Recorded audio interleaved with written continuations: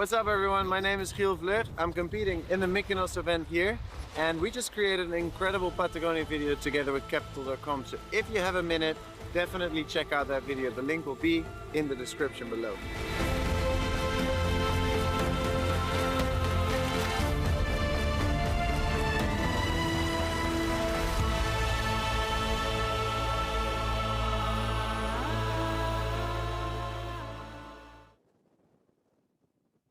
Καλώς ήρθατε στη νέα εποχή του ΟΠΑΠ, την εποχή της Allwin. Περισσότερη διασκέδαση, συγκινήσεις και εμπειρίες σας περιμένουν στα καταστήματα Allwin, στο allwin.gr και στο Allwin App. Allwin.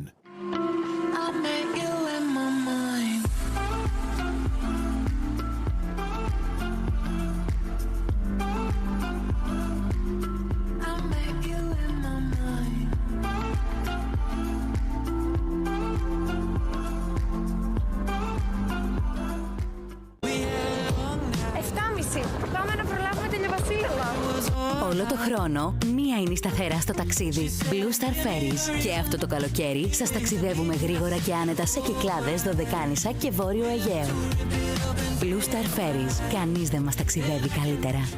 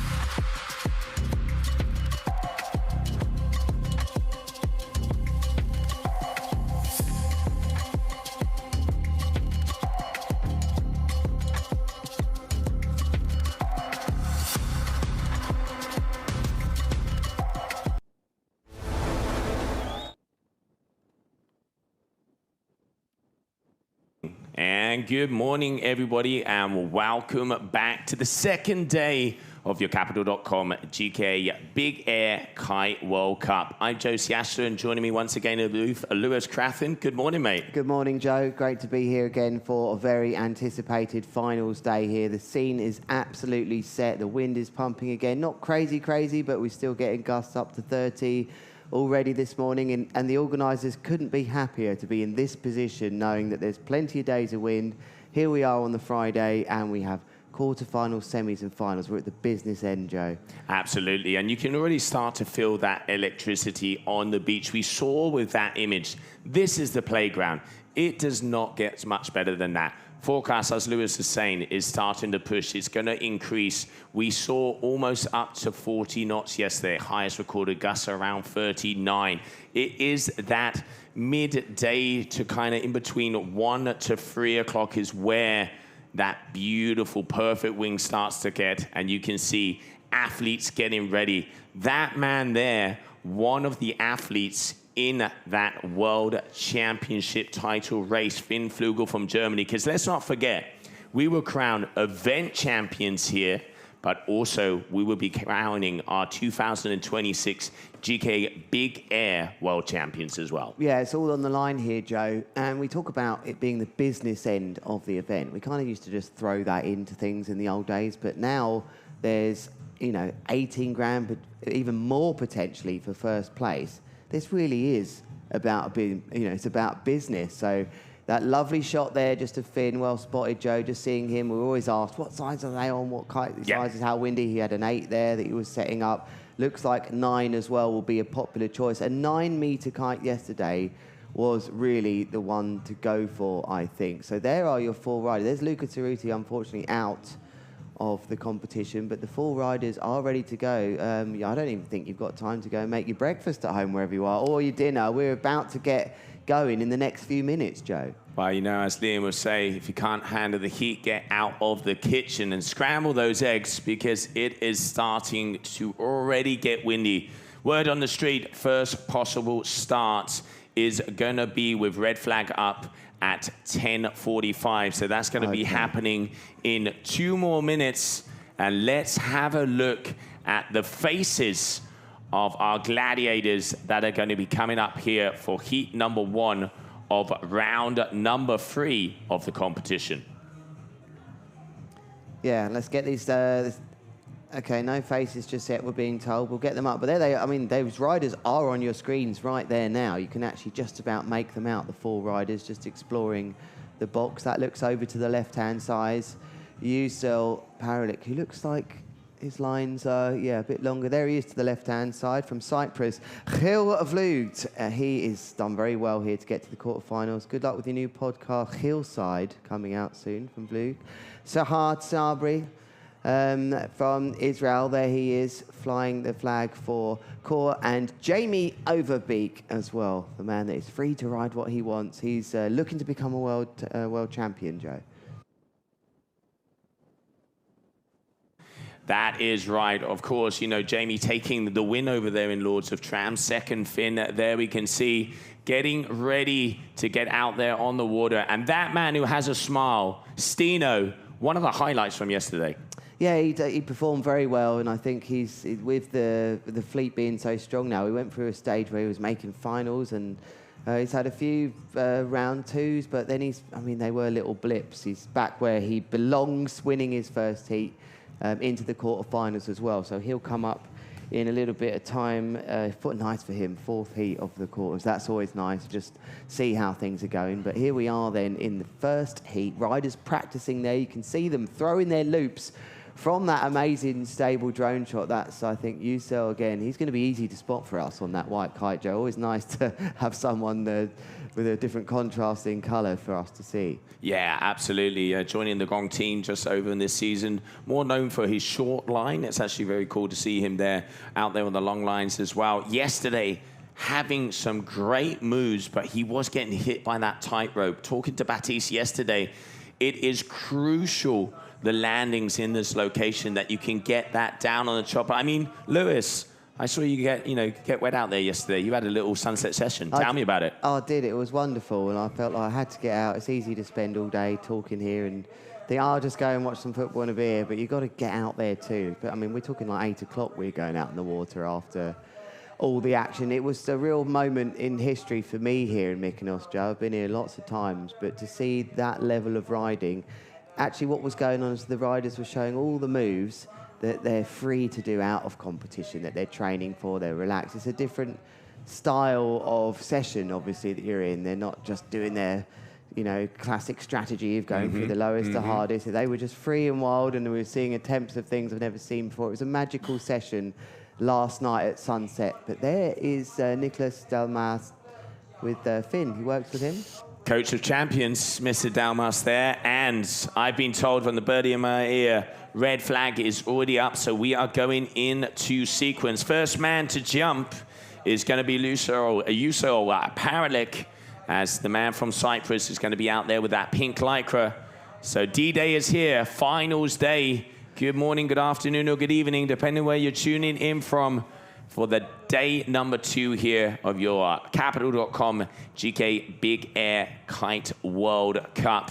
World champions are going to be crowned today if all goes well. Who is going to have the event? Who is going to have the overall championship? Will it be the same person is the million-dollar question. But watch out, as that man on the right-hand side of your screen is getting ready to start his heat. He's clearly not on long lines as we know. He's gone down. I think he's... that is definitely lower than 20s. Yeah, it's got that feeling that... But I wonder if the wind's strong enough for this. This is a really interesting decision. We saw a couple of riders taking this sort of setup in Gran Canaria a couple of years ago. Obviously, the mega loops. Well, this looks like a mega loop setup now. I think that is what the mega loop are trying to encourage. I would say that they are, well, obviously he's going to tell us, but maybe 18s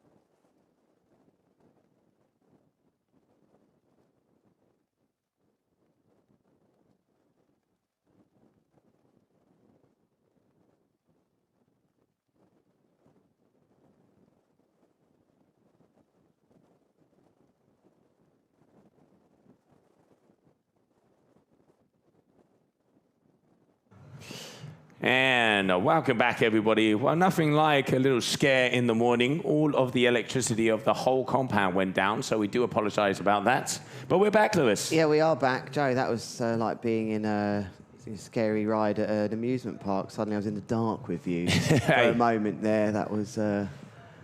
yeah, it's not what you want, mate. It was like going down a tunnel in the ghost train. Suddenly we looked at each other, just the whole event, Ruben's music, everything, right on the first move. So we apologise for that, but we will bring you the update. It looks like Utel Paralik's first move was a 4.90 with those shorter lines, and it appears we're back with him for what looks like his second move. Here he goes. Nice kite angle. It's a mega loop board off, good control of that. I think he's really trying to differentiate himself from the other riders here. I think this is a really interesting tactic. And however this scores will set, I think he's done 2 moves now on those shorter lines. It will really set the heat up for him as far as his tactic. He's not really got time to change now. No, not at all. He's got to commit to this. Jamie Overbeek got a 5.80 for a contra loop back roll tic-tac. And Sahar Sabri with a kite loop front roll tic-tac 4.80. Heels obviously crashed. This is probably going to be harder on Hill, this wind range. I think he's going to be devastated to be out there in this wind, and he's got to do his best. But for sure, I think of all the riders on the water here for these conditions, there's the rider that woke up and thought, come on, give me 40 knots, please. Yes, please. Just 4-0. Just one day, give me that. So on your screens now. Oh, nice, powerful. Hill yesterday putting on a very solid performance. I was actually talking to Moran, our head judge, why Hill was getting very good scores for, I'm going to use the word simpler maneuvers, was because of his execution. He was doing the doobies, but completely tucked in. That kite was in the powers position. He was maximizing every single millimeter of those maneuvers, and that's why he was getting those higher scores for, let's say, less technical maneuvers. Execution, once again, that's what we want to see. Francesca Maiani, we saw it as well. This is what the judges want. Smooth, yeah, and being smooth, the judges want to see someone not fighting with their kite. Left foot forwards then, Sahar Sabri, who's becoming a bit of a name in big air kiteboarding. Be the double back roll, a bit of a tornado into the triple back roll, mega loop board off. There's lots of distance from the riders. A nice shot here this morning, looking very different from last night if you were watching that sun coming down. We are looking towards the southwest at the moment. Look at those colours. Yeah, it's a classic morning in Mykonos, and as you get down to the beach, you see people that you think, oh, have they even gone home? Oh, are they going back out for a party? Is everyone on the party? It almost doesn't matter what day of the week it is out here, Joe. Anything is imaginable when you look at what people are doing. On holiday? Are they working? You're kind of in this totally different world, I feel like, than our normal world. And kite surfing, and of course our GKA Kite World Tour Capital.com finals big air are thrown into the mix. It's a lovely mix of life here. There's nothing wrong with a walk of shame to then go for a session, mate. Nothing wrong with that. And you know, at home it's very obvious when someone's on a walk of shame, but here you can't be sure that actually people are looking at you thinking you're on a walk of shame. Suddenly it's like, am I the one that looks like I'm walking back and haven't been home at 8 in the morning? But on your screens right now then, it's Jamie Overbeek with 35 seconds to go. How is he riding? We haven't seen him just yet, as he looks like a contra loop with a tic-tac, lots of front rolls in there. I'm going to guess that was a contra loop front roll tic-tac with multiple rotations, although we are having some screen problems. It's like something out of a disco in front of us. Hopefully you aren't seeing that at the moment, but it was, yeah, I think I got the most of that. Yeah. It's a classic move from Jamie as well, that signature. Yeah, exactly. Yeah, and that helmet. So he's started very well, I think, here to keep his World Cup dreams alive. He's got to get through his heats. We're not going to go too far into the scenarios too open. yet, but it's pretty straightforward. You need to be getting through these heats if you're in the mix. Sorry, Joe, back to you yourself. I think as well, mate, what I'm seeing with Jamie, and actually, you know, talking to quite a few people on the beach, he looks very calm. He does. He's not pushing in his heats yet. You know, we've seen some of the athletes really going for a beautiful kite angle there from him just missing the board, unfortunately, there for Yusul. But yeah, Jamie, he looks very in control. And when you see an athlete of that caliber, calm, cool, and collected, that is when they are very dangerous. Yeah, he's got his brother here and his family, and it just looks like another day in the life of Jamie Overbeek, you know, like he's a really cool character and he does things. I think he's got a unique personality, actually. He loves kiteboarding, he kites, and all the others are very open about this. They feel that he does more kiteboarding than anyone. And when I look at Jamie, I think back to, you know, when you first start kiteboarding, Joe, and you just do all day. You know, and over time, you either get older or, you know, life gets in the way and you can't kite surf as many hours as you'd once like to. Jamie is like it's his first day of kiteboarding to me every day of his life. He's stoked. So much time to go kiteboarding. He'll drive anywhere for 15 knots to go out on his foil kite, you know. So it's lovely to see that passion that he has. But on our screens now is the Capital.com rider, Gil Vloed, connecting here. He'll be happy with that lift off into that doobie board off with another rotation. He's having a great heat. He is having a very good heat. Gil yesterday, you know, coming through the ranks now in third round. These are elimination rounds all the way up. He wants to do well, obviously. Capital.com, his main sponsor, as the headline title sponsor here for this event. And very controlled winds, a little bit on the lighter side, but we did see that it was around 12 o'clock when it did start to increase. Yesterday, we started at 8:30. Today, we have started at 11:15. So as the women came out, if I'm not mistaken, yesterday is when we started to see those 35 to 38 knots. So there's definitely more winds here at the Wind Islands. That is Mykonos. And I mean, just that landscape, those colors. If you haven't been here, the secret is out. Mykonos is definitely the place to be.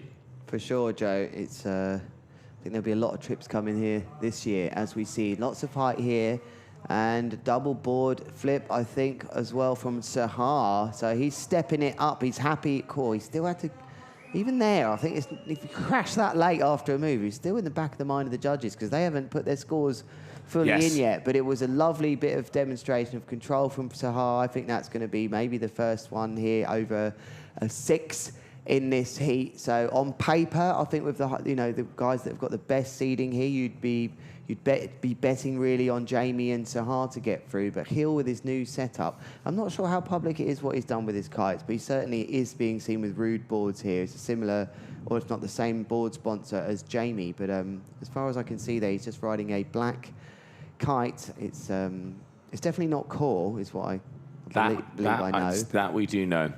No, and absolutely. I mean, I think, you know, Jamie and Sahar definitely have the upper hand, and beautiful kite angle from Sahar there as well. Oh, I love how he threw that board around, completely extending from the fin.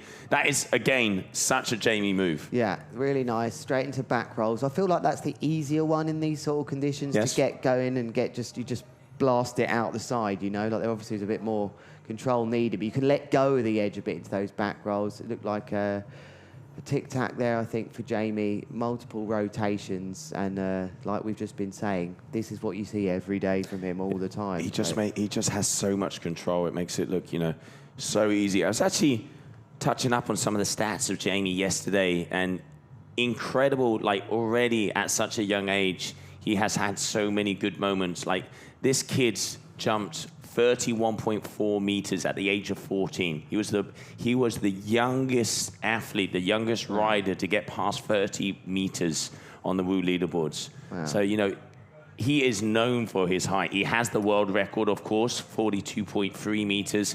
So when it comes to heights and execution, Jamie is up there. But I mean, what about that kite angle there from Yusso? Now we're talking, and he's getting the landings today. Yeah, he connected really there. Just while I was watching him enter there, and you were telling me those stats from Jamie, which were blowing my mind, I just thought to myself, I wonder if Yusso here is thinking, oh, maybe this hasn't been the right option. But that move there looked a bit more aggressive there. I think there was a bit of a rewind there. Yeah. That was a boogie loop, and then I was watching that thinking, I think he's come back the other way, which probably looks like it can happen more with shorter lines, with the strange sort of axes. It throws you off when you drop out, but that's going to score a bit better. But at the moment, it's very clear that his setup isn't getting him the same heights as the other riders and scores, although he has now got a 5.4, kicking out one of the other scores that was obviously a same category of a boogie loop, Joe. So that was a moment where he would have definitely needed that. Or he may well have thought about coming back in and changing if that hadn't happened. 6.73, by the way, for Sahar Sabri for that incredible double board. The angle. It was the execution. Yeah, these guys want it now.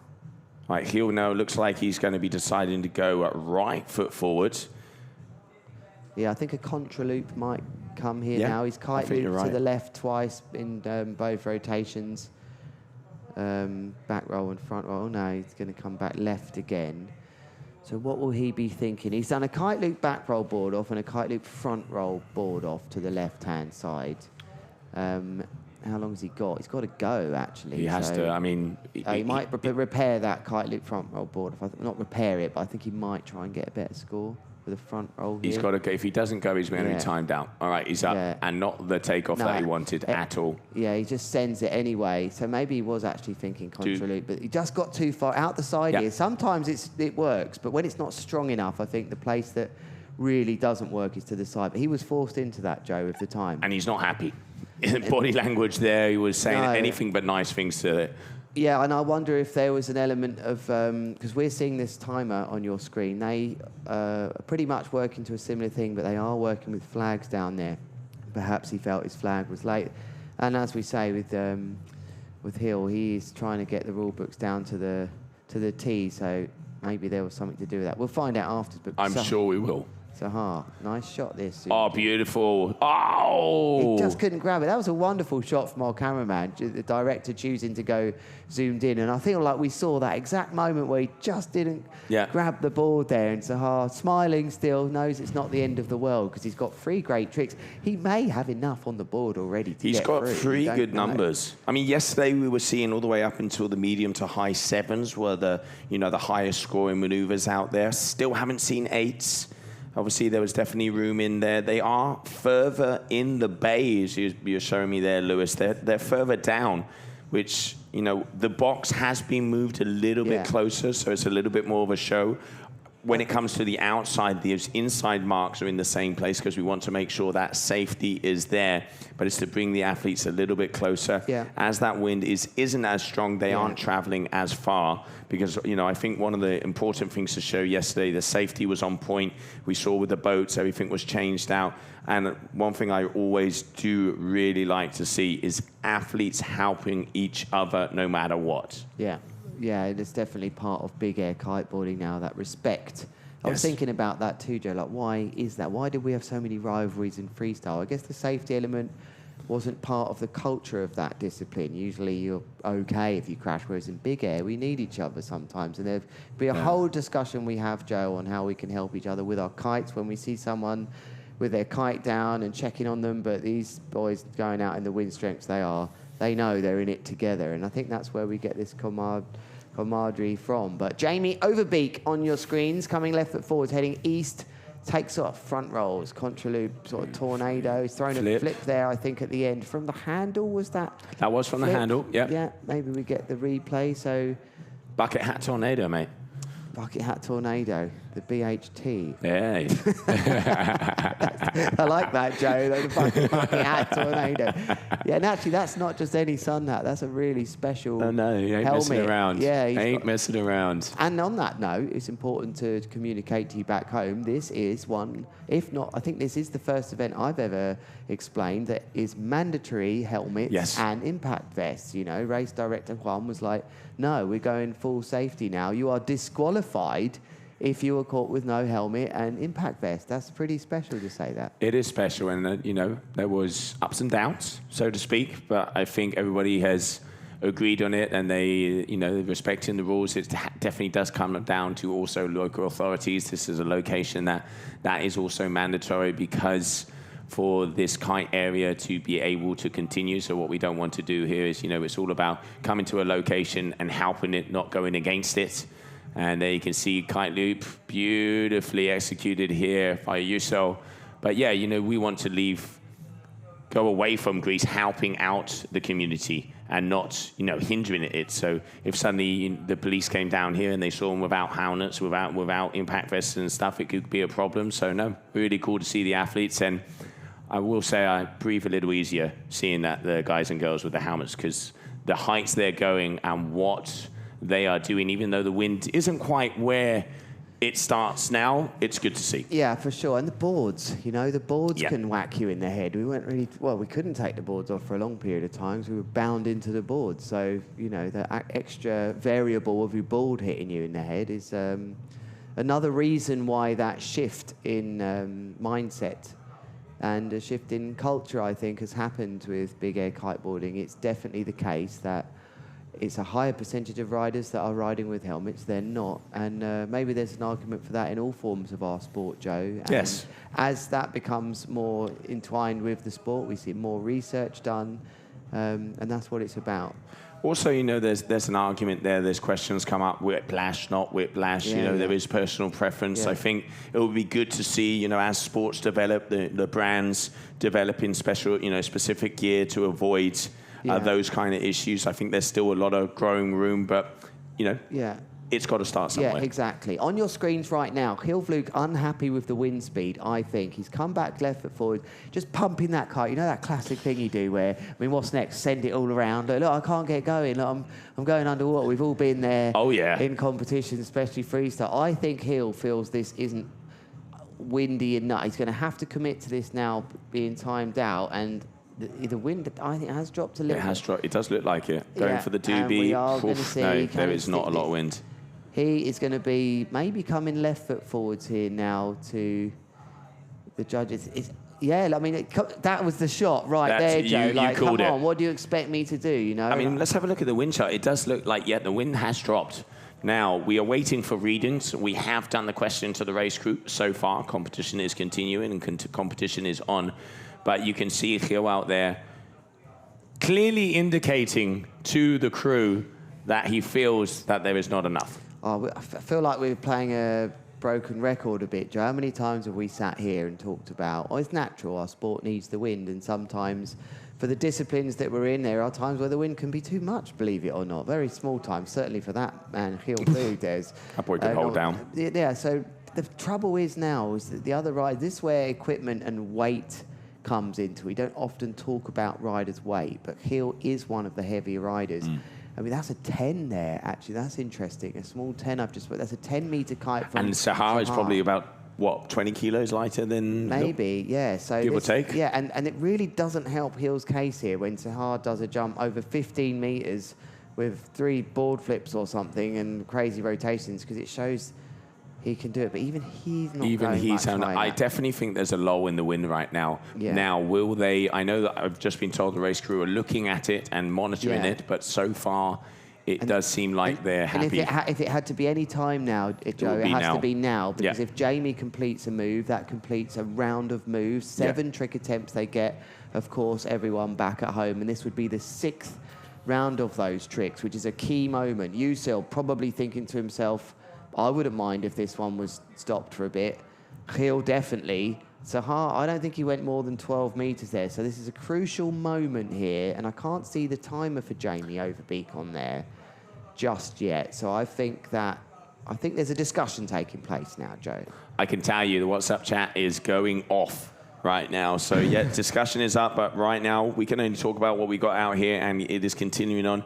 Jamie going right foot forward now. His time is up. And another thing to note here, Joe, is the quicker he gets on with this, the quicker that it can't be stopped. Now it's over. Scores will stick from They that. will stick. That round counts. And he'll want it to stick. Jamie Overbeek will be very happy with that. Another case of drama time then here at the GKA Kite World Tour Big Air Finals in Mykonos. If you have just joined us here, it's 11:12 a.m. It's Lewis Crathen here sitting to my left-hand side, Joe Siastula. And Joe, we are in some drama already with this heat, with a little bit of a low end kicking in, but Jamie not having a problem there. But 10.6 metres, it's not that's high. That's quite low for him. It is quite low for him. He got a good kite angle, which is what I really like to see. It looks like he's on a little shorter lines there as well, but I do like, he is dotting the I's and crossing the T's. We said it earlier this morning. He's calm. He's collected. He knows what he has to do to go through those rounds. I was talking from Aegean there from Portrait this morning as well.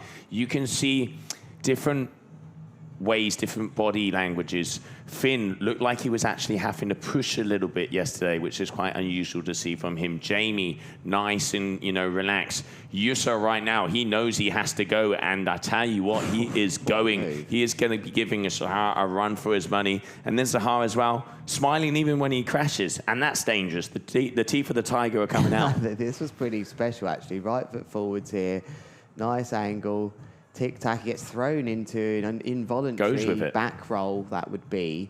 It goes with it, and I think I mentioned that was the completion of 6 trick attempts a minute ago. It was actually the 5th. 1, 2, 3, 4, 5, yeah. So the riders, apart from Yusul, obviously, still have 2 trick attempts left. Exactly what the doctor ordered from Yusul, but I'm not seeing big scores coming in for him either. They're really not so bothered about his short lines here. He's getting the lowest scores of anybody, actually. Kite loop back roll. Tic-tac, involuntary, but the back roll, that is. Oh, Giel Vloog finding a bit of wind there. Really great. Lovely to see how he used the kite there for that contra loop, Joey. Really swang it full back and then forwards. Here, a bit of right hand in there, then left hand. Gave nice him takeoff. Almost gave him a second lift. I think that's an easier trick for him. In a different category, I think that's going to be sort of a baseline.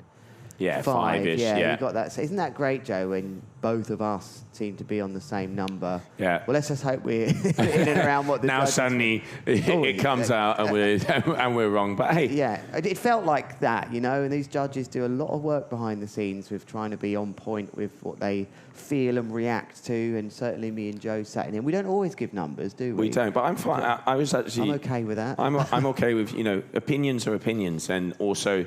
You know, there was a couple of moments yesterday. Luca's moment with that blind landing, like, we really liked it. From our perspective, it looked really good. Talking this morning to Ryan, our head judge, it was the execution where we can see from our angle exactly where the kite was, and that's why it wasn't so highly scored. This is why, you know, there are 5 judges. They have the perspective from the judge tower. Sometimes we're going to disagree. That's the beauty of it. There's got to be banter. Yeah. This is... Oh, wow. Just losing it. Yeah, that will be a crash then for Sahar. But going back to Giel there, 5.6. He scored a bit more than maybe me and Joe have given credit for. And I think the reason why I gave him 5 was we see this replay of the back roll.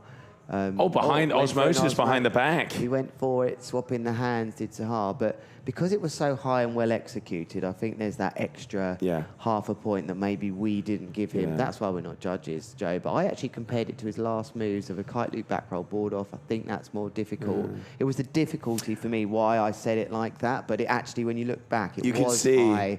And also seeing the scores up there, the judges, and I think another thing, Lewis, as well, judges will be taking into account that the wind is maybe a little lighter. So they, you know, depending on the conditions, they will be rewarding a little bit more, a little bit less. So maybe that has come into play. But I mean, the magic numbers right now, Sahar Sabri with a 18.13, Jamie Overbeek with an 18. This is the final round of moves. Jamie still has this round number 6, so he has 2 moves to go. Important moment right here because they're going to want to be going around in first. Yeah, big moment, you know, and everyone watching at home in the Netherlands, obviously wanting Giel to do well too, but Jamie is your chance to become a big air world champion. I don't think I've said that for a while. I think Kevin Andre may be the last person that got that achievement, but Jamie Overbeek still not stupidly high, but wow, we've seen Jamie Overbeek crash. Is everything okay?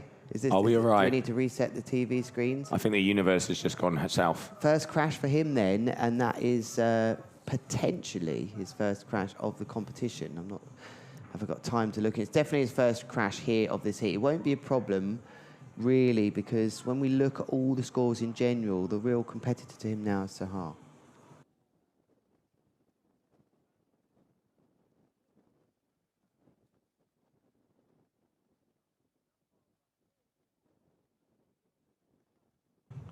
All right, kite loop with a little board off there, but not getting the height, not getting the power. That was kind of just doing his best with what he had. It's the end of the line for Yuzel, who really opted for a different strategy here, and it hasn't paid off. You know, he got quite lower scores with his kite angle, ironically, being lower.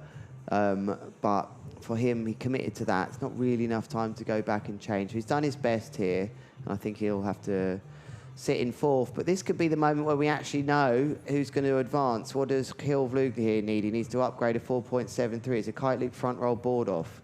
I don't think it's windy enough for that trick. It's hard to get front roll.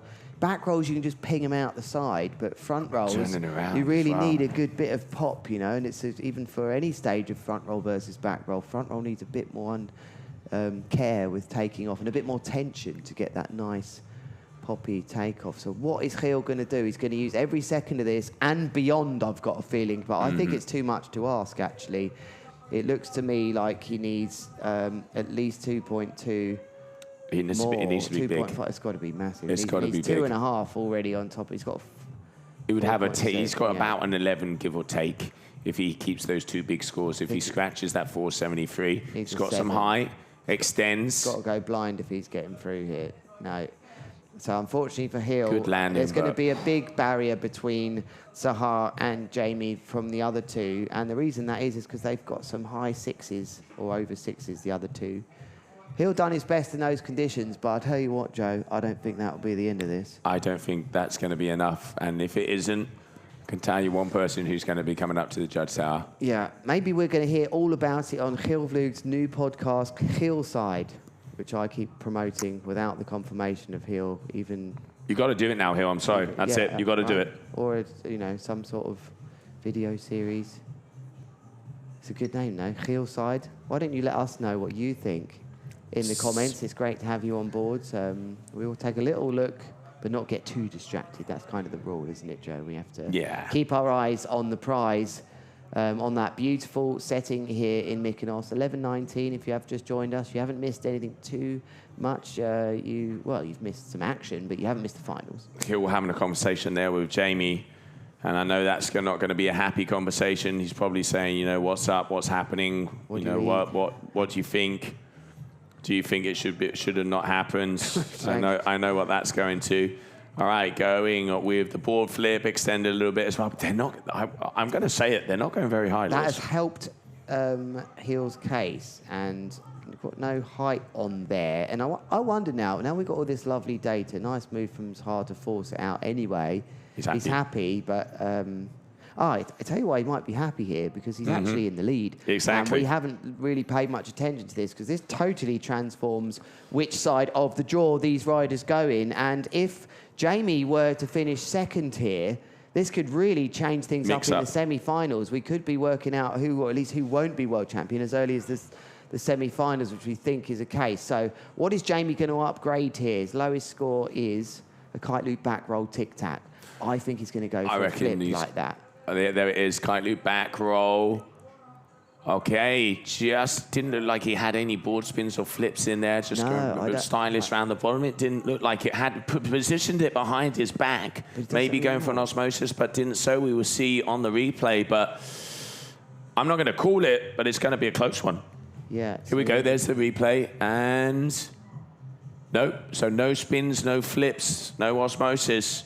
So multiple rotation board off. Needs a 5.97 for that to knock that out, and it doesn't. So Jamie Overbeek is going to finish in second place. And that throws a spanner in the works. It means he gets sent into the other side of the draw, Joe. He's gone from one side to the other. But the others can go, you know, they can trade places. But at the moment, if Lorenzo Casati and Leo... Well, actually, it means Jamie's been sent over to Lorenzo's side, but that's only if Lorenzo wins his heat. Yeah, Lorenzo comes second. Berlando's side as well. Yeah, so this could be really interesting. It might well be there's more of an impetus for Leonardo Casati. If he can just win his heat now, he might be having conversations with his brother saying, come on, mate, do me a favour. Do me a favour. Do me a favour. This could get really, really interesting here. So lots of drama there. Jamie walking down on the beach probably went from a position of thinking, no, I'm quite happy with things here. 10 metre he was out on. He might have thought, no, this is fine in this wind. And then right at the end there, in fact, actually, it wasn't the last move from Sahar that made the difference. We were just, I think we were getting drawn into the light wind conversation and overlooked the position of Sahar, who leads the heat, goes through in first, and that means he will be in the first semi-final. And that man there, Gil, as you can see, look on his face, as I'm sure he's going to be having some conversations coming up. But we continue on. Just been told by the race crew, we continue on right now as we have at that round number 3 of the men getting ready to rumble. But looking at the wind meter, it does look like it is a little lighter, but we will be right back after a short commercial break.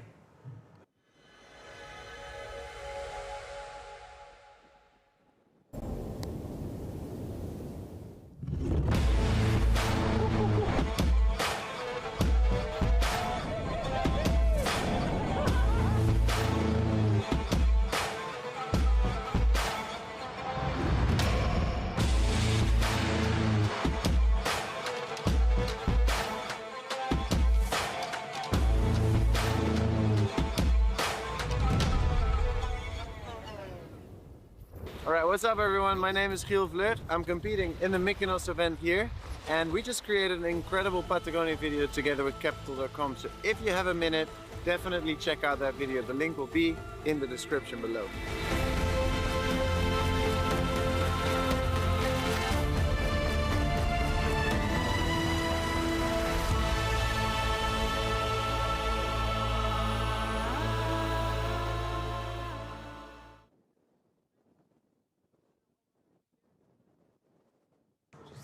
And welcome back, everybody. Next heat up, Lewis, Maxwell Dar, Finn Flugel, Josué Sanferreira, Baby Shark, and Leonardo Casati. Let's not forget Finn Flugel, a second over there in Lords of Tram, one of the main players in that World Championship title race. Here we go. Yeah, this is really exciting, this heat, because there's going to be some real action. Good morning, mate. Think of the word, Joe. What's the word I'm looking for? There's going to be some real stress out on the water here because some of these riders are in the hunt to be world champion. As we start off there, was that a Maxwell Dahl starting thing? Yep. He always ends up with that pink rash vest. So yeah, great start for him, it looks like. Bit of info on him I've got. Thank you, Polly Crathorn, of no relation, by the way. He is a world-class Kite Academy student. He is. And there's been a whole bunch of them coming through. Luca Taruti is one. We've obviously got... Martin as well, right? Publicka. He's in his 3rd year. He's doing really well in PE. Hope he's pushing for that A star, which I received myself in PE, Joe. I mean, that was It doesn't surprise me, mate. I think most kiteboarders have got that in them to get that. But he's actually really clever. He does literature and economics is Maxwell Dahl, and he's found himself in another quarter-final after getting into a quarter-final of the Lords of Trams. He's becoming one of those riders that gets through the early rounds. That's the Danish rider who's gone already. Do we have a score in for that move that we caught just at the end, or was it actually just even a practice? Not yet. I mean, his timer was up, so you'd think it would be scored, but still nothing coming up on the screen right now. Yeah. As we can see them looking left, right, and center, so something must be up. Yeah. But in theory, if we go by the flags and go by what has just happened, because he did do that jump, it will be Finn Flugel coming up next, which is, you know, your German past year world freestyle champion. There we can see Jamie and Baptiste. They're having that win conversation. I can tell you that right now. Yeah. But, I mean, it's a difficult one for him because he has gone through and nearly won it. And so the conversation will be, well, I can't imagine that they can't go back now. So, I mean, certainly Giel will be... I'm not even going there. No, we're not going to go there I'm today. not even going there. That's why we're in here, nice and protected. Yeah, let me just go and lock that door, mate. The keys have gone. Yesterday you did actually lock us in here, but the keys have gone, unless they've locked us in from the outside, which isn't really safe, if I'm honest. But anyway, we are way away from those conversations right now. On your screen is Maxwell Dahl again. So going again, okay, so yes. So hopefully for his sake, it wasn't the best move he's ever done in that first one. I think there was a bit of a reset there. I think there was a reset. Let's not forget they have the watches out there with the wind gods. They also have the flag, so if for some reason there's a technical issue, they will go again. There you can see that time. All right, Maxwell, here we go.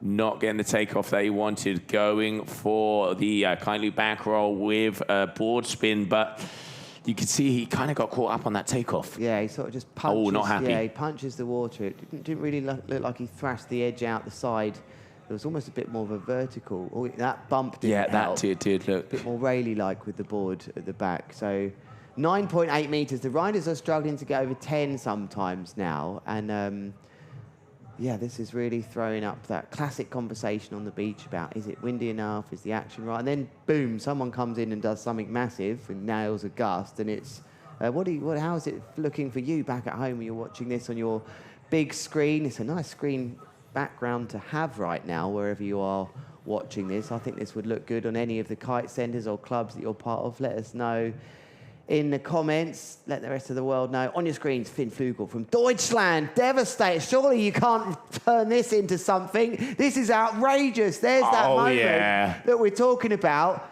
I mean, how many of us there would have just frozen in the air and just got drilled into the water with a foot out on the way up? Joe, this is ridiculous. Adapt and overcome and make it look as if it was on purpose. Beautiful there from Finn. I mean, multiple-time world champion. He is one of the most complete kiteboarders on the planet. You throw a board at this guy, and he's always going to perform. But, I mean, if that happened to me, I would have kicked that board across the country. And he just makes it look easy. That was unbelievable, Joe. So that, I don't know what they're going to put this category. So contra loop front roll. Contra loop. I'm still trying to work that contra loop front. Anyway, well, it was at least the front hand was pulled, but we're working on this is lovely height now. Nice move there from Josue Sanferreira, Baby Shark. I think the wind's come back, Joe. I wonder if Hill's watching this. Like, are you kidding me? Yeah, it's definitely... there is a conversation about the wind being happened. I can see here on the WhatsApp groups. But, yeah, the boys, throwing down. The one thing I love about Baby Shark here is, similar to what we saw from Zach, is how they are rotating the board at the same time as their body is rotating. It seems as one. You can see that fluidity through it. It's not two moves. It's one move, two moves joint together. And talking to the judges yesterday, they did kind of key highlight those people that adding that style, adding that intent in that execution is what are getting those big scores. And Joshua already, 6.47, is going to be happy. Yeah. That is a good score, and over 15 metres, crucially, was the difference there. I saw. Here comes Leonardo Casati, looking to become world champion along with Finn. Nice height into a doobie. Riodio, core landing right down at the box. I think the wind's filled in here now, Joe. They're just the distances these riders are going so much further than that last heat, frustratingly for the last heat. Gusts of 31 knots coming in. In between the legs here. Oh, that was really good landing, that. That was a really good landing, because that wasn't an easy one, so... You got the claim. I call it a Brazilian claim. Like, when you get that fist bump as soon as they've landed, you can see they're happy with it. And Leonardo right now, his older brother Lorenzo's probably going to be asking, can you do me a favor? And Finn, just go. Well, if he gets through, he's got to get through this heat as well. Exactly. Because I'm looking at the scores here. One of the highest trick scores so far is a 6.47 from Baby Shark. And will he be the one to cause a major, major upset here? They're going to have a really strong heat, Finn, Flugel, and Leonardo, if they want to get in first. Obviously, Maxwell Dahl, we can't rule him out because he might just decide, you know what, this is the moment I decide to start making semi-finals in my kiteboarding career. So a very exciting heat this round number 3. It's the quarterfinals, heat number 2. We started the day with just 10 heats remaining left of this competition, so that's obviously down to 9 if I'm doing my maths correctly, Joe. We've got 2 more quarterfinals coming up after this, then we switch to the women for 2 semi-finals. We'll come back to the men probably for these 2 semi-finals, then a final of the women, then a final of the men. And if you're not confused already, then don't worry. Me and Joe are here to try and calm things down for you. But here's an interesting moment. What's happening here, Joe? Yeah, you can see they're having a little chat, just being told, informed over here. So it looks like they are having a discussion, so waiting for scores there on that one from Leonardo. It's looking good, looking up in the mounts of 6. And I think an important thing to say about this heat, everybody pretty much hitting that 6 marks. There we can see getting ready. I think that's going to be Jason. And in the back there, Jeremy Bordelando, a past world champion, and he was performing very well yesterday. Those inverted, you remember the inverted back rolls and front rolls of Gianni Anagno. Yeah, I remember that reminds me of it. Just going the flips. second one as well. It's like that first horizontal one and then going upside down. I remember watching those videos of Trifa. takes me back, yeah, with Alvaro and you guys all out there. Here we have Dahl, though. Lots of distance, yes. Very much so. Picked up, what has he got? He almost looked like he tried to do what we were talking about. Is that a 9 or is that a 10? There's no way it's an 8. Oh, the size kite. Don't know, it might be a lighter. Some of the 8s these days work really well, so I don't know, we'll try and get to the bottom of that. Not sure if that's kicking the legs out, I think that's the move where Jeremy gets it up and inverted. Maybe you need a bit more tension and power thrown into you to get that angle, but it's a cool move that from Maxwell. Dahl, kite loop back roll, balled off, scoring a 5.20. That's a solid score, but with the others all sort of hitting 6s now, he's going to have to step things up soon. So there definitely was a bit of a boost in the wind there. I've got on my station. The station's actually on the beach. It's coming back up. The station's on the beach, so we can't... yes, we have to remember, it's not out on the water, but it's good enough here. All right, Finn. So important moments here for Finn. Double. Was that a double? Was that a triple? Please tell me his watch is working so we can get that replay. Come on. Day 2. Do we have a replay? Because he's happy. Arms are up. Lots of distance there, downwind. I think if we've got the replay there, it's got to be over 100 metres. What do you reckon, Joe? 1, 2, 2. Double. Yeah, I think 2. They make that look so easy. We saw Chemo doing it yesterday as well. We saw Zach where they just throw it. It looks like they've thrown it away and they're over, and then the board just boomerangs back towards them. I'm going to say it's probably one of the directions that this discipline is going. These flips in these board spins, and it may seem easy, but to control that is unbelievable. And we can see Jeremy Orlando getting ready there with the code V2, the NXT, the new kites there from Slingshot. Great hang time, I'm told, that kite. Yeah, well, and it shows what we've seen it on the water here. But back to what you were saying about Finn with these flips. I mean, the fact that they can catch the board that height. While I was thinking about the kite and the landing and all those things, it shows a lot of awareness. It's pretty special. And it's not something that you have to be older and have experience with. Like, they're bringing this into the sport. These young riders now, being above 20 is kind of. I don't want to use the term veteran, but if you're above 20 or at least an experience. Oh, there you go. There's the grooves. Natalie and friends. There you go. Okay, 1, 2, 3, 4, 5, 6, 7, up. Hey, dale tu cuerpo alegría Macarena, que tu cuerpo da. I don't even know what that is. That even words? Is that a song? Oh, mate. Do you know that dance? I do. I've been told about that dance. But I think that is a perfect explanation of the vibe that is there on the beach. We've got Ruben on the mic, on the DJs, bringing down the tunes, and the energy we saw at the opening ceremony. We've seen it throughout these days. There is a very, very positive energy. But I mean, let's not forget, 60K prize money is also going to, get those vibes going. That was a great shot. That was a classic. All right, Josué Sanferreira, Baby Shark, Eros Rider, as he's making his way back, left foot forward. Got a good kicker. Oh, he has the height. There you go. Horizontal angle, board off, and little 1 foot Jackie Chan style on the way down. That is going to be a big move. Are we going to see the first 7 of the day? I don't want to say numbers, but that was ticking all of the boxes. That was massive, Joe. I mean, I'm sitting there thinking, we're going to see someone hit that buoy for the first time in the competition. But look how high this is.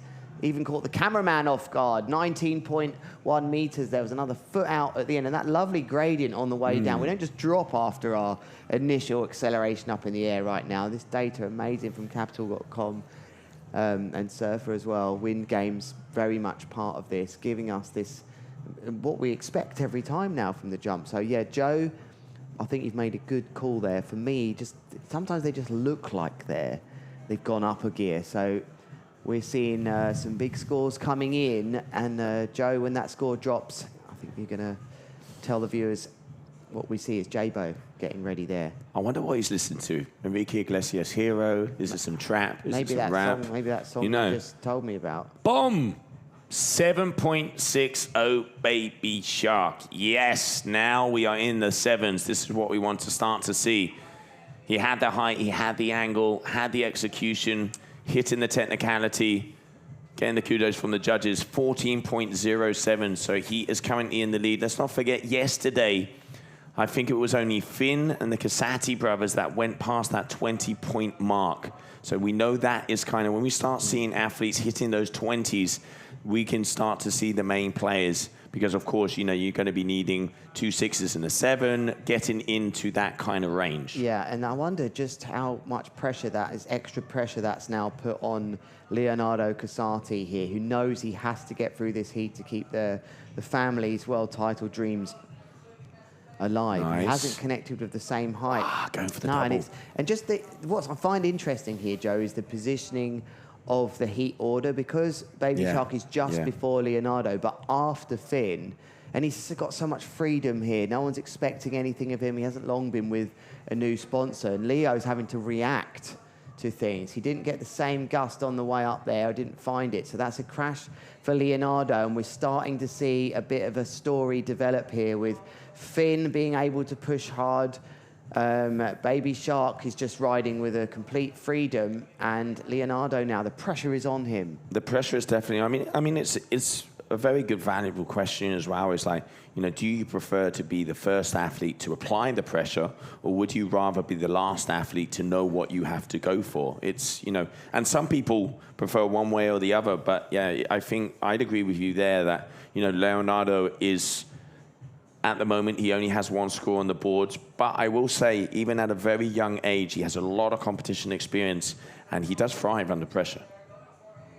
Multiple board spins, but again, not getting that height. Yeah, it's not everywhere. Now it's really about this experience of who can find the gust, or a bit of luck, I guess, as well, is part of it. But there's no chance or random order for these riders. We see this replay of Martin Dahl of how they end up in this position. It's seen as an advantage to be last, to react, to know what score you need. And in most sports, it's like that, where the best seeds get that. But going straight into things here, Finn Flugel obviously felt a good gust, and he's crashed as well. So, I mean, maybe that's, for Leo, a bit of ammo there. He can turn into a decent score for his next trick, because Leo's the only one that doesn't have 2 tricks on the board. Missed it. Oh, he went for the osmosis.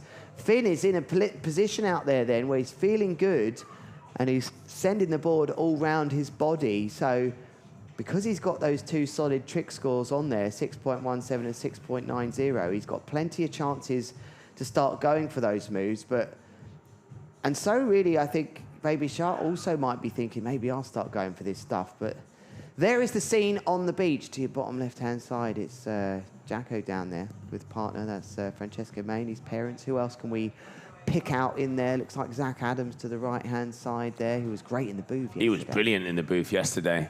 Who else can we see? Is Ruben in there somewhere? Can we see him in the background? It's about there where his DJ booth is. There's lots of big names down there. Who's that with the orange sun hat on? Can't recognise them. Is that Hina? Yeah, it may be a good shout, actually. Yeah, it looked like someone we recognise, but it's a great... I mean, you've got to get down here. You don't have to pay anything. You just turn up on the beach down here. And, whoa, what's happened there? I guess we've missed that. Someone's not sure. Leonardo Casati raising his hand to say, what was that all about? Because we didn't see a timer up there. I think we're about to... maybe we can go on a wide, please. Mr. Director, we want to see a full picture here, because someone's just flown through our screen, and more importantly, Leonardo Casati raising his hands to be like... I think it might have been Finn, because that was the only kite that wasn't there. It was a duotone, I thought, that come So that would be Finn, yeah. Perhaps... I don't know. Maybe Finn went too early and his flag wasn't up, so he redone his trick. Or... We're about to find out, because it's Baby Shark now, so maybe Finn felt... All the system is down, and they're going by flags, which is also a good possibility. They haven't scored Finn. I reckon Finn might have been using his watch thinking, well, they haven't actually scored me for that. Maybe there's a chance I was too early or something. But Finn's score is spinning for me. But Finn definitely had a crash, right? So it should be Baby Shark who is up next.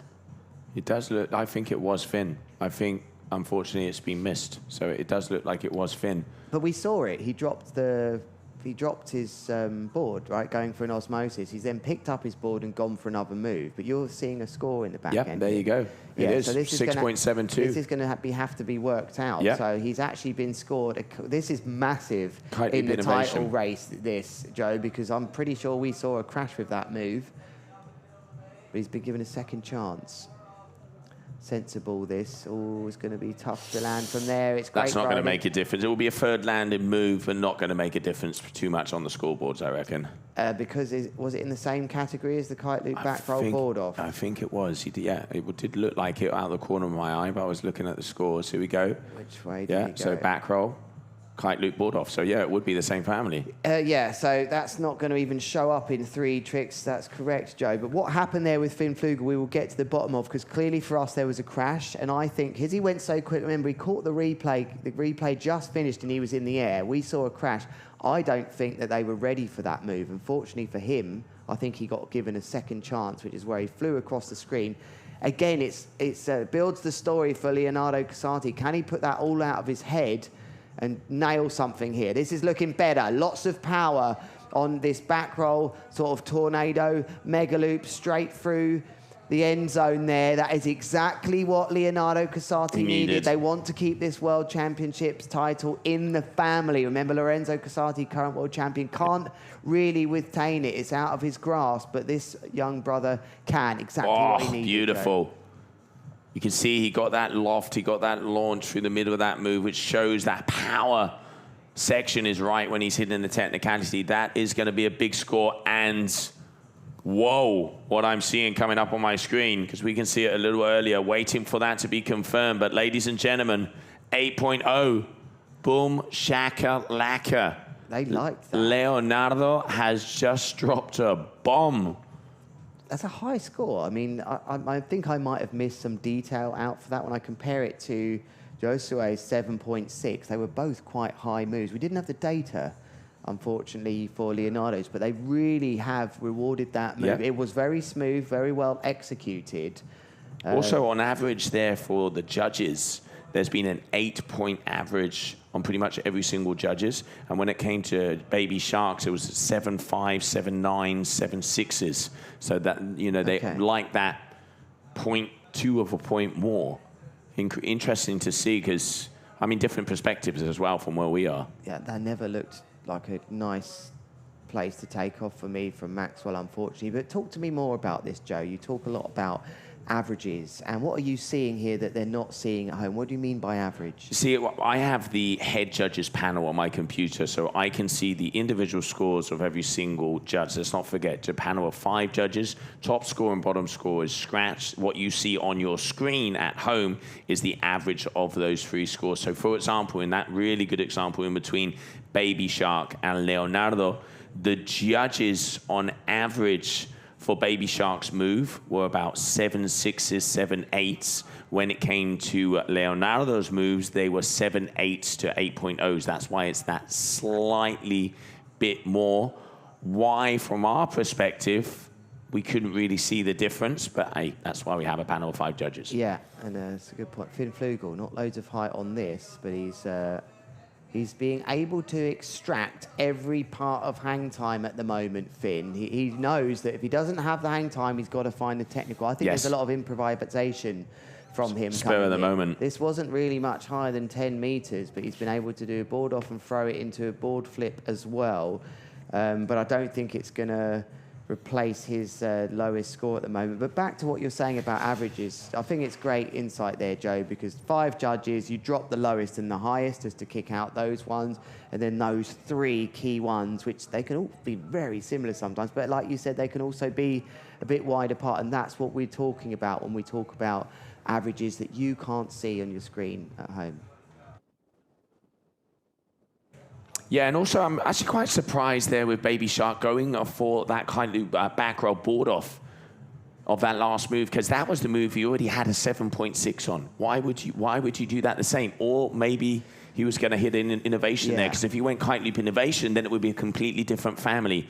Interesting to see, but yeah, definitely looks like right now the battle, because both Baby Shark, Josue Ferreira, and Leonardo Casati, they have 2 big scores, and they only have 2 scores on the board. All right, he's going again. Nice. There it is. Oh, really? Adding an extra rotation there. So he's looking to improve that. Yeah, and I think he could have. Yeah, he might have done. I mean, it was a 7.6 the one before, but I reckon all of the riders right now are seeing these kite loop back roll board offs coming in, scoring really well. They're the easier takeoff off these waves. perfect, nice shot there from our cameraman. Was there a board spin in there as well? I couldn't quite see, but the distance of nearly 100 meters there was good. And I think they can see the scores are getting quite high for that. And in these tricky takeoff conditions, the front rolls are difficult to get your edge in at the moment. The contra loops aren't super powerful. Of course, we had Gil's wonderful one earlier, but it's a 6.40 for that one. A kite loop back roll. Oh, there was a tic-tac in there. So it's that's what he was looking for. That's another trick family. Good call. So we just with that angle, it's quite hard to see sometimes that board spinning around. But oh, he's got the kite angle. Look at that behind the back osmosis. Yes, and he stomps it. Ladies and gentlemen, the eagle has landed. That was such a pleasure. That was beautiful. To see that angle. What an insane trick. Nice work, guys. Up close and personal. Look at this. Even style and grabs it underneath. I love it. And the stoke. Look at that. Hell yeah. Unbelievable move there. What a response from Leonardo Casati. Just at the moment where you're starting to worry, you know, like, is he going to be able to get up there? All the Italians and Spanish as well thinking he's under pressure. And he comes out with that. What? That could break the score system, Joe. I reckon it should be broken. Let's, you know, obviously, execution is in there. It is innovation. And a 6.97. 6.97, so a 14.97, because he had innovation in his first move, so he hasn't ticked another family. But I loved it.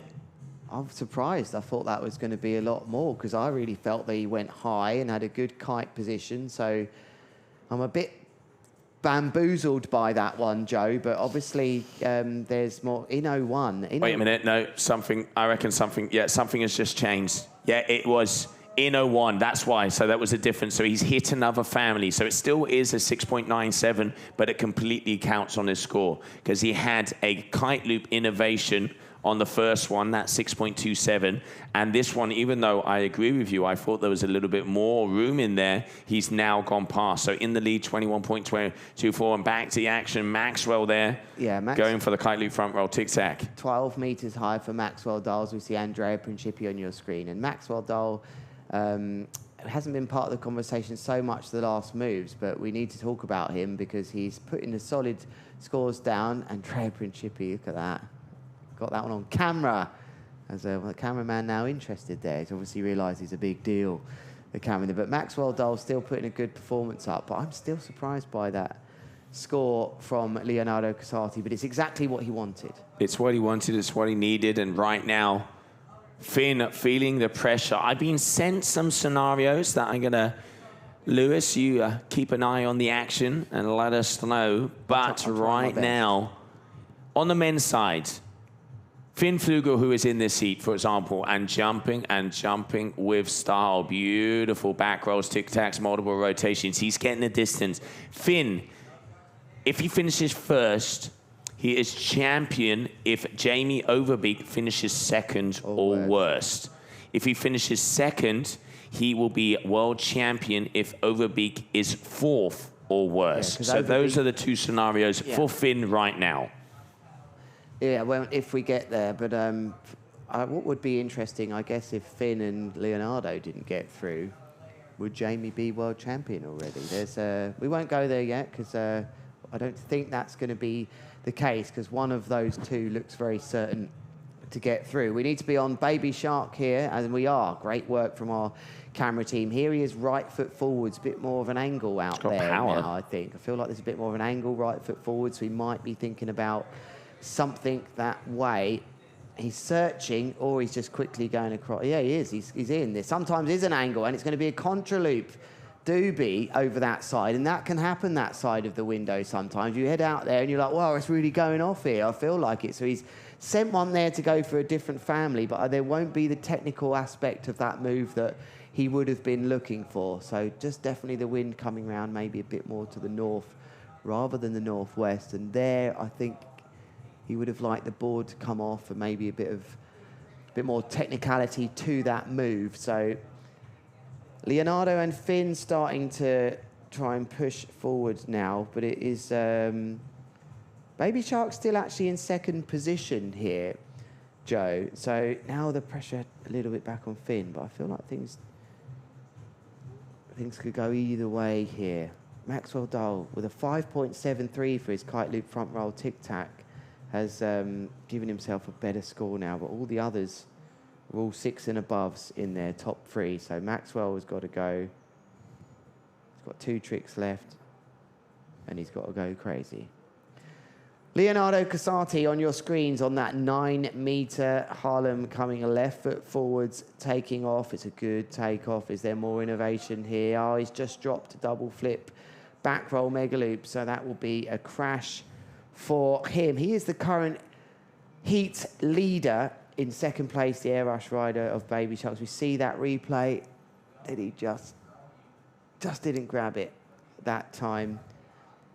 Air rush rider is in second. Finn Flugel duotone currently in third, but you've got a feeling that might not stay that way. It is a contraloop front roll flip that is his third lowest score, and we remind you at home how this works. The 3 of their best 7 trick attempts count, as Leonardo just helping get rid of that board out of the zone. They don't want to land on them. So they have to be of different trick categories, remember, though. They cannot just repeat the same thing all day long and get high scores. Their scores are out of 10 points. So anytime these riders start to push over 20 points for 3 of their moves combined, we know it's been a pretty good show. When you get to 25 and beyond, we know it's been insane. And when we get over 28, like we do sometimes, it's even more ridiculous. Andrea Principi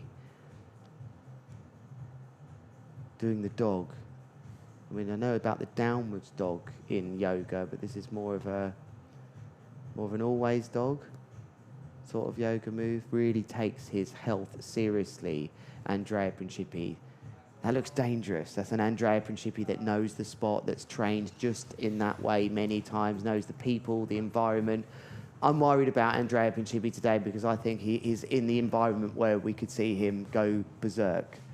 I mean, you know, the word the Italian stallion gets thrown out there a lot. Are we going to start to call him the Italian cheetah? I don't know. I mean, well, actually, that is probably what everyone thinks, Joe. That is really great. You've put that out. He's got that look. He's almost gone for that look. He's hungry as well. Like, having a little chat to him, you can see he's very in the zone, and he is a very emotional athlete. You know, when he's on, he feels it. He has that passion, and I'm sure he's looking at some of these moves, because these moves are right up his forte as well, right up his street. You know, he is about the height, getting the angle, and then, you know, adding that technicality in. But we're seeing innovation as well. We're seeing first-time landed moves in competition here today, and that family can give you a little extra love. What's the height going to be doing? 11 meters. Yeah, so Andrea to come, Maxwell there, really put a good performance together. An hour 5.37, which now kicks out another lower score in the kite loop back roll tic-tac categories, upgraded himself by 0.44, sorry, so nearly half a point more on his score now, but you can see the scores starting to go. Big move this, Joe, big move. Very much so. 6th trick attempt for Finn. It's not the most powerful takeoff. What can he turn it into? So good. Does he get it? I don't believe he's ridden out of that. How do you ride out of that? Oh, you can see the body language. I mean, he literally slid down that chop. He is going to get to the points deducted for that. But, I mean, just the fact that he got that, look at that, so much involved. One, double flip, and there, boom, literally, if he had been half a second later, he would have crashed. I think just the height wasn't there. No matter what he done there, I don't think that was going to beat the 6.17 or something else that he has. So it's going to go down to the last move for Finn Flugel, whether or not he can keep his world title dreams alive. Jamie Overbeek probably watching on now from the beach, knowing he's through, thinking, wow, this might be nice to just have one of those contenders out the way. And it's Baby Shark that is the rider that might cause a bit of an upset here, although he's a great rider. We knew he could. You know, we know he can do it. So what can he do? Can he further compound the misery on Finn Flugel's situation? Or can he maybe cause a problem to Leonardo? Because this could all change on these last moves now. We have 6 moves left of Heat number 2, it's the second heat of the quarterfinals, and it's getting really tense, Joe. I'm looking at you here, leaning forward on the chair. I am too. I need popcorn, mate. We're I not need sitting popcorn. back here now, are we? We're getting as close to this 60-inch screen as we can. Up, all right, here. Good amount of height. Rodeo in the middle. And he gets the catch, landing. Oh, that mark. Boy, oh boy. Obstacle course. Slalom X, mate. You remember the days of Fuerteventura, the Slalom X? I do. I mean, someone's going to hit that boy today. It's probably going to be me later. Hey. I've hit him before. Let's see the height. So 12.8. You see, as he's closest to us, it actually looked higher, which that could, be a reason of what sometimes when we see scores that we're not quite so sure about, it does look like they're jumping a little bit closer. Great, because we can even see the white in their eyes. But right now, it is such an important moment because we are coming in to the 6th trick attempt here for this young man, Leonardo Casati, the leader, and also Finn Flugel currently in 3rd. He has the height, the kicker. Oh, he goes for it. Calm, cool, and collected. It does not get smoother than that. Yeah, that is a really smooth. That's a kite loop back roll. Board off with a flip. It's going to be another category, this. Kite loop back roll flip that he doesn't have right now. He needs it to score more than a 6.27. I think it will. I feel like that height. I agree with you. Had a smooth landing. He's going to up his score now and really try and protect himself from a Devi. I think I'll go as far as saying I think he's almost might be safe, but you can't say that because the scores are too close. But that was a really smart move.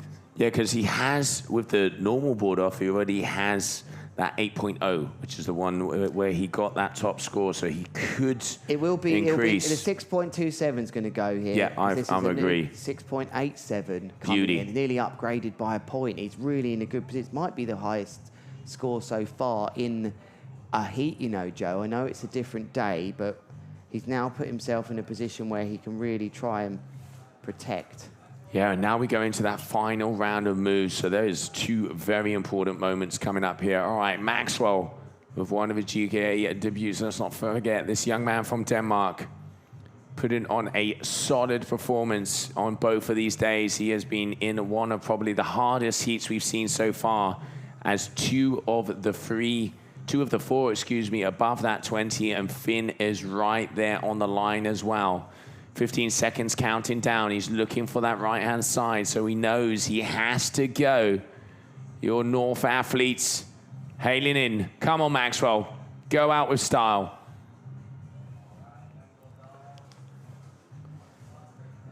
Oh, it's quite a big ask. What can Maxwell do for us here? Oh, he doesn't get the height. He doesn't get the height. That's not what you want on a last move, and just trying to make something work there. Such a shame, but I'm going to say a hats off to Maxwell. Solid performance here in Greece. Yeah. But now, Lewis, huge moment is going to be coming up after this replay, because Finn Flugel in that white lycra from Germany, who is in the World Championship title race, currently in 3rd place. So currently in that cutoff, he needs this move to be above a 6.17. He needs to get past Baby Shark. What is it going to be? He needs 0.68 on top of that 6.17, so it's almost a 7. He hasn't got the takeoff. It's not going to be there. It's not going to be there, even if he grabs that. And I think he knew it. It just wasn't there. Is that a turtle there in the water too, or a stingray right near him? But unfortunately for him, that will not be the chance that he thought he was going to get for being a world title. He just didn't get the takeoff. It was too much to do. Leonardo Casati coming back at him in this heat. The early stages of this heat, he was looking good. He was. Baby Shark was the man that threw something in the mix here. But will we see now a change of order? What will he need? Josue Sanferreira's current lowest score is a 6.40. I mean, he's got a 6.47 in the kite loop front roll tic-tac as well. The tic-tac category, you would expect him to attack here. You would. What can he do to try and get back up there where Leonardo? He's over a point down on Leonardo. There's the timer. I mean, Finn is going to be absolutely fuming. He hasn't just thrown this man here, Baby Shark, hasn't thrown a spanner in the works. He's thrown a whole toolbox in the works. because right now, Finn's Flugel race for the title doesn't depend on him. It depends on what else happens, and Jamie is going to have a smile because he is already through. But now let's see, Baby Shark, what's it going to be? Because he's now hungry and he's going to be wanting to go for that first place in the seat because Leonardo is looking solid. It's going to be really hard, though. He needs something like a 7.7 here, Joe, because you look at the three scores scoring for Leonardo, an 8, yes. 6.97. That's basically a 7 as we think about numbers. And 6.87, that probably is nearly a 7 as well. So big score needed. Needs to be massive innovation. It's the takeoff that is okay.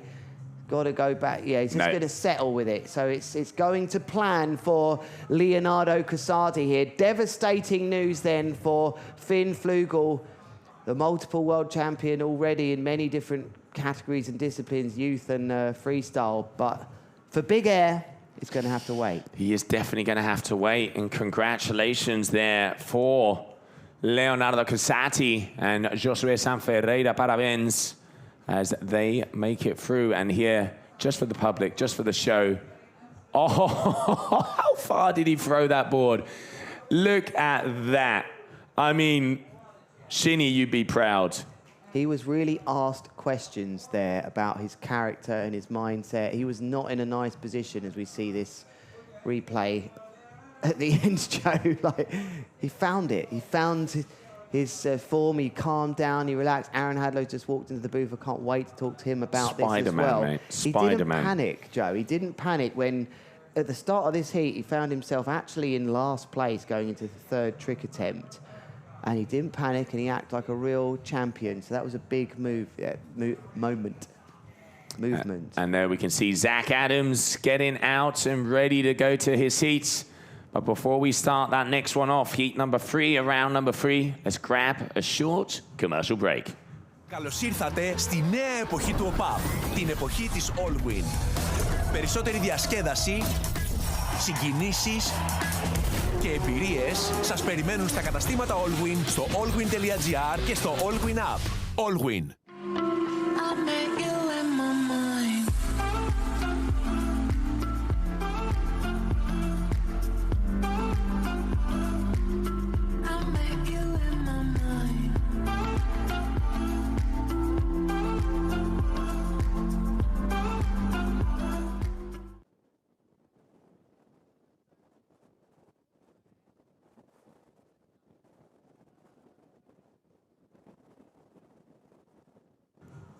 And welcome back, everybody, as we continue on with another big heat coming our way. It's going to be heat number 3 of round number 3 of competition. We have just seen one of the first big upsets of the comp, as Finn Flugel, unfortunately, has not made his way through, as it's going to be Baby Shark, Josué Ferreira, and, of course, let's not forget the winner there with Leonardo Casati. And this man needs no introduction, sitting here in the booth, Aaron Hadlow. Aaron, welcome to Greece. Yeah, thanks. Good to be here, back again in Mykonos.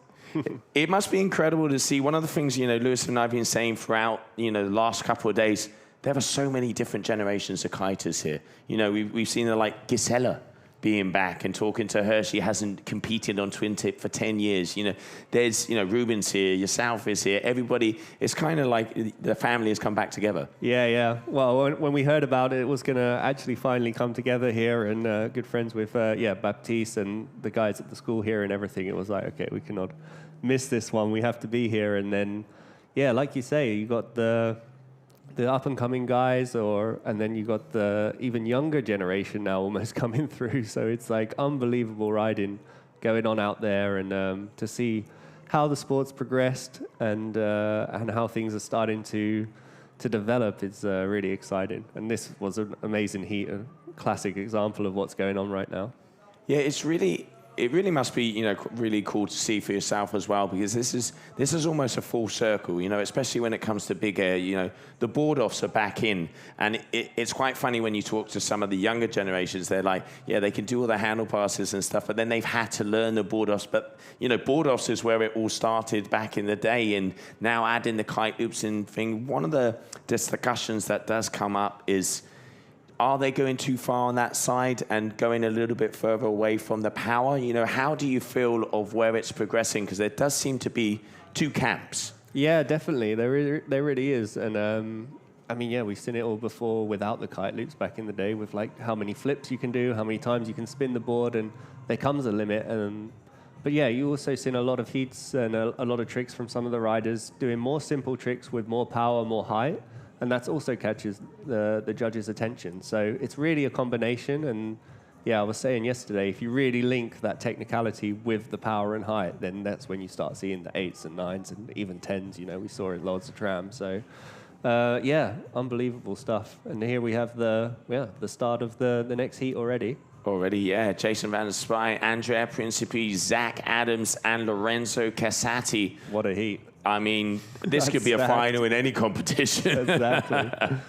No, it's great to see. Yeah, I mean, Andrea versus Lorenzo, that's a classic rivalry right there, ongoing for the last few years. Zach up and coming, doing amazingly well, and yeah, Jason's always there in the mix with, now on his new gear as well, starting to put some results together. So he's up first. Here he goes with a big late back.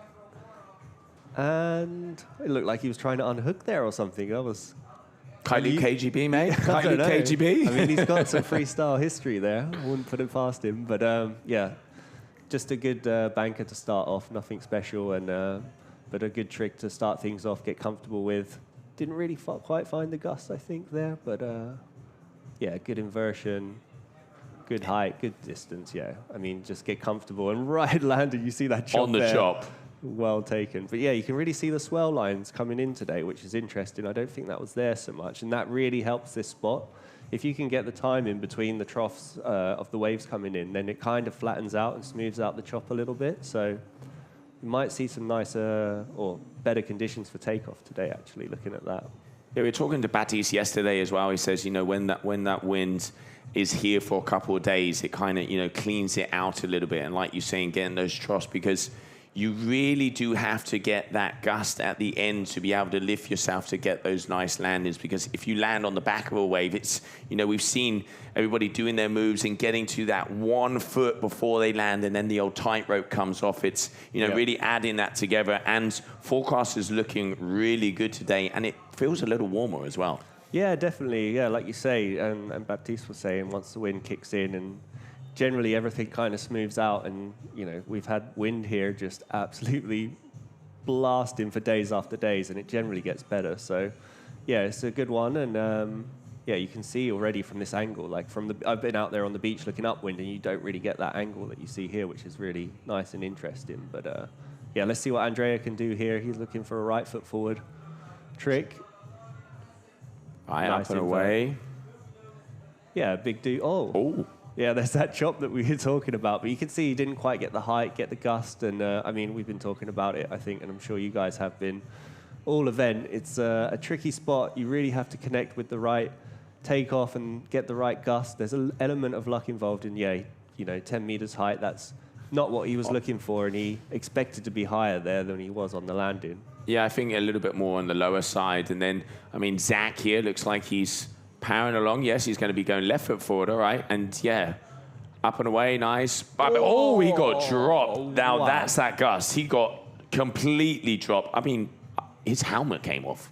Blimey, that was a big impact. I hope he's okay. I mean, he seems to be not too bad. We've got someone checking in. Yeah, Lorenzo.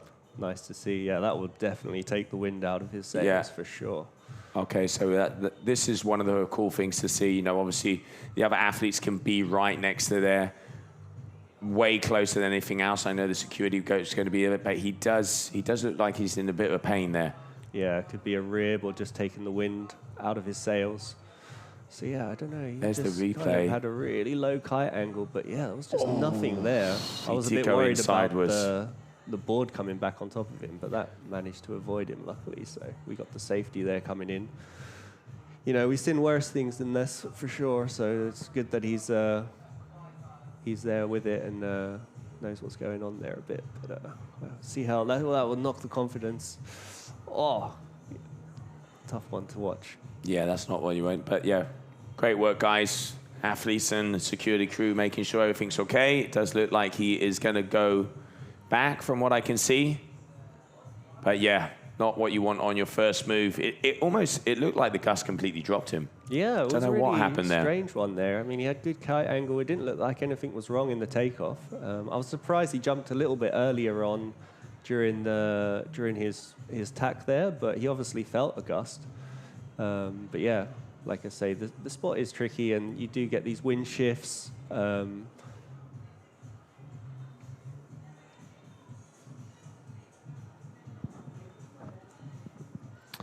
And I mean, what a location though, Aaron. You've been, one of the things we've been saying today is the secret is out. You've been coming here for many, many years, and for the first time for us to see this location and a lot of other people to see it, and even the riders, like maybe 80% of the fleet has never ridden here. I mean, what a diamond in the rough. Yeah, definitely. And yeah, at first glance, you kind of think, oh, it's onshore, it's a bit choppy, this and that. But actually riding out there is quite, it's a really nice vibe. It's like it just somehow works. Looks like we're going to carry on with the heat already on super low kite angle from Lorenzo. And yeah, amazing kite angle there. Good power, good height, tornado.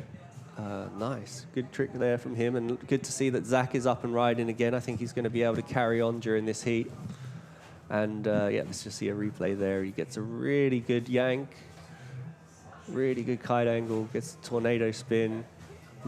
Lands pretty smooth. Good height, good distance. He'll be happy with that one.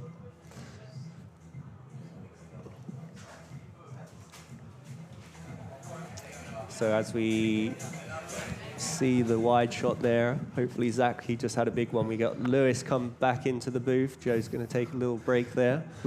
We just saw a massive crash from Zach Adams. Wow, did he drop out the sky? That was a scary one.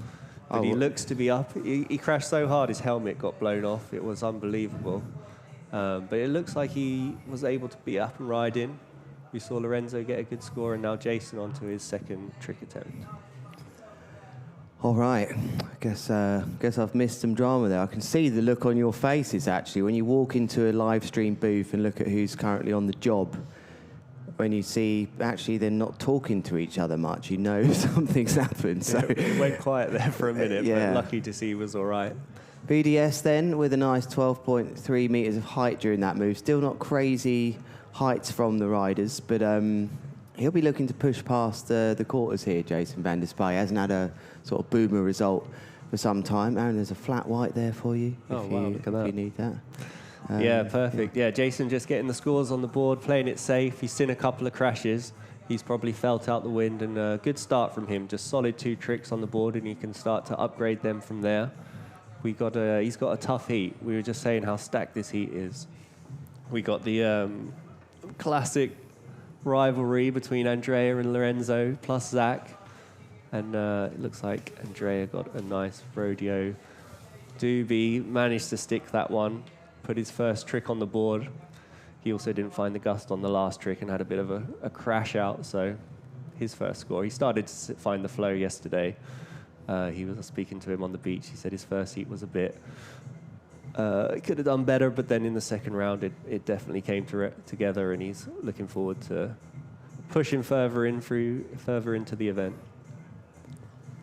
So obviously Aaron Lorenzo would love to go through here. 7.87, blimey, that must have been quite a big move. He's looked pretty good out here. He likes these conditions, got a good setup working for him now.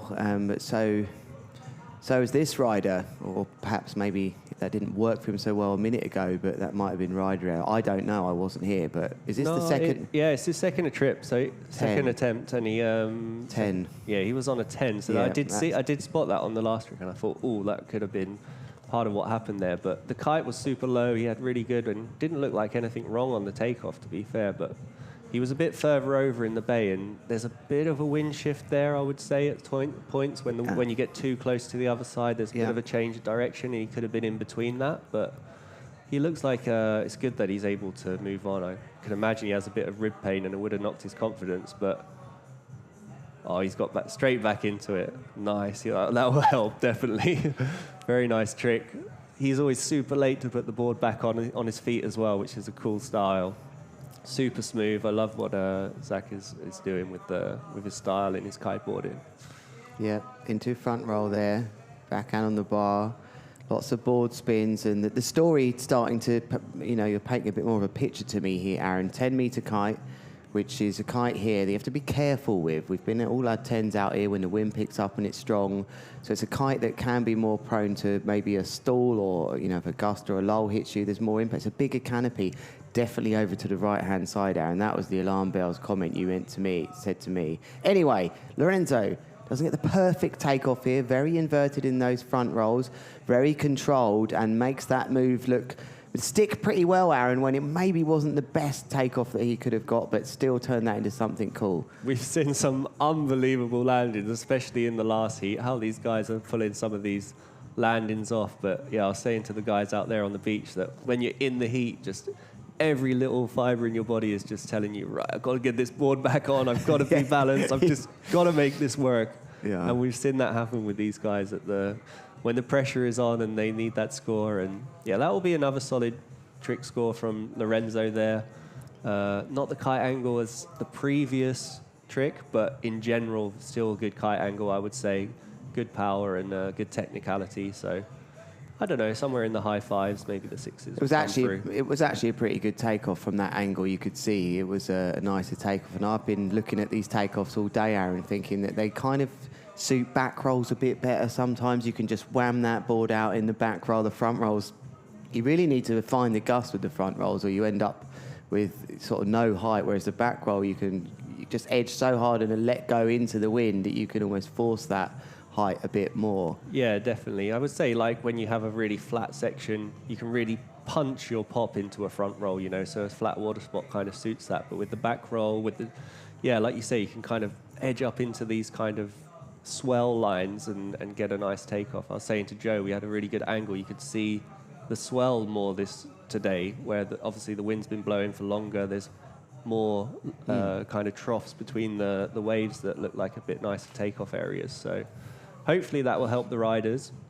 We did see Jason land completely on the back of one of the waves on his first trick and take it, but that's the jeopardy out there of the landings when you just can't help where you're going to land sometimes, and if you hit a bit of chop, it's difficult, but they're dealing with it so far. He's having a good heat so far here, Jason, looking at his scores, 5.7 and a 5.57. I mean, Lorenzo's gone right out there, but it'll be who can advance and get through here. Got to finish in the top two, remember, into those back rolls. Didn't really look like that. Just the board just lost that contact with the water a little bit on the way there, Aaron. He didn't believe that pop was good enough to commit to some advanced move. Yeah, Jason still got another gear to go into, I think, there. So he was just looking for probably a third kind of base trick to kind of really get something solid on the board. But I mean, we were out there last night having a session, you and Ruben, and you can tell, you really get a feel for how the conditions are working, and definitely right foot forward in the middle of the bay. Yeah, it's a trickier takeoff, I would say. It's just, it pushes you down a little bit more. There's sometimes a bit of, like I said before, there's a bit of a change of the wind when you get a bit too close, so the timing has to be spot on for the right foots and not to go too far across. Andrea looks like he's got a good gust. Uses one of those. Nice takeoff this, Aaron. Good inversion. Oh, he got the board on nice there. It looked like it was in a position where it was going to take a lot of work to get it on, but he was very calm and collected, replacing that board in his feet, pumping his fist and hand. I think he knows that was an important moment in his heat. Look at this perfect takeoff with the front roll. Really leaning into it, throwing the shoulder, lots of inversions there. Was a tic-tac there, Aaron, or not? Yeah, I mean, he kept hold of the fin the whole time, actually, which was a good technicality. So he didn't actually throw it round to the hand. Yeah, he still had it at the end. So let's see what they score him for this. It wasn't crazy high or kite angle on because he does his contras left foot forward. For these guys, Aaron, a 3.73 is a disgusting score. Tell me why that's on there. Yeah, was that his last trick or yeah? So I don't know. Yeah, that was not ideal. So yeah, a bit surprising there actually. But yeah, for these guys, that will be knocked out very soon. The guys in the judging booth definitely looking for power as well. That kite angle. I mean, that's reflected. I've seen worse. That like that maybe didn't have the height. Didn't quite get the takeoff, and we talk about those front rolls. So Zach Adams now maybe starting to feel the effects of that massive caner at the start. Or the other thing that might have happened here, Aaron, is the wind might have just come down a little bit. It doesn't look... He's coming in for a change by the looks of it, either a change or a retirement. Yeah. Oh, that was that was a harsh takeoff, to be fair. I think that just didn't work for him. But he might not be feeling the 10. He might be going for a 9. Hopefully he's going to change. And he's not just pulling out the heat. But yeah, he fell very hard on the side, so that could be a rib.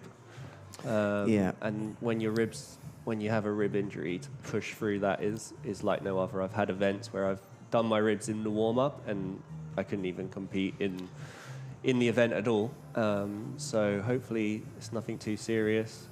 Brazil comes to mind. Yeah, Aaron that was Barragrande, that was the one. the rib breaker. I was there and saw that. That was a tough one to say. He's unhappy about this, though. He's not happy with the wind, I don't think, Aaron. I think that's the conversation here, especially with maybe having to go out in wind. He doesn't feel suited. But the problem is, actually, that has helped his case, Aaron, Lorenzo Casati. Yep. So Lorenzo Casati completing the last move there, but whether they decide to score that or not is a crucial stage, because if they give a score for that move, that will mean that all riders have done 3 complete rounds of tricks. I can see this round of tricks being binned, personally. I'll be surprised if they give this a score. They have.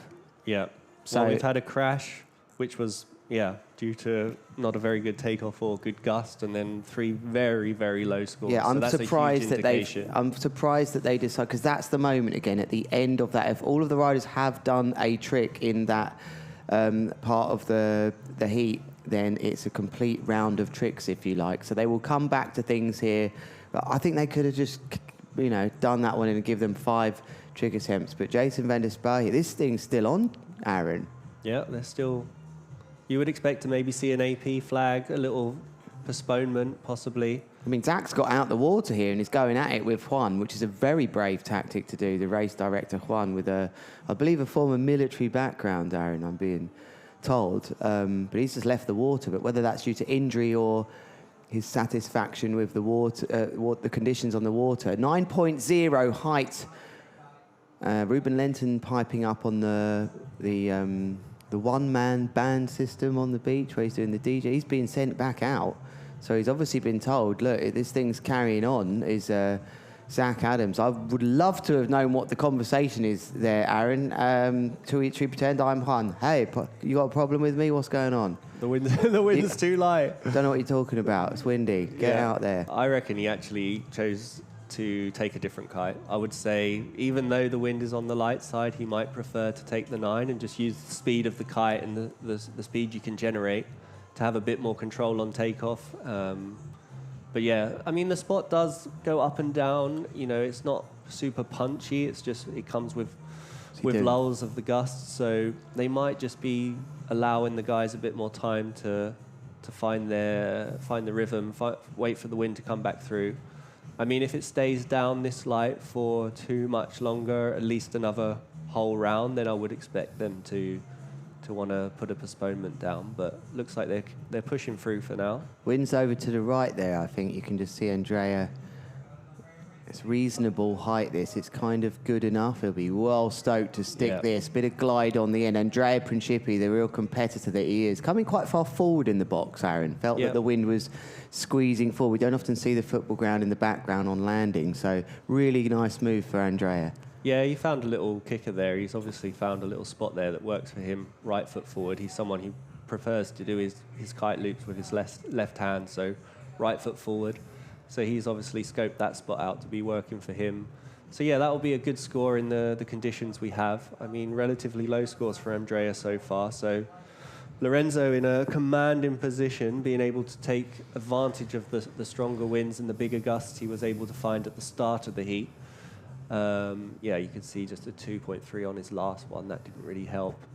Andrea, he won't be happy with his scores, that's for sure. But, Andrea, he's absolutely raw competitor, always fighting to the end, and he will make sure he just does the best he can in the conditions he's got. So, did he stick with the 10, or has he changed? I feel like he just wanted... smaller.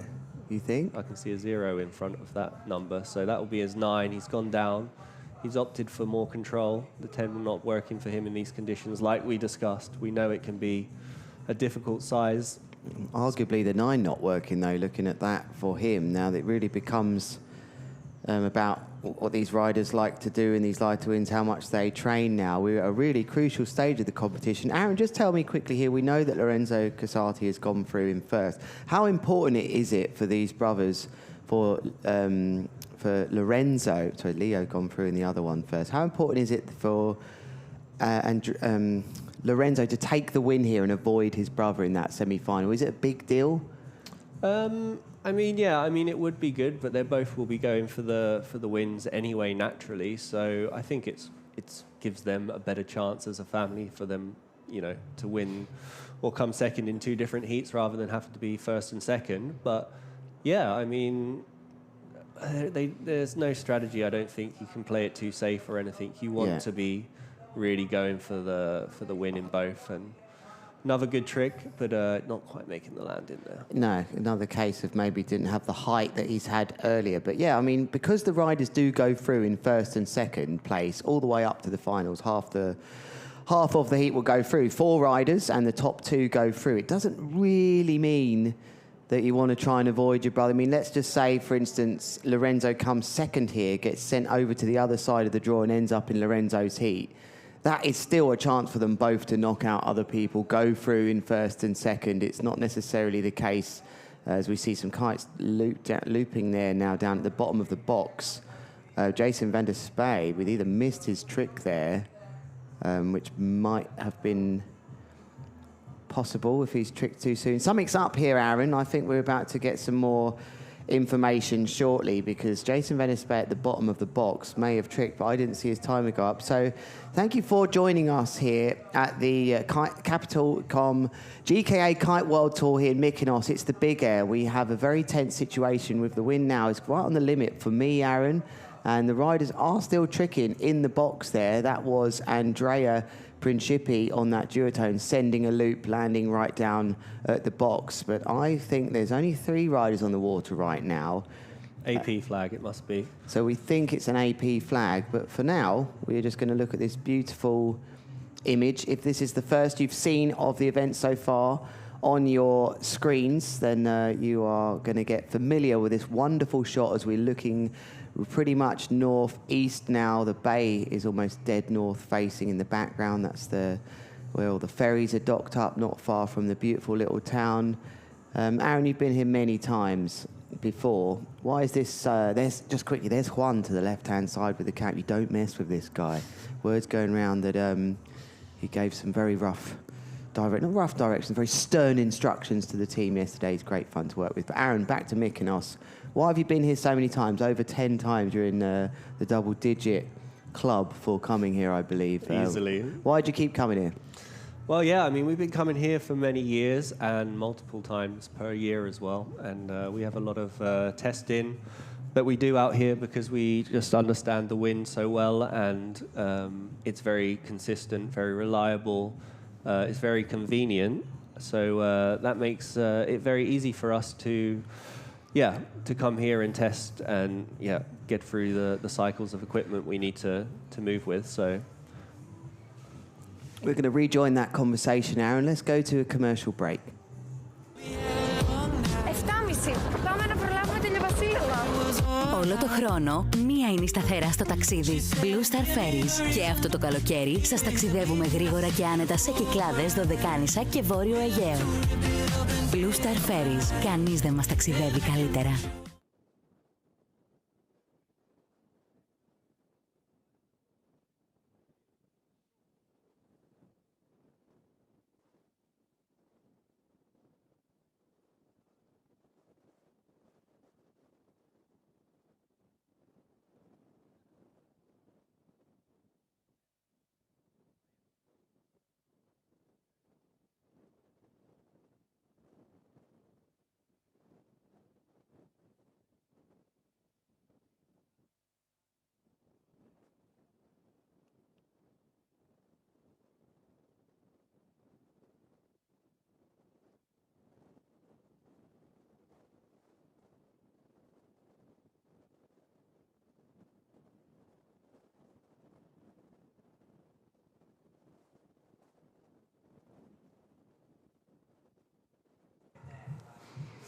welcome back then. Myself, Lewis Crathern and Aaron Hadlow here in the booth at 12:32 lunchtime here in Mykonos. The AP flag is up. The wind just dropped a bit. You can see that on the ocean surface in front of us now. So we are on standby here in the third heat of the quarterfinals. But we were just chatting, Aaron, about the wonderful place of Mykonos, why you come here. You've been doing a lot of testing here, and you explained actually that it's very convenient to be here, and I'm just wondering how many listeners at home were looking at this picture thinking, well, I'm sure it is very convenient to be somewhere like this. I'm sure Brazil's very convenient to go, or some of those wonderful places that you go. But define convenient to you as Aaron Hadlow, kiteboarder that's been kiteboarding forever with your job. Why is this place convenient? How do you get in the convenient category for you?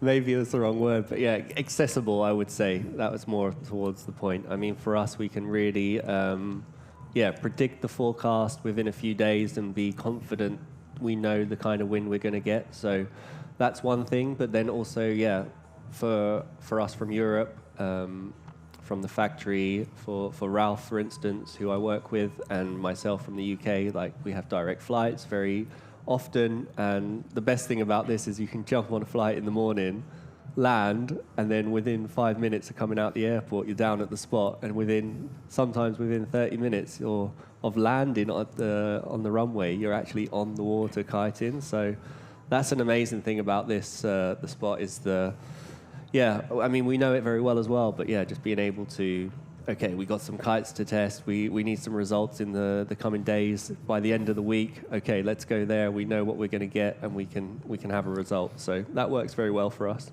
And it's important to be able to react like that to forecast. And it's not just any kite surfing as well. It's not like you're just out in 20 knots. You're going into a kite surfing environment where, for me, from my own experiences, the sort of winds that you're out in are ones I have feelings about, which are storm winds, really strong at home. That storm's coming. It's a big deal where somehow we're in those conditions, but it's really warm. It's really lifty. It's a dry wind as well, the Meltemi wind that comes in here. And like you said, so consistent that it is almost like being in a dream. You go home and then look back and like, was I really out there at this place, which is really fun to ride as well.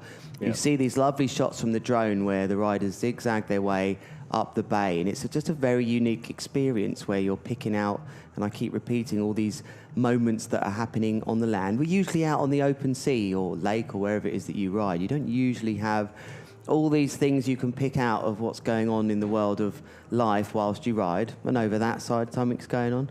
Then over that side, something's going on. What's going on up here? There's like so much going on that you feel very much like you're part of life on land, even though you're out on the water. And it's different for everybody how you feel. But simply put, for me, Aaron, when I look out there, especially from these wonderful drone spots, there's a nostalgic feeling I have where I look at that and I can point out, I can look at the last sort of 8 years of my big air life and think, oh, that's where I had that horrendous caning crash. That's where I achieved my biggest jump. That's where that happened. It's like your whole life history in Mykonos is in one view, because it is a small bay. But how small is it, Aaron? Because people tell you about small spots and lots of people getting in the way. La Boca in the Caribbean, when I turned up there, I was like, are you kidding me? Only 3 kites can fit in there. Is it that small? Is it an illusion? How many kites can fit in here? Will people coming here have a good time if they come here, if they're worried about other people riding? Yeah, it spaces out very nicely, actually, because it's onshore. You would think, a usual onshore spot, that's really not gonna work on a beach. If we have onshore at home, everybody's, not too far from the beach, and then it gets very congested. But somehow here, you're almost forced to come away from the beach, obviously, because the strength of the wind.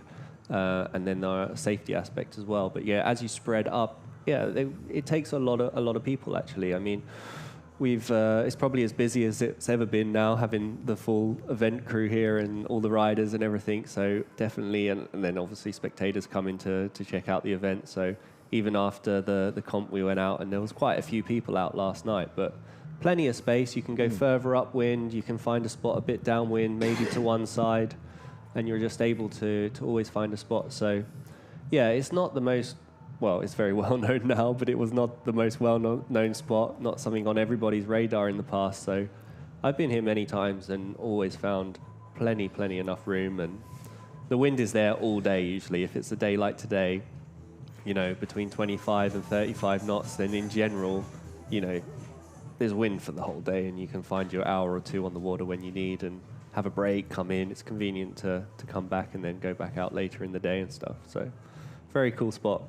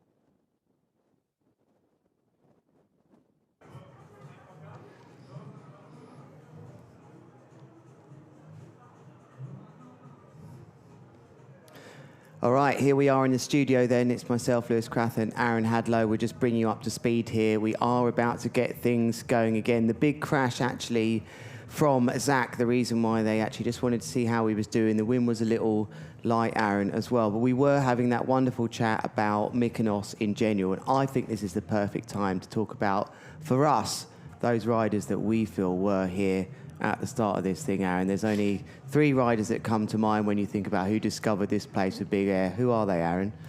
Yeah, so we first actually come here on a trip. We were invited by some Italian friends of ours.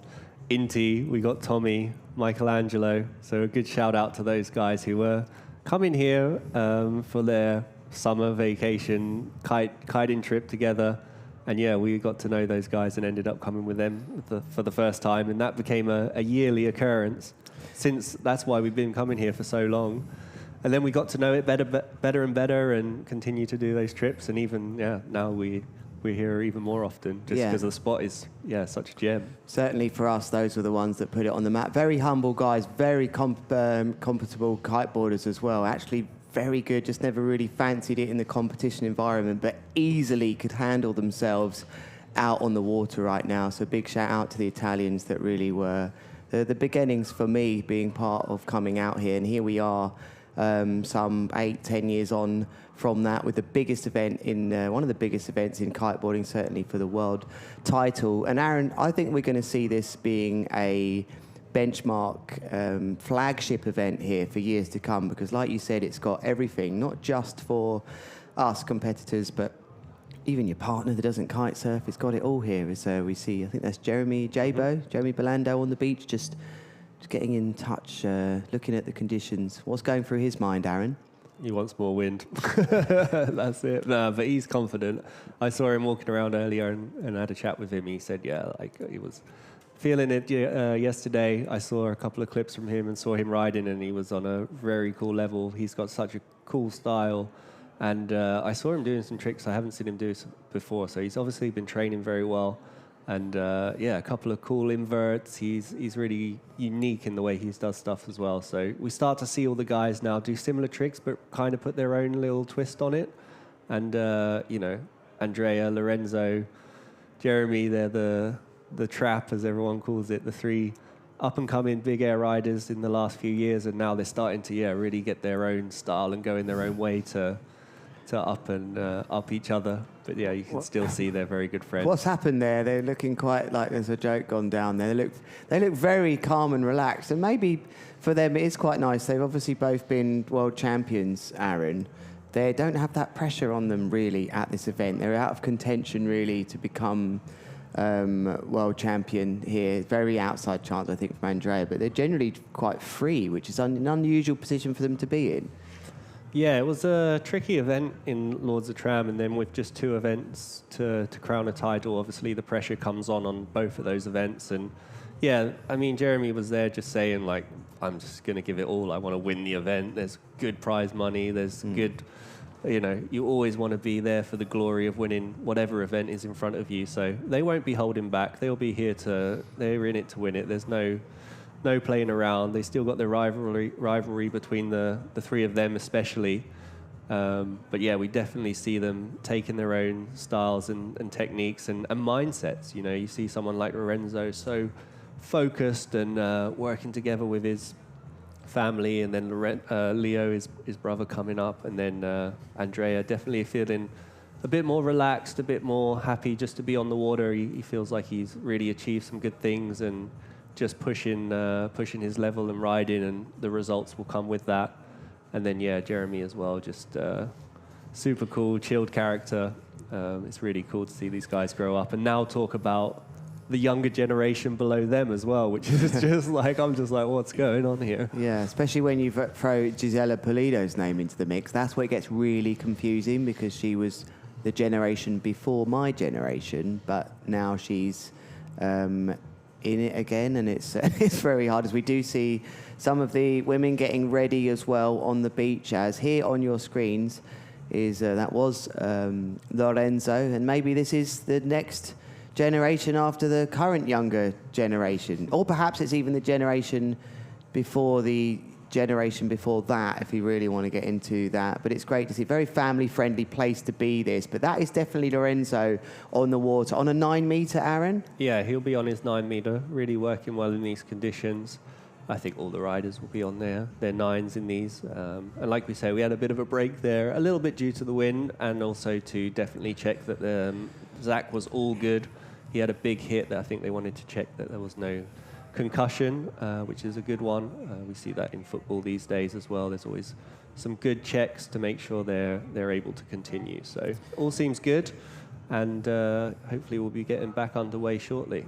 Little peak in the wind there, just coming in, a 29.5 knot gust, and that's only on the beach, so we think it might be a little bit windier out there, but it isn't the 40 knots that we hope would pick up a bit later, but it's still more than suitable to race direct to fields. You just don't want to hit one of these lulls, Aaron. There's lulls sort of around 20 knots and low, and they're the ones you don't want to be finding at the moment for these riders. There's a big shadow moves over the bay here, very briefly. Don't often see that, as it exposes the lovely sandy areas underneath here. We are in Mykonos in Korfos Bay. It is the capital.com GKA Big Air Kite World Tour finals for the Big Air. It's Lewis Crathon here with Aaron Hadlow sitting next to me, talking you through this heat, which has been a bit of a roller coaster ride so far. Jason van der Spey is currently in 2nd place. Andrea Principi is in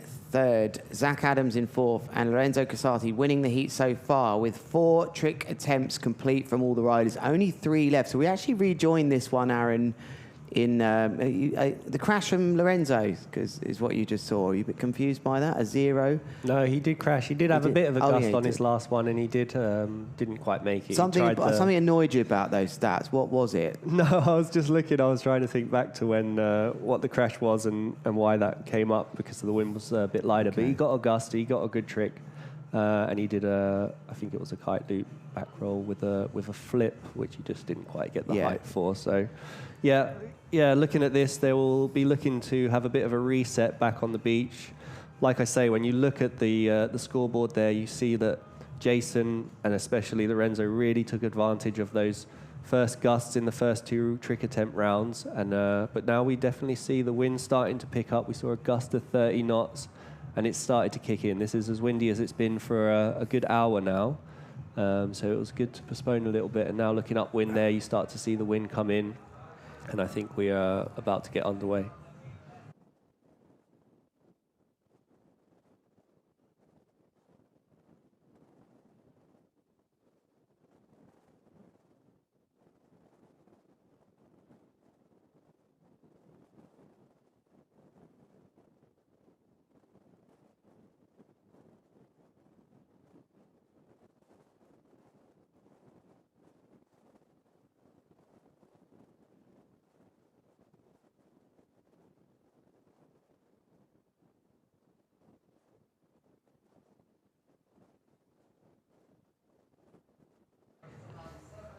clearly a 9 meter then here, but this is That's going actually Jeremy. Yeah, for it's the next Jeremy heat. for the next heat.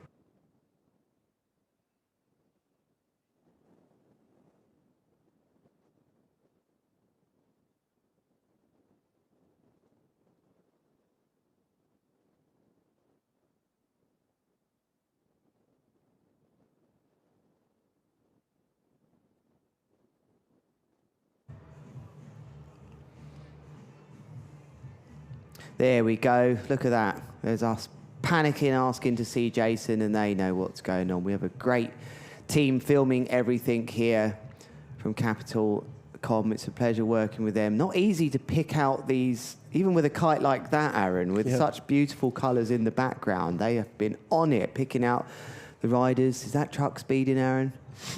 What do you think? Yeah, it's funny having the cars on the other side where they're tricking, where a lot of the spectators are now and the cameraman is. You'll also be riding out there, and then suddenly cars will stop. There'll be people taking photos of you doing your jumps and stuff. So you're very much in the atmosphere there, and you hear a lot of cheers even when you're just free riding out there, wondering what's going on. But you can put on a bit of a show even if there's not a competition. So that's super cool. But yeah. And then you can go to the other side, find out what's going over that side, you know, like, is there some sort of crazy party going on in one of these houses? What's going? There's just so many layers of information going on. There's some at the church. Although Jason van der Spey now, timer ticks down. We've rejoined this thing in trick attempt number 5. Jason van der Spey will be looking to try and get through to the semi-finals. All of them will do. But what's Jason van? Oh, it's not the takeoff that he wanted. Sends it into a mega loop. Delayed roll, and that is definitely not what he wanted. I'm sure there's plenty of you that can do that listening on the stream. Tricky takeoff. Yeah, that was a tough one. But yeah, it's hard to lose a trick attempt like that, but he will regather himself and, yeah, just not getting the hide again. Unable to get the board off. And, yeah, it's all right. He's still got enough trick attempts to make an impact. He'll want to upgrade a couple of his tricks still, so 2 more attempts for him to get into the swing of things. We've got to try and put that out of his mind, though, because that's just a freebie. Kite loop back cross. You still get 3.63 for that, by the way. Any of you thinking, wow, the level of these riders is so good, you know. Decent mega loop back roll, somehow still scores something. Personally, I think that was very overscored. Yeah, I mean, if you go massive, kite super low, fall out the sky, catch you last minute, yeah, there's still some potential for using that power and kite position to get a good score. So that's the other side of things. And it's like I've been saying all the time, if you combine that with a bit of technicality, we saw that with, I think it was Baby Shark in one of these heats. He had a huge back roll, board off, delayed back roll, board off, with huge height and power, and that was one of the highest scoring tricks of the heat. So let's see what Andrea's got here. Good take off this, Aaron, into those double rolls. Looked like a contra loop there. Didn't get the board off, though, so he's going to be heavily penalised for that. That wasn't what he wanted, even though the takeoff was good.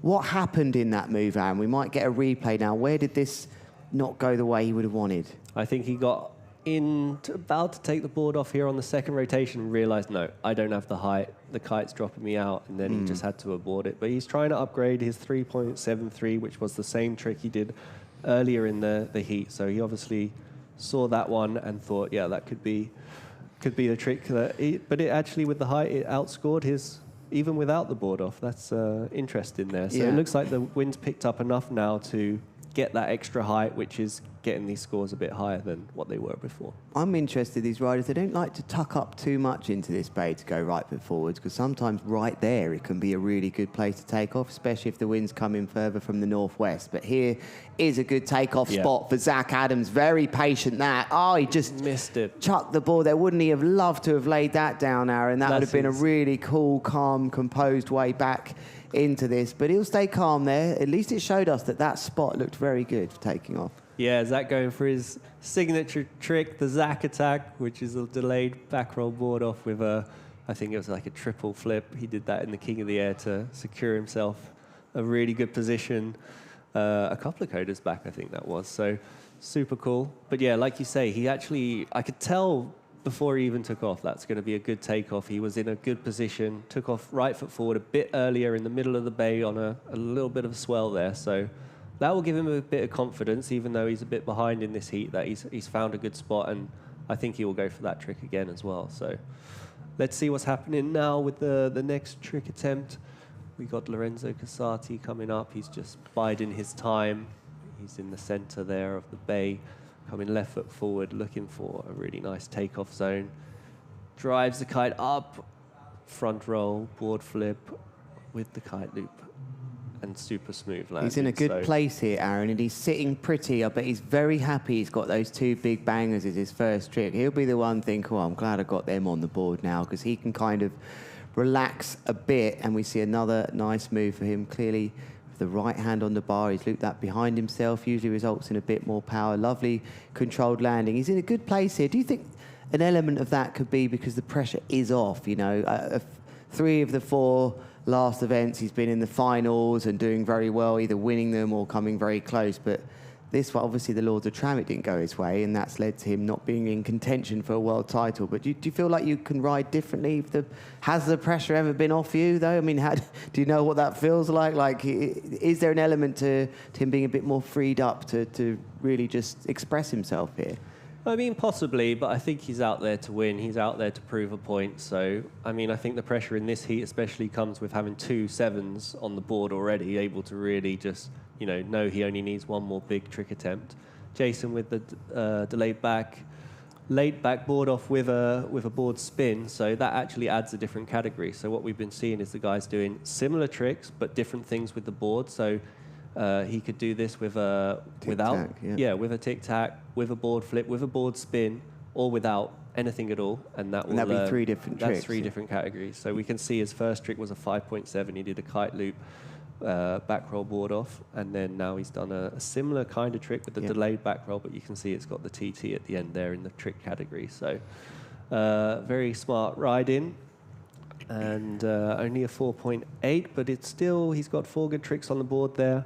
He's got a base now to go for something big, but that is his 6th trick attempt, though. So if he's going to try and defend, because you'd expect this man to come back here, Andrea Principi, he's going right foot forwards. Nice takeoff this, Aaron. It's a double back roll, mega loop with a board off. Nothing fancy. He's going to, he just got thrown into that horrendous horizontal Kano where you just don't know where you're going to end up. Obviously, you can try and time it, but it's much harder to stick a board down with all that momentum horizontally. Maybe catching a gust on the way down, Aaron. Yeah, it's funny when you get put into the extra rotation. So that was a double back roll with a very inverted back roll. And then, yeah, he really got swung into those extra rotations. And sometimes you're just like, okay, I've got this momentum, let's go with it.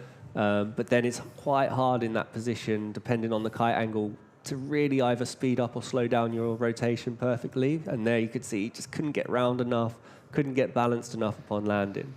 So can Zach Adams cause Andrea Principi some problems again, like he did at King of the Air? This could cause him some problems if he can stick this. He looks good for it, Aaron. He's still on the tail, but you just speak too soon. There was that bumpy landing, devastated there from Zach Adams, and you pretty much pointed out earlier, Aaron, that history between them two when he performed that incredible, I think it was a quadruple flip at King of the Air, the last King of the Air, knocking out Andrea Principi. So Zach and Andrea with some history, and that would have been quite a good response. His foot came out, I think. Oh, Devi, absolute Devi. So he can't quite come back at him there, but those two going at it. We now move on to Lorenzo Casati. What's he going to go for, do you think, here, Aaron? He has quite a lot of tricks in his bag, as we know. So looking at his tricks, he's got kite loop back roll board off, very high score. Kite loop front roll board off, very high score. So he'll probably be doing, something similar, but with either, a board flip or a tic-tac or something like this. And that kite is super low into a tornado spin. Oh, wow. I think this is going to be a huge score. Just looking at that kite angle alone was enough to be very, very, very powerful trick. Totally different place in the box he's taken off here as well. Does that come with experience? Yeah, it could be. I think he just found a really good takeoff there. You can see the roll-in wave there. It was with a flip as well, so great technicality. I think that's going to be cement his place into the next round without a doubt. And not into the semi-final with his brother, which wouldn't really have mattered because both can advance. But I love to see where these riders take off, where they feel the gusts are, because it's part of your experience out here. Even for recreational kiteboarders, you move around this bay and you always feel like you like to think you're in the best place, but sometimes you start to accept other people are going bigger. Will Jason van der Spey attack that area? It looks like he is, Aaron. Yeah. Yeah, good kite angle. Oh, he's got the kite too far behind Hindenburg. him. That's going to be...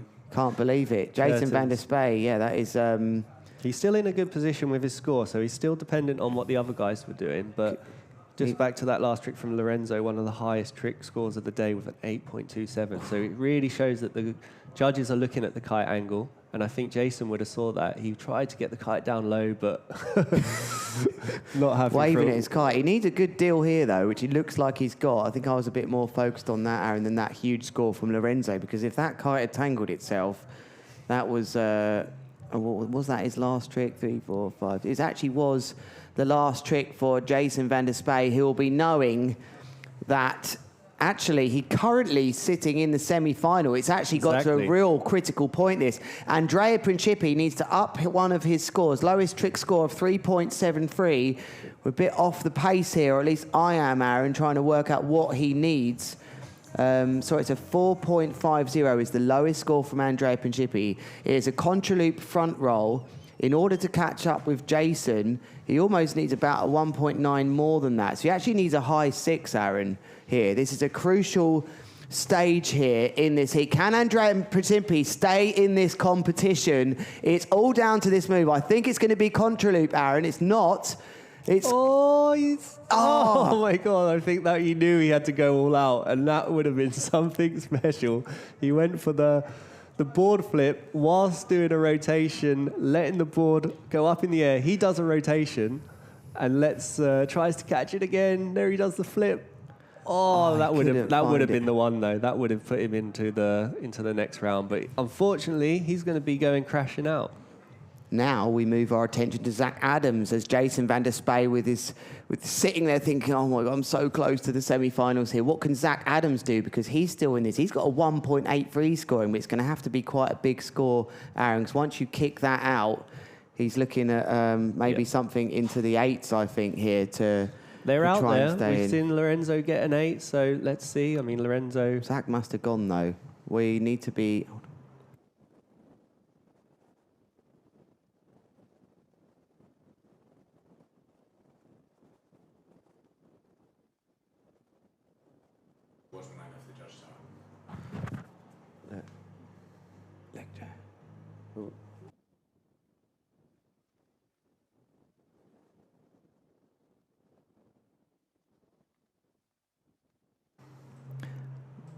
There's Zach. There we go. Zach Adams he needs to kick out the 1.83. It's just a kite loop, so you'd like to think he does that.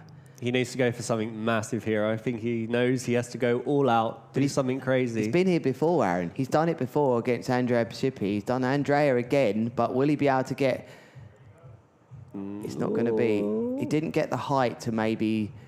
No, I don't think that's going to do it, unfortunately. Yeah. I expected him to go for his signature trick again and just go all out like Andrea did. A little bit risky, but in the position he was in, it was a bit tight that he really had to have something massive. So Lorenzo still got one trick attempt, but already with a huge total heat score of 23.31.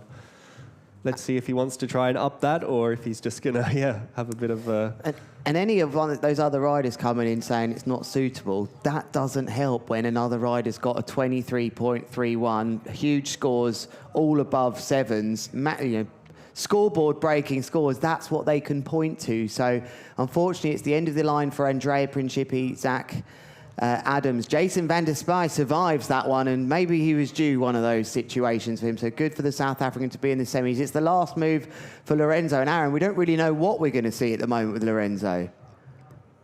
Yeah, he knew. He's just wanted to put a bit of a crowd-pleasing jump in, or just didn't get the takeoff. So he's very happy to see Jason van der Spey come through. He had a very strong start of the heat, used those conditions to his advantage, and very, very happy for him. So Lorenzo and Jason advance. All right, we are going to cut to a commercial break before we have the last heat of the quarterfinals of the men.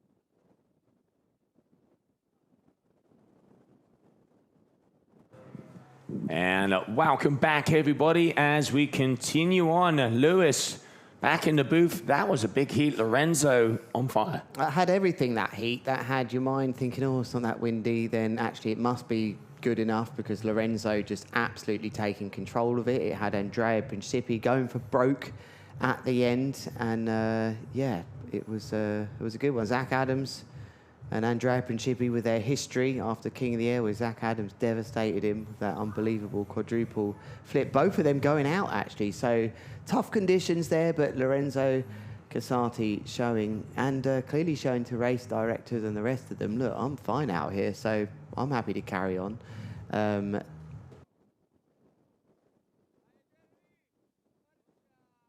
Sorry about that. We will bring you the... We're now calling this FaceTime, Joe, as when we bring you the faces of the riders. It seems to be the way we communicate that. All right, we've got new faces, I'm being told. Here we go. This is the heat we wanted to bring you. There is Parker Sage from the United States of America. Hugo Wigglesworth from New Zealand performing brilliantly. I expect him to be out on that foil kite.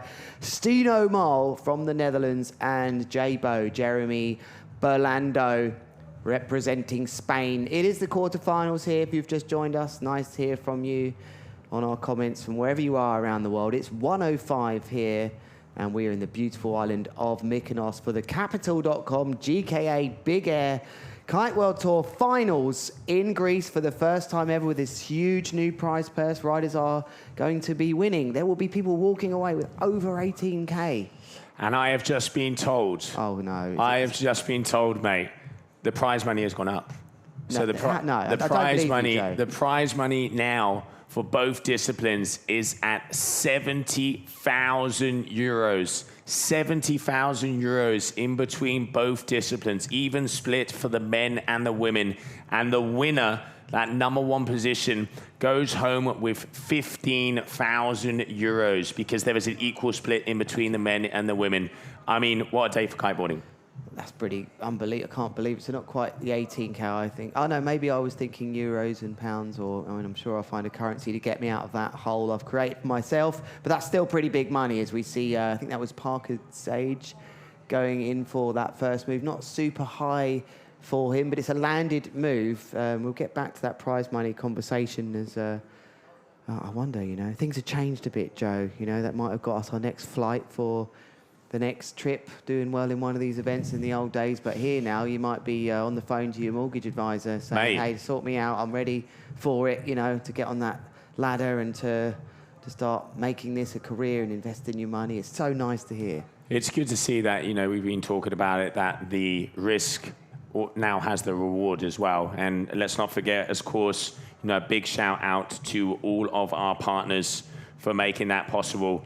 And, you know, the split of that, 70,000 euros is 40K comes from the Mykonos gang, and then the other 30K comes from the GKA and the Capital.com. So a big thank you one more time for making that happen, and what a day for kiteboarding. Yeah, and on your screens now, Hugo Wigglesworth really choosing that weapon, that foil kite for him. That looked like Doobie with a board spin, I think, left hand on the bar. We'll see these replays coming in.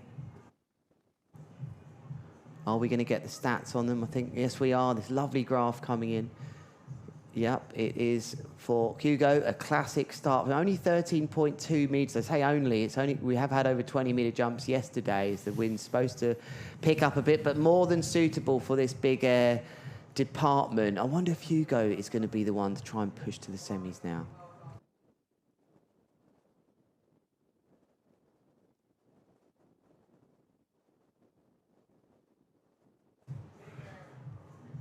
All right, Stino, who had probably the biggest jump yesterday, wouldn't you say? I mean, he flew for 220-something meters. Yeah, he connected with some sort of elevation down there, but in that case, that hasn't worked out how he wanted. And I wonder, yeah, he's just not felt... I know maybe he's gone for the doobie, and the second rotation coming after the loop, which is a variation of the doobie, I have to add. There's lots of variations of all forms of tricks. But that maybe he would have wanted a board off there. 4.37 I think actually looking at the conditions, it's not a bad idea. If you take the board off and crash, the heights that you really need to feel a sense of elevation on the way up to start taking the board off. Lots of power here. Jeremy going for the back, board off with the kite loop. Again, literally like you were saying there, Lewis, yes, he did go a little bit higher, but still, that side's not really there, is it? No, I'm not seeing... But then what we had in the last heat, Lorenzo would then Going just find huge. somewhere, go quite big. So it's tough. Is this just the areas on the water? Had the speed, but yeah, just didn't connect with that kicker. 11.5 meters. And I mean, Jeremy, definitely known for his big moves. What the riders have to keep in their mind here, though, is that this might just keep going like this. These sorts of moves and scores, there's 5.6. Nice score for Jeremy Belando there. These might form one of your top 3 tricks. So even though you might not feel the most perfect connection and height and takeoff, it's really important that they stick it down. Moving further upwind in the box then, exploring a new area of the bay, is Parker Sage from the United States, fed up with the downwind area, now deciding he thinks there might be better wind out here. Will he be proved right? That is a bit higher. A mega loop board off for him, just sticking it down, so it wasn't clear. Now the wind angle, we keep talking about that, whether or not it flicks from one side to the other, does influence riders as to which way. He clearly on a left foot port here, looks like he might be able to take off one of those ramps a bit better. There, he did get a bit busted on one of those chops on the takeoff, but it's another completed move for him. And 28.7 knots on the beach. There's a few more out there, I think. So it's not the 40s that we hope come later, but it's still race director Juan. Did you manage to talk to him during your break, Joe? I did, yeah. He's definitely keeping an eye on the conditions. They are lighter than expected. But then, yeah, I think you knocked the nail on the head. You just saw that previous heat where Lorenzo was getting 8.27s and going high, going past that 50-meter. I mean, look at Hugo here from the fin, tic-tac, right in, multiple rotations on the way down. I think, an image says more than 1,000 words. Yeah. There you go. There you go. Making that setup work, finding himself very close to this side. The wind coming a little bit more northwesterly now. It's a dead northwest as this bay faces north. So easily finding that takeoff over the horizon. A different shot altogether. Very technical.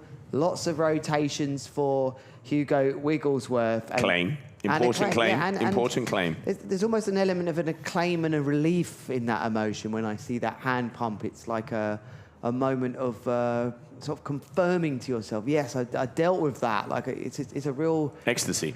Yeah, there's a lot going on there with that emotion with those hands. It's not just for us to see that they're happy with it, but here we go, coming right foot forwards again for Stino Mole. Good bit of height there on that mega loop.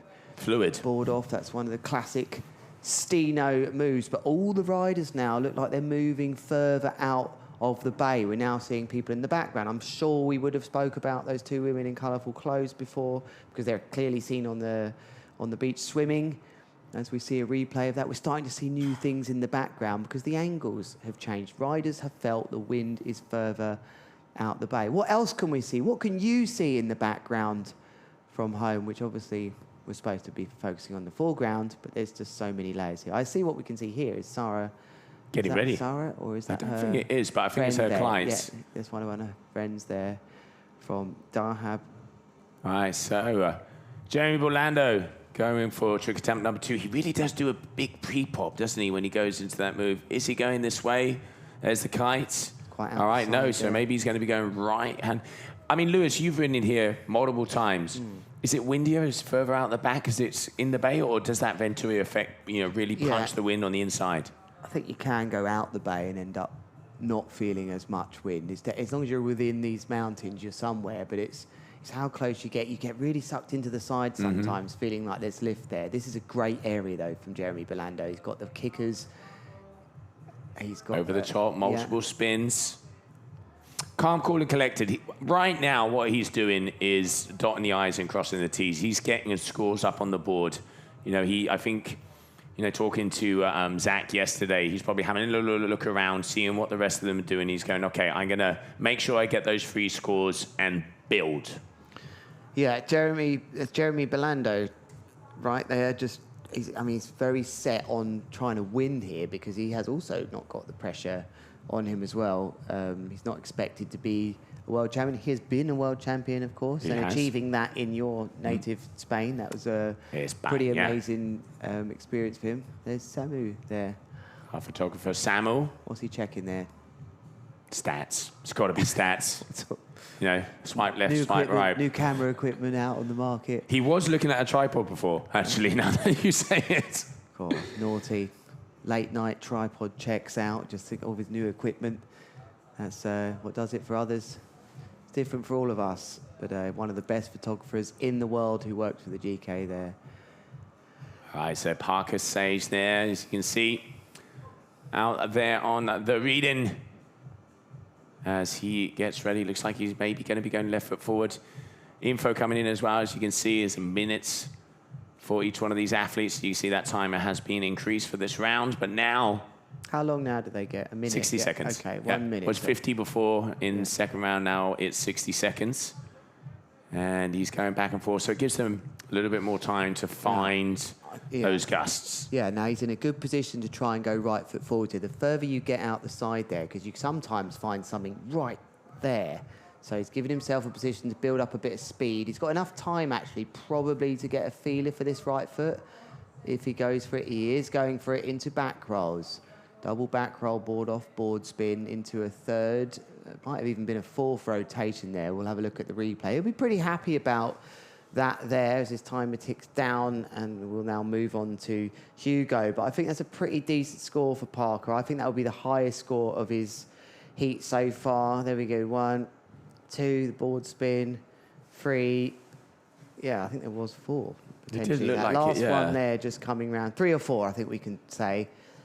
There was a few. Yeah, there are more than 2. And then once you've done more than 2, that's when you really know about it, when you go into these rotations. I mean, two's one thing to get into after you've done your first rotation, but we've all been there where the kicker just blasts us off into oblivion, into what seems like 10 front rolls. That is the scary moment. But these guys doing it deliberately and taking the board off with all these technical manoeuvres and kite looping the kite. So that's how skilled these riders here. We have Hugo Wigglesworth, talking of skilled riders and a rider that can actually perform on any board or kites, you know. He's very good on his foil. Yeah, world champion. Yeah, it's very good. Yes, and I think you would have been there perhaps Abu during Dhabi, yeah. those moments. Yeah, he's a cool guy, Hugo. He spends a lot of time in the UK.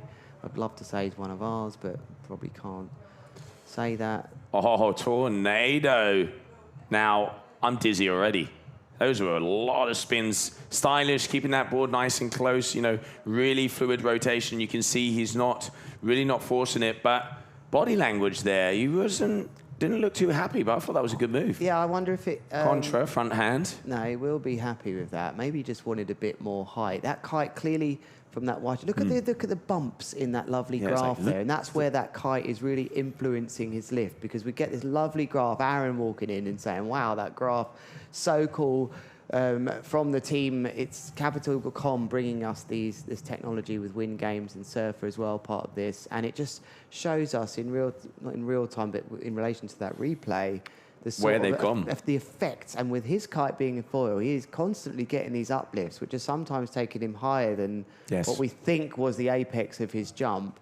And just the kite after his moves, the sort of strange orbits that goes around is really noticeable. So are we going to see another foil kite? Obviously, Finn Flugel into that style of it. He won't have that chance, Finn. I wonder if Finn's looking at this thinking, maybe I should have taken that foil kite. Yeah, I think Finn, to be honest, he must be, you know, obviously not a great day for him. Yeah. And such a talented rider, and obviously such a bright career in front of him, but yeah, not being able to go through. So his world championship possibilities are gone for this season. On the big air, he won the first freestyle event, third over there in Germany on the second.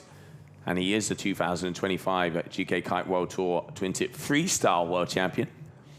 But yeah, right now, it is all up for grabs in between Lorenzo Casati and Jamie Overbeek. There's a few other scenarios there, but I was talking to our head judge, Moran, and that is the word on the street that those two are the ones that are going to be battling it out, and it's going to be coming up very shortly as we are going through these rounds. Let's not forget, after round number 3 of the men, so this is that final heat, we're going to be moving in to the semi-finals of the women, Lewis. Yeah, they're all on the beach getting ready. As someone coming in here confused about the order. What's going on here, Joe? Not sure. It does look like they're... It is cool that they can come right there, so they're wondering. Yeah, you can see them. I think, actually, I have a feeling that our race director, Juan Antonio, let me see if I can see him talking Spanish. If he talks, he's talking Spanish. I have a feeling our race director is up there. Yeah. Because if he is, I think he's, you know, maybe they are assessing the conditions. But it has been up and down. I mean, we've seen the grass. We've seen how that graph has been telling us the wind has gone up, then it's gone down again, then back up. I mean, you look at that from there, it does seem like it's windy. They're out there on 9s and 10s. Let me see if I can see you, Antonio. You know, okay, yellow flag in the sky. So Stino, for some reason, but no, it's going to be Bolando. So that should have been black flag. Maybe he was just holding it. All right, here we go. Jeremy, multiple rotations before that loop, and with the flip as well. I don't believe he's landed that. That is the most unbelievable. I mean, he was almost in the water, Handstand. but he felt the energy was going to come back. This is going to be some replay. Yeah. That was a hand plant kind of... Skateboard-wise. I've never seen a landing like this. He was sure there would be some power coming back to him.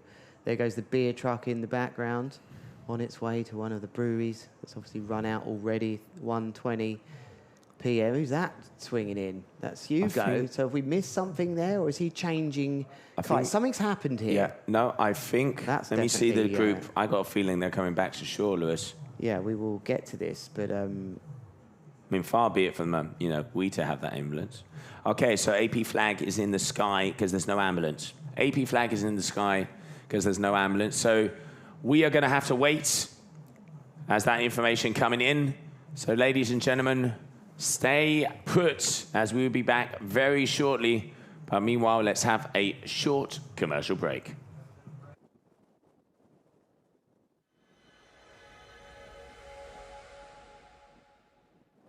Καλώς ήρθατε στη νέα εποχή του ΟΠΑΠ, την εποχή της Allwin. Περισσότερη διασκέδαση, συγκινήσεις και εμπειρίες σας περιμένουν στα καταστήματα Allwin, στο allwin.gr και στο Allwin App. Allwin. Καλώς ήρθατε.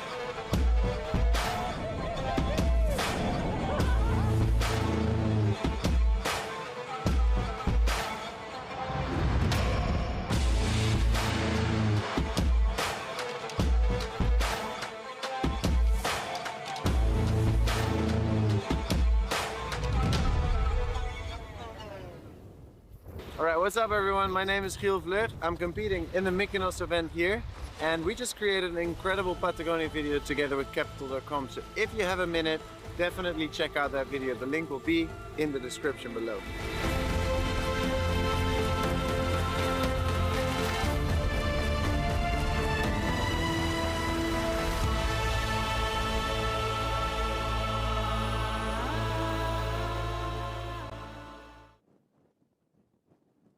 Καλώς ήρθατε στη νέα εποχή του PUB, την εποχή της Allwin.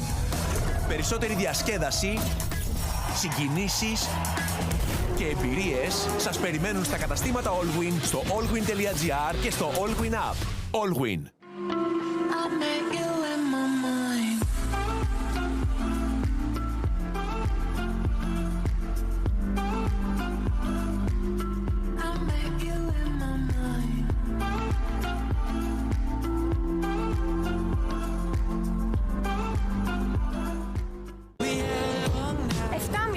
Πάμε να προλάβουμε την Βασίλεμα. Όλο το χρόνο, μία είναι η σταθερά στο ταξίδι. Blue Star Ferries. Και αυτό το καλοκαίρι σας ταξιδεύουμε γρήγορα και άνετα σε Κυκλάδες, Δωδεκάνησα και Βόρειο Αιγαίο. Blue Star Ferries. Κανείς δεν μας ταξιδεύει καλύτερα.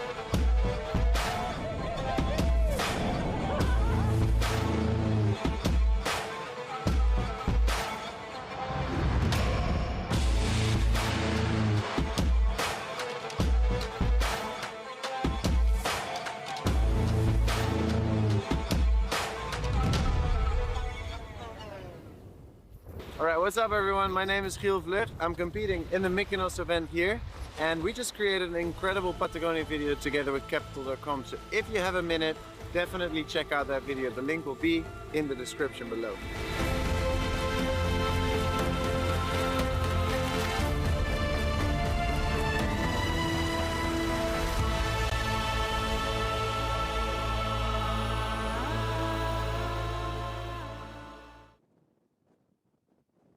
Καλώς ήρθατε στη νέα εποχή του ΟΠΑΠ, την εποχή της Allwin.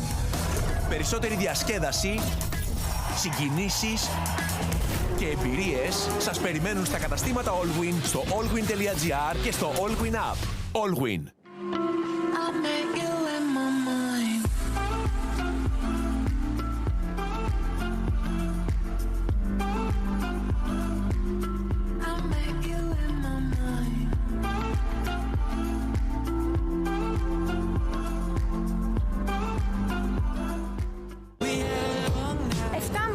Πάμε να προλάβουμε τηλεβασίλεμα.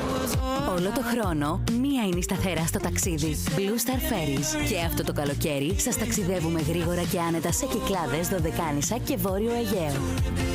Blue Star Ferries. Κανείς δεν μας ταξιδεύει καλύτερα.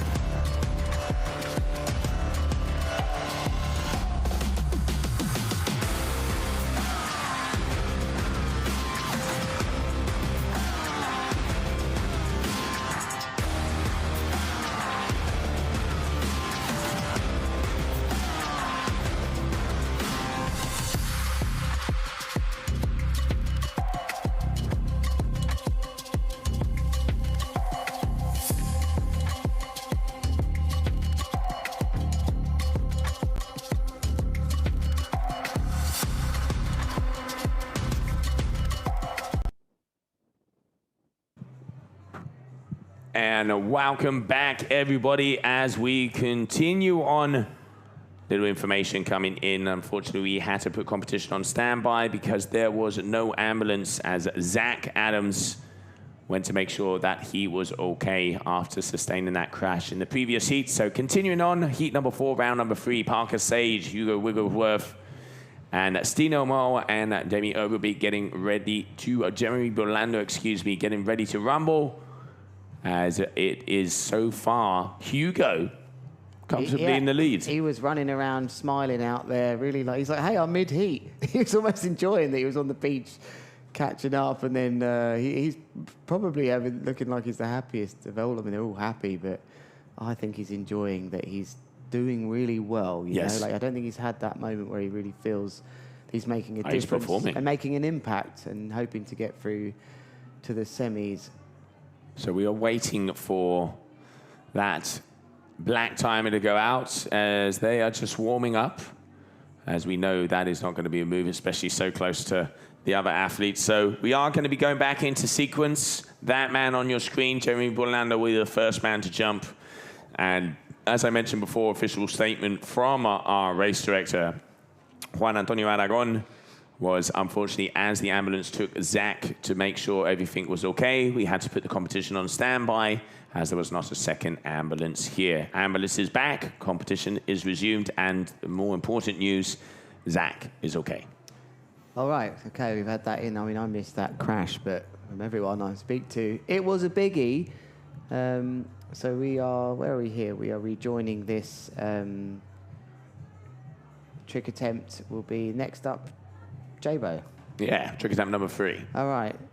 And as you pointed out, we have a term in England. Have you ever heard of somebody that works really hard by the book, maybe annoyingly to the book, called a job's worth? Have you heard of that term before? I have. I'm struggling to try and find in my mind what a Wigglesworth would be.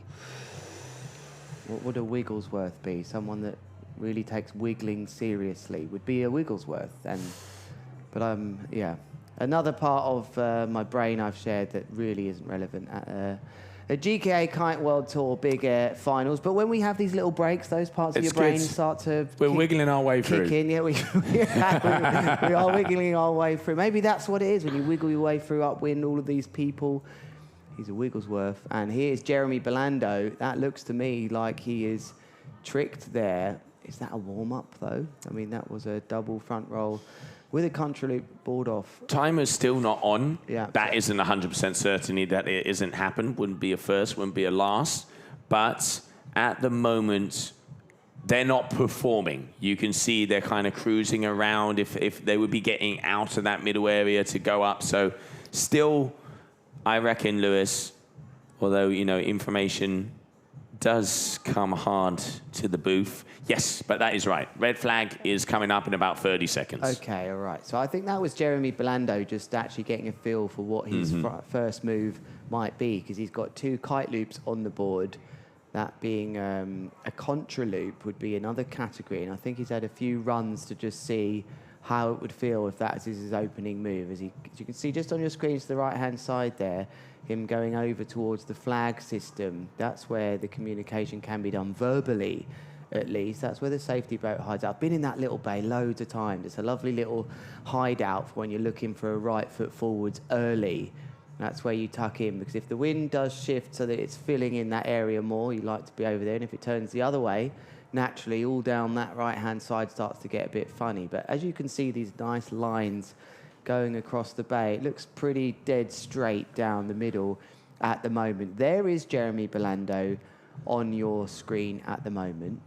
And he is the 2023 Big Air World Champion, 2024 being Andrea Principi, and 2025 Lorenzo Casati. So can the Casatis keep the world title in their family? Probably some sort of stat for that never happening before, a brother taking it from another brother, but I can't confirm that right now. But that is the story here. And actually something maybe I've missed out translating to you, that 4 riders got to that final at the Lords of Tram. It's only 2 events which will count towards the champion of the world this year in the men's department. Half of those riders haven't made it through this final. There's only 2 left. It's really a Jamie Overbeek versus Leonardo Casati to see who will become the world champion, Joe. Yeah, no, absolutely. And, I mean, it is all up for grabs here.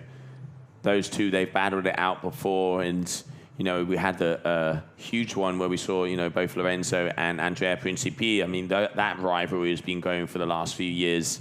And, I mean, it's anybody's game. The level is so high. And I think it's very hard at the beginning of a contest to say, yeah, wow, he's got it. This is the man of the moment. Because, you know, Lorenzo, we could say, has been the man of the moment over the last season. And then, you know, coming into Lords of Tram, completely the opposite. So anything can go. And in the end, it's the best athlete on the day. We've got 2 events this season. Hopefully we'll have more events next season. So then you can start to throw discards and stuff in. We mentioned before, €70,000 prize money here, combination. A big thanks once again to the GKAinthecapital.com, to Leanne, and of course to the Mykonos group, who put 40 extra thousand euros. I mean, what a moment to be in kiteboarding, rewarding the risk. It's nice to see. It's very easy sometimes when you hear information like that, Joe, to sit here and think, oh, I was just out of that time, a long time ago when I used to compete, or even yourself, Joe, and the prize money wasn't up there. But that's just the way we are as humans, because the other side of that is that if kiteboarding hadn't have been around at the time we got into it, well, we wouldn't have got into this wonderful life. So there's always a mindset with that. I'm just very stoked to see the riders rewarded for the risks that they're taking now, like this is serious now to be picking up first place in this sport. But we're being told through our ears here, Joe, that we have the first timer for Jeremy Belando, right foot forwards. Can you look on your screens there, that black slingshot kite? He will complete the 3rd round of tricks, 7 trick attempts for these riders. What's he got for us? Oh, he's got some power, I tell you that. Look, hopefully that wind is coming back and we can start to see some big moves. Locking in, loaded, good takeoff. Multiple rotations, getting the contra front hands. Nice landing. I mean, keeping it cool. Yeah, smooth riding, and just watching the camera there. Sometimes we can tell by the camera just if it's got windier. He was a bit more wobbly as he shot down. Maybe the camera on him. Lovely extension of the legs there, really showing the judges he had the feet off nicely. That's a walk in the park move, really, for Jeremy Belando, and 5.3 coming in on the board. How's the wind looking, Joe? It's putting him in the lead by 0.2 points, excuse me, at the old Batherite. And there you can see everybody checking out. Natalie Lambrecht there, getting ready to rumble. We can see Maxwell there in the back, putting a solid performance there, the young Danish rider. Yeah. Natalie's sister there, Sarah, down there on the left-hand side. Photo has been amended. Okay, nice. Good. That FaceTime is important. Okay, back loop, kite loop.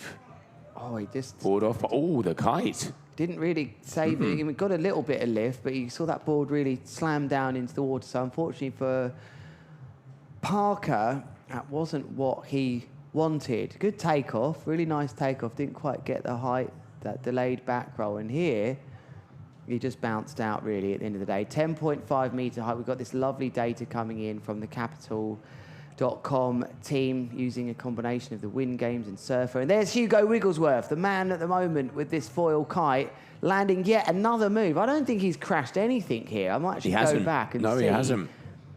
He has been having an unbelievable run so far.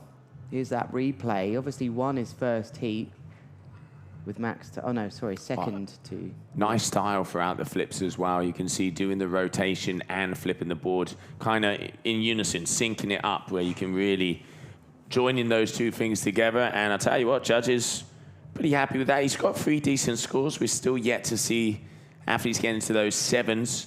And we saw, of course, Lorenzo Casati, man of the moment. But Hugo, comfortably in that safe zone. Yeah, continues on. All right, so he actually did have a couple of crashes in round 1. Leonardo took the win in that heat, so we went through round 2 on your screens now. There is Stino Mal with another nice trick. Not very much downwind distance there, so maybe...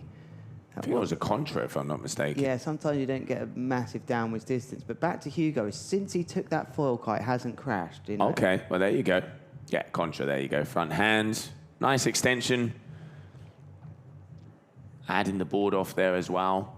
9.7, it still is a little bit, I'm not going to say light because I don't want to say that word, but it is not nuking. There you go, that's it. Thank you, Lewis. It ain't nuking. Yeah, so I think Hugo's one of the favourites for this heat because he's got that kit working well.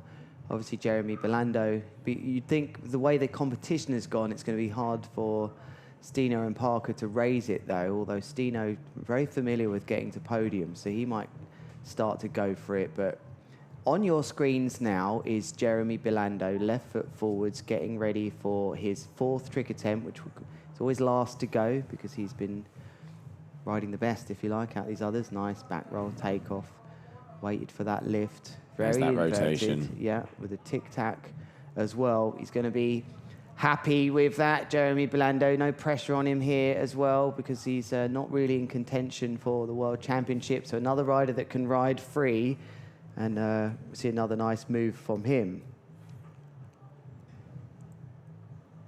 Beautiful. Is that signature move of his where he just really flips. It is like, you know, you remember back in the days of the tantrums where you see some of the Dominicans where they really, it wasn't a spin, it was a flip. It was, feet completely going over Lorenzo Gonzalez. Now that brings back memories. Yeah, it might be. I haven't heard that name. That brought me right back. The good old front mobe. Old school front mobe. Well, they hurt when they went wrong, didn't they? They did. Most of the time.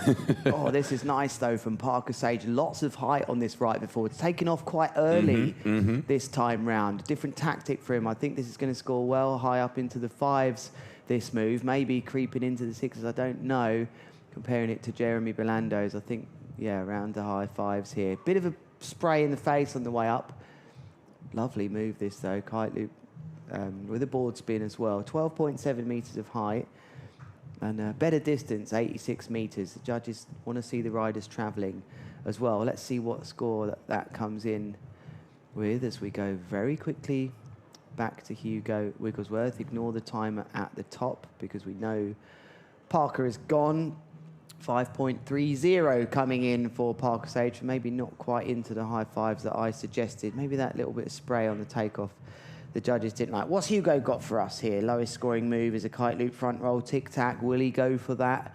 Again, he gets his head down, starts to accelerate. He likes this area at the moment. Wind seems to be filling in here. He's right at the edge of that window. He's gone for it. Oh, going for the flip. Yeah, that was brave there. It was a contra loop.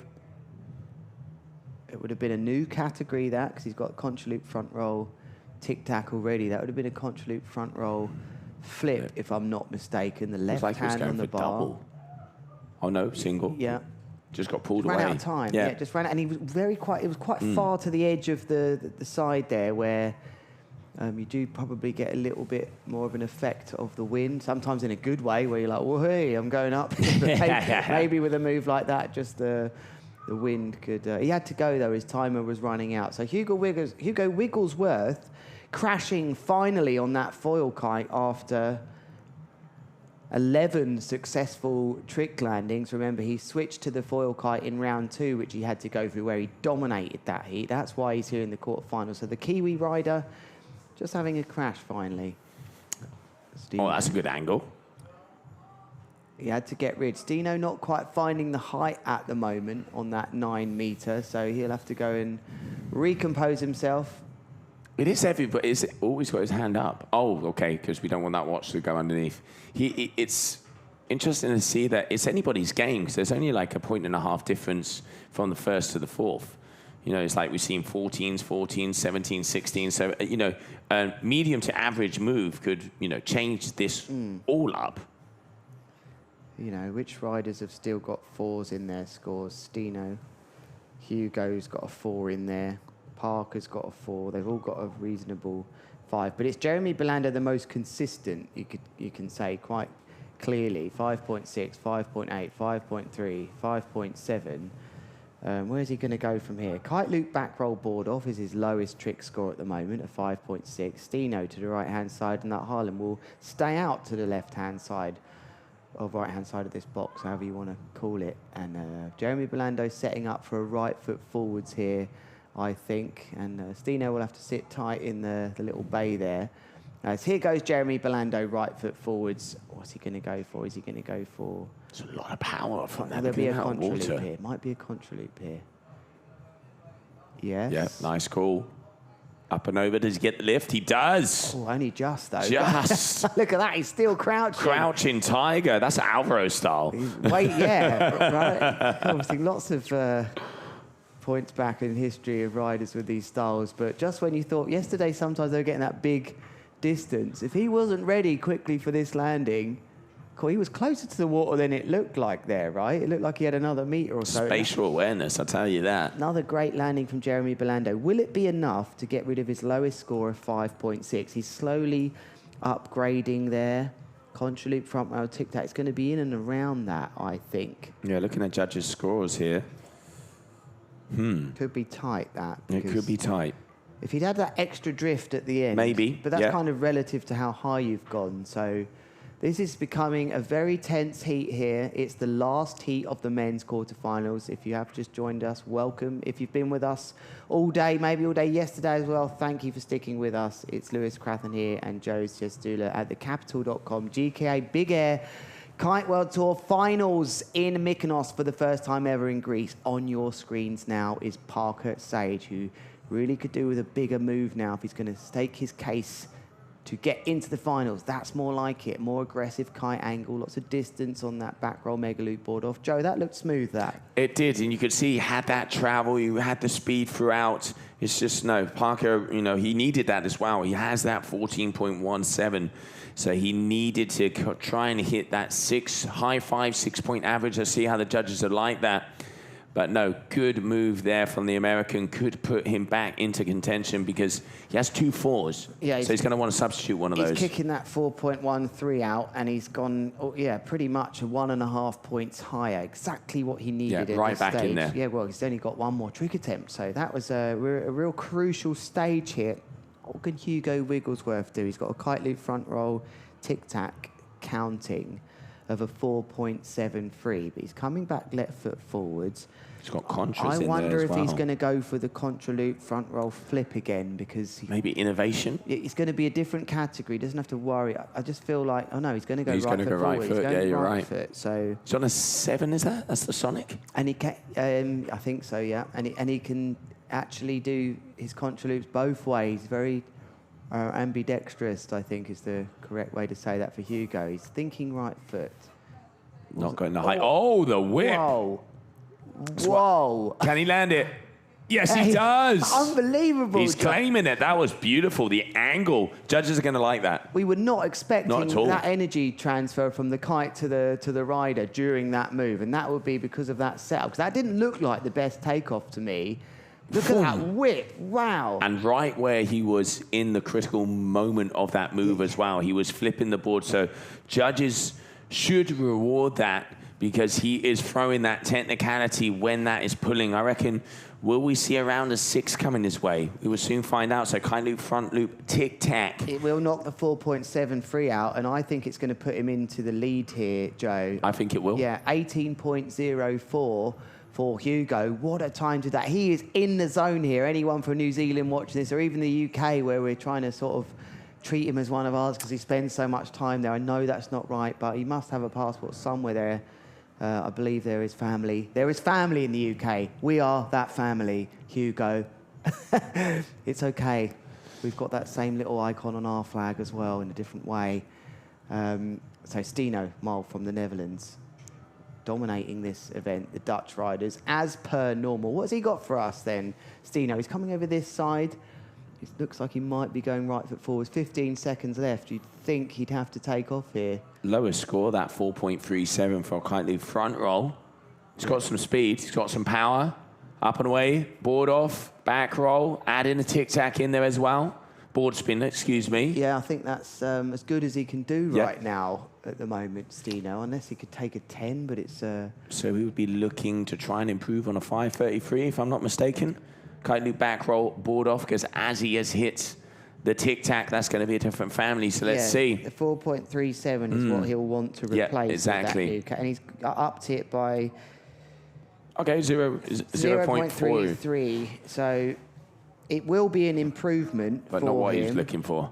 Yeah, I guess you can just keep doing what you're doing at the moment. Like, he's struggling to get that extra elevation that Jeremy Belando... How can Jeremy Belando respond here to Hugo Wigglesworth? They've started to edge in front, them two. He has. Oh, he's got a good kicker. There you go, getting the high. Keeping it slightly on the safer side, but I reckon that could increase his scores. And let's not forget, so far, 18.04 Hugo Wigglesworth from New Zealand is going to be in the lead. But yeah, Jeremy Belando is definitely going to be overtaking because I can see some big numbers coming his way, mate.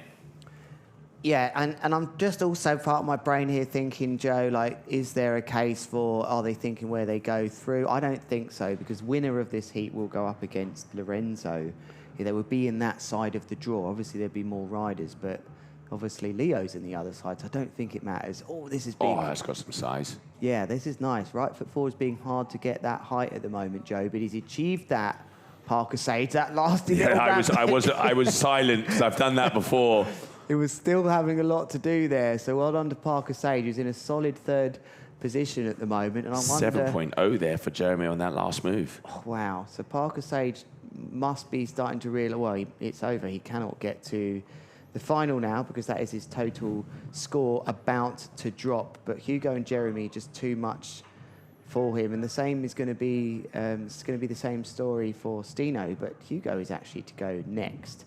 And will he want to try? He's only just off then by 0.29. I think that is to Jeremy Belando in first. won't be too bothered. We'll be pretty relieved thinking, right, it looks pretty good for me to get through now. He's just checking the watch. Just look at that. Just having a look at the watch. And that's how smart these riders are. They're doing the numbers now and thinking, what do I need to do? What position am I in? Am I safe? He'll want to try and win this heat, though. So 5.60 is his lowest score. Will he go contra loop front roll? Maybe he'll go for the flip with the contra loop front. No, he's turning around. Yeah, we saw him miss that one before, so maybe he's going to try and improve on that. It'd be nice for him to know he can land it. I still think he's going left foot forwards here. I think he's just waiting for a bit more space over to the left, even though he's on 20 seconds. That slingshot kite's right in the landing area at the moment, so Jeremy might just go left foot forward. Big moment then in this heat. Can Hugo Wigglesworth find this board flip? I'm sure that he might go for that now. Oh, little touch up there. Final seconds. Is he going to jump? Yes, he is. Here we go. He's got some height all the way up, contra. No, let go of it. Yeah, I think it just didn't look like a real lifty takeoff, but you never know with that kite. Now, after seeing that massive yank he got before, so Hugo couldn't find it there. I think he was forced into that. I reckon that first run he took wasn't an option.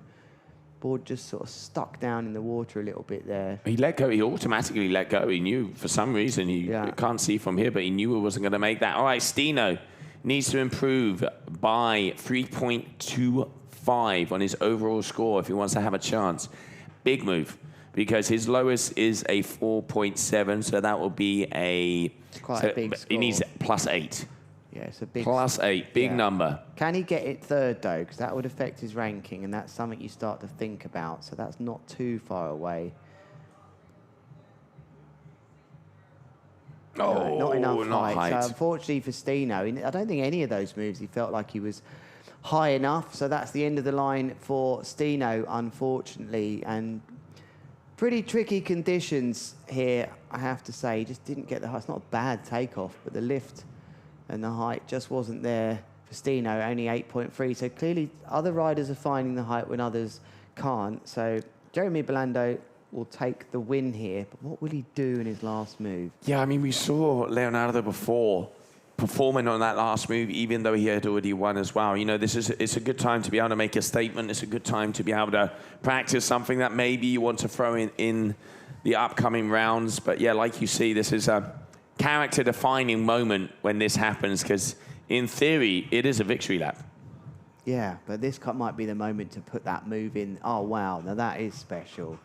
And a helmet cam as well. Well, it's a great shot on the beat. I mean, what do you... He's not messing around. It's all angles. Do you think that's power? I don't know where to... I don't know what to say. Panasonic, old school. Is that an old clip of someone taking a clip, or is it... Yeah.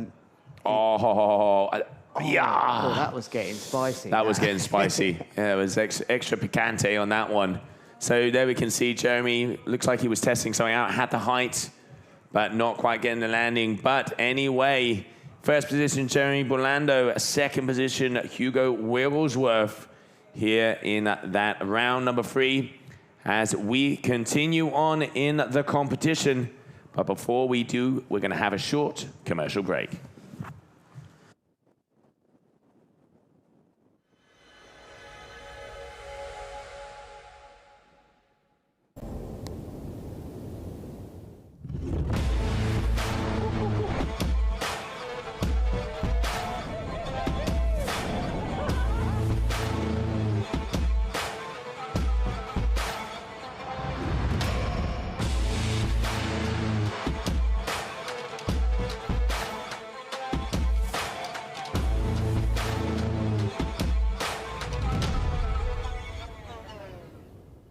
All right, what's up everyone? My name is Giel Vleut. I'm competing in the Mykonos event here, and we just created an incredible Patagonia video together with Capital.com. So if you have a minute, definitely check out that video. The link will be in the description below.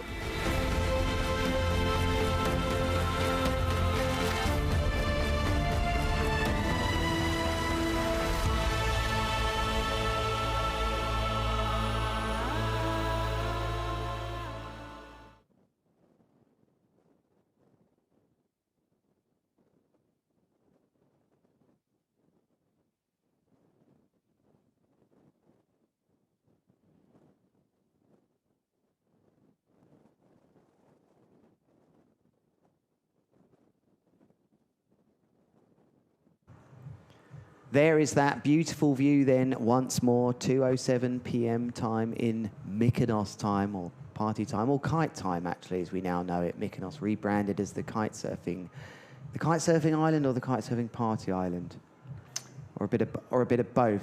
There is Jeremy Belando, fresh from that victory, steaming into the semi-final.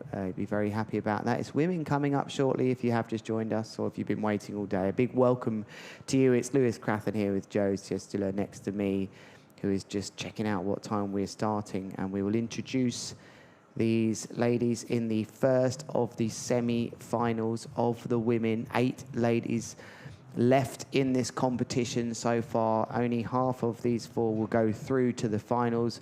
Which 2 will it be? There's Stino Mole there, who's having a little chat with some of the people on the beach, just chatting. Yeah, that sort of grimace says it all to me. He didn't really have the conditions which allow him to perform his best, but some of these riders like stronger wind. Some of them are good at making it all work. I think Stino, for me, likes that big strong wind. Joe, you got something for us?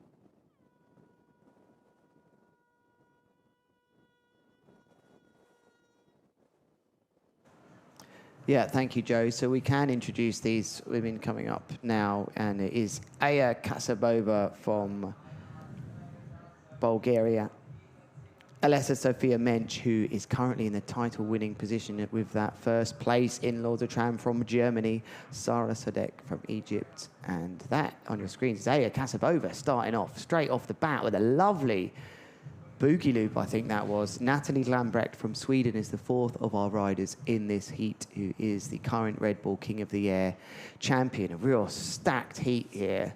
And a nice opening move from Aya as well. She's got some real power about her. I've really noticed her during this competition. She done very well in the Lords of Tram as well, getting to the semi-finals. Great control as well. We saw that yesterday, that boogie loop. Remember that? Just, you know, to have that control mid-move, to be able to, you know, that spatial awareness, very bright future. Yeah, comfortably in a semi-finals, and will probably be annoyed if she goes out here. But she is up against it here, because on an 8-meter kite on this Nash is Alessa Sofia Mensch, who has to get to the finals. A mega loop delayed back roll. What a textbook example of that. Just throwing that back roll just after the loop goes round, following it round with the head, really waiting, using that yank a little bit to help you go into it. And she has to get through this heat to keep those world title dreams alive. Oh, that was textbook. And this is the moment which really takes the concentration. Even though it tries to blast you out for ages when you land here, you've got to... And you can get really injured, actually. It only takes a chop to knock you sideways. You're on the ribs. All these riders actually mandatory to wear helmets and impact vests here. It's the first event I feel I've ever said that safety taken really seriously, as we have this lovely view from the drone again. Joe, who do you think is going to be leading candidates here? I mean, I think it's very hard. Natalie was looking very powerful, but this lady yesterday, Sarah, she did not miss a beat, but looking at that, actually, not a lot of power. Yeah, and she's on a 7, and we just picked out that Alessa Sofia's on an 8. But let's see, maybe she just didn't get the takeoff as she liked. Still landed, though, and as you said, she landed everything yesterday. So she's very consistent, and that might just be holding back a little bit. But I can see her changing kite, Joe, out the corner of my screen. She heard us. She's coming straight in for the 8-meter, so... I'm not sure we're going to get that on screen. It'd be lovely if we had that as a picture-in-picture over the top. But for now, we have the Red Bull King of the Air champion, Natalie Lambrecht, left foot forwards. What's she got for us? A boogie loop. Wasn't the most belting takeoff there, but just controlled the kite round there. And if we compare that boogie loop to Aya's one, I think it's going to score slightly less, in and around a 4.5. And I think that's good to do that, to see, was it as good? Very similar looking move. Of course, it was Yeah, especially on that front rotation, you can see those legs not quite up, not getting that inversion. So kind of, that defining point of the boogie loops, that those legs go up. Yeah. But And hard one. Front roll kite loop. It's a tricky one, yeah, especially in lighter wind when you're forcing. And I'm always looking to see if that bar has been sheeted in. When you really connect with that one, you've got it all the way up to your chest and you're with it, But you can't really do that in lighter wind. You're going to stall the kite. This is a nice take. This is huge. Double back roll, mega loop. Absolutely perfect from Aya Kasabova, who's really engaging some nice lift here. That is a wonderful second trick for the Bulgarian rider. I'd love to speak to her more about where she trained. It was one of the first places, it was the first trip I ever went to Bulgaria. Most people go to Tarifa or more famous spots. I went to Bulgaria and had a wonderful time on the Black Sea, kite surfing in Varna, down in Burgas, and kite surfing the wonderful lake of Pomore. I've got very fond memories of being a young man out in Bulgaria. And here's a Bulgarian. Do you now? Yes, I do, Joe. I do, yeah. The kite surfing was just incredible. Pomore, great spot there, onshore by the beach. Lovely lake. Yeah, there's so many good spots up there in Northern Europe. It's insane. It's a long way ago. It is a long way. 2 decades? It's over 20 years. So. Don't go there, mate. We don't want to, No. Don't let the cat out of the hat. We do not want to say the age. Uh-oh, here, all right, here we go. Alessa right now, 5.20. Nice height. Now we are talking. That's a boogie. Beautiful. Control. Oh, that kite. I don't want to jinx it. Did I do it again? Oh! Oh! Did that make contact with the plane, that kite? I don't know. Something yanked that kite hard. Wow, Joe, we were right to be cautious. We did the right thing to know that move wasn't over, but that was harsh. What else can you do here? Riding heavily towards the kite, nothing you can do. And here's the moment where you think, bang. The back. She's going to feel that tomorrow. Is there such thing as a frontal whiplash? Because that's what it would look like. She definitely got lashed, I can tell you that. Yeah, it's just that kite pulling. I'll go as far as I think we may have even had scores starting to come in from the judges yes. there. And suddenly they disappeared because that was a proper boogie loop, right foot forward, sheeting in. Really unlucky from Alessa Sofia there as Francesca Maini on the beach with Moraine from the Wind Games here. Different role from the Wind Games, I believe, going on there. But, cool, that was... Quite Michele Sol in the background there. That was a caner. Joe, I can't get over that. Mate, I felt it. It's like you say, the whiplash, but, reverse whiplash. Because how it just yanked her forward. Such a shame. It's a really good move. And, Alessa, current #1 coming into this event. She took the win over there in Lords of Tram. Main athlete in the race for the World Championship. Beauty there from Sarah. Nice. Yeah. That's more like, it looks like that kite change has done her good. 8 or 9 did she change to? I didn't quite catch. I think it was an 8. I think it's an 8. I'd be surprised if it's a 9. Yeah, it's 2 sizes up higher, but the 8 clearly working. Lovely body position. I actually find that when the body is much more vertical, I don't think you get as much yank as you do as if it's a little bit lower with a boogie, and I think that's because of the weight behind the bar. If you get it right up high above, you haven't really got that weight behind it. You're tucking, the kite can turn on its axis a bit more. There's a combination. I feel like Alessa's was much more powerful. But it did look like it. But that said, it wasn't landed. So that's the key thing here. Things have to be landed. So Sarah with that kite change, a good score. On your screens now then is Aya Kasabo. Is that Aya? That's Natalie. Sorry, that's Natalie. All in very correctly dressed there. The matching rash vest almost. Dark purple. What an outfit. Yeah, Natalie, always the smile. Yeah. This girl is a powerhouse, one of the best freestylers on the planet now. Current Red Bull King of the Air, champion, the queen, so to speak. And there, contra, front roll contra. Not quite getting the yank she wanted to see, but no, very nice. Tell me what you're looking at, Lewis. I've just asked Google, is there such a thing as reverse whiplash? As we just see this move from Natalie Lambrecht. Was that some form of contra loop, I think, there? So, I mean, in some ways, that was still normal whiplash because the head would have gone back first, I think. But just the fact that I think what we were questioning is you don't often see whiplash, do you? Because it comes from the back in a car. So the fact that you could see whiplash coming, yeah, I mean, maybe if you're backwards on and the kite pulls you like that, that would be the definition of reverse whiplash. But Google says yes, it's absolutely real. Very AI response that. But while traditional whiplash involves snapping violently backwards, you can go forwards. But meanwhile, it was a big crash. Yeah, that's clear. But that was another landed move from Aya Kasabova. Is riding with real freedom here. This is really nice. It is a doobie contra loop from her, who's now landed 3 tricks here and starting to enter the conversation of being an upsetter. Is she going to upset one of these other riders? Because I think being straight, Alessa Sofia Mensch, she has won Lords of Tram. Sara Sadek has got a higher seeding than Aya as well. Natalie Lambrecht being women's king of the air, first place. You would naturally think Aya's up against it here, an underdog, if you like, Joe. But the way she's going about this heat so far, she's going to be out in the lead here, I think, even if Alessa Sofia lands. Is Alessa Sofia lining up for another boogie loop? She definitely is. lovely. Oh, the height. Now, can she get that landing? Kite back, sends it forward, the chop again. Oh! And here comes the Kana. Oh, no. Oh, no? Okay, so the kite actually hit the water before. That is really unlucky. Oh, She looks like she felt that one. Yeah, she does.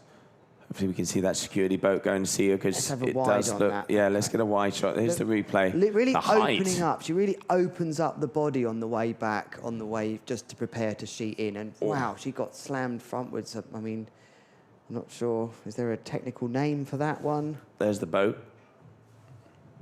So did the kite stay on the floor? Because there wasn't much the kite is back up now.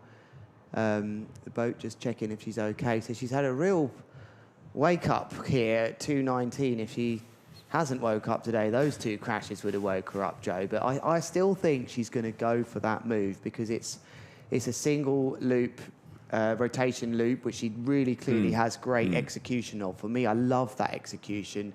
Open up the body, lean back, tuck in, and half a front roll almost as you go round, because if you overdo it, you end up in the double.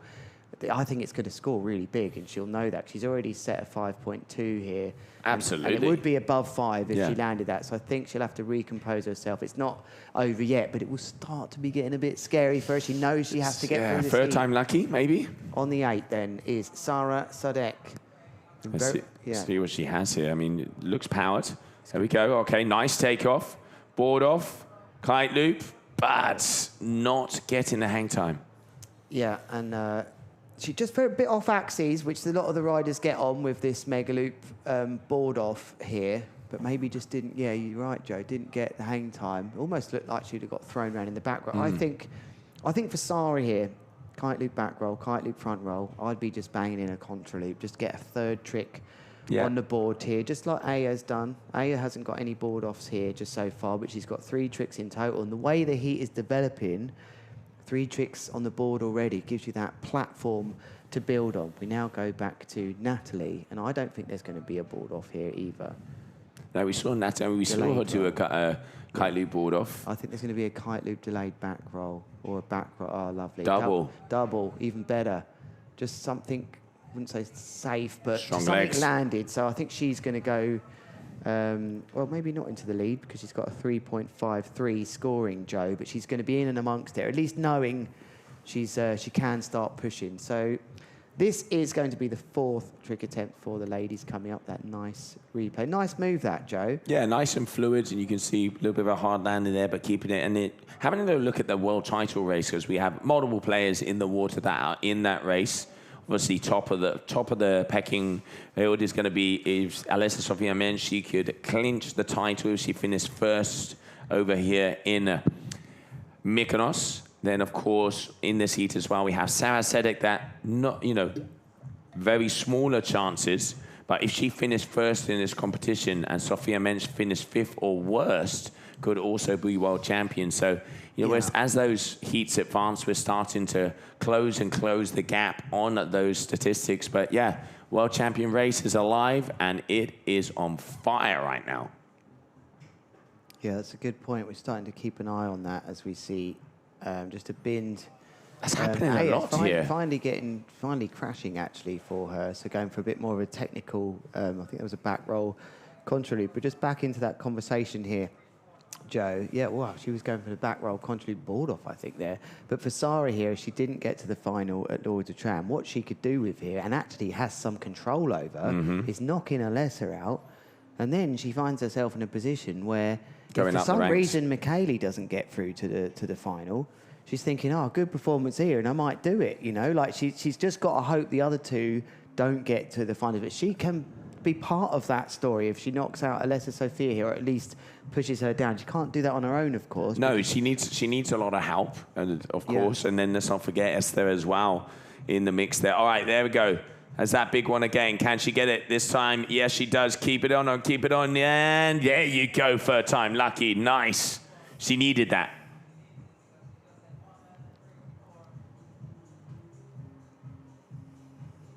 Yeah, totally in control of that move.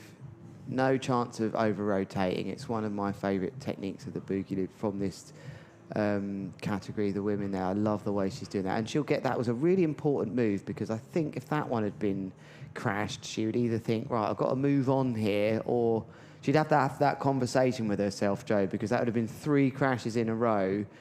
But she's done well there to land that and get through, and to recognise she might have been a bit unlucky, and not to have those doubts going on, like, what's the matter with me? She was unlucky with those landings. She was very unlucky. Yeah, no, absolutely. And you can see she has it. She has that one now. So let's have a look. A 5.60. Good score there for her. 10.80, putting her right back in the mix. She has 2 out of 3 landing maneuvers. Let's not forget, 7 attempts. Top 3 moves are the ones that count. Now, important moment here for Sarah. Is it going to be the mega loop board off? Yeah, I think it might have been, although maybe sensibly just getting a third trick on the board. Did those feet come out? I think it was just a grab. She was going for it, that's for sure. Okay, but either way, it's just getting that tip up just towards her hand, but I think maybe just suddenly thought, do you know what, if I could just land even a 2.9, I'm going to put myself very close to second place. Getting interesting, this one, Joe. It is. I mean, we're just about halfway through. All right, now Natalie has so far 12.93 in the lead. Has a decent 5 and then a 3 and a 4. So she's going to be looking to improve. What's she going to go? She has a contra loop front roll for that 3.53. Will we see that? We haven't seen the kite loop board off from her that we know she can do as well. Right foot forward for her.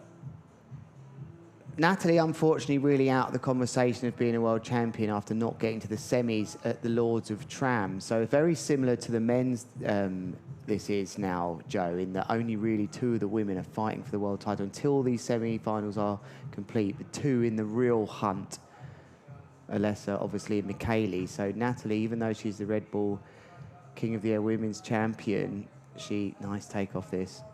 Goes for the board off, gets the feet back in. Oh, just not quite. Yeah, it was tough, that one. She does do them out to the side. That's her style, but it didn't really look like that one was going to be a difficult one. But just back to, we'll see that replay here.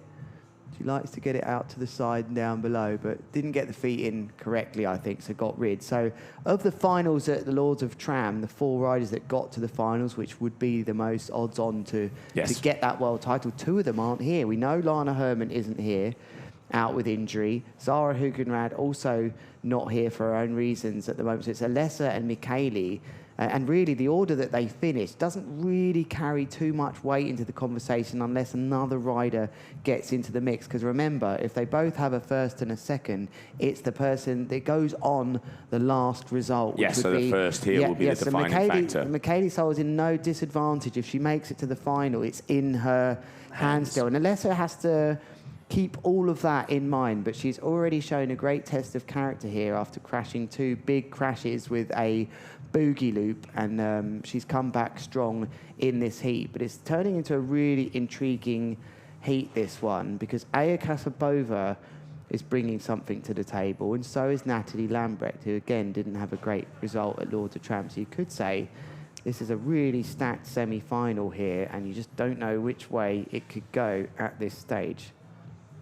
All right, and there you can see 30 seconds on the ticker.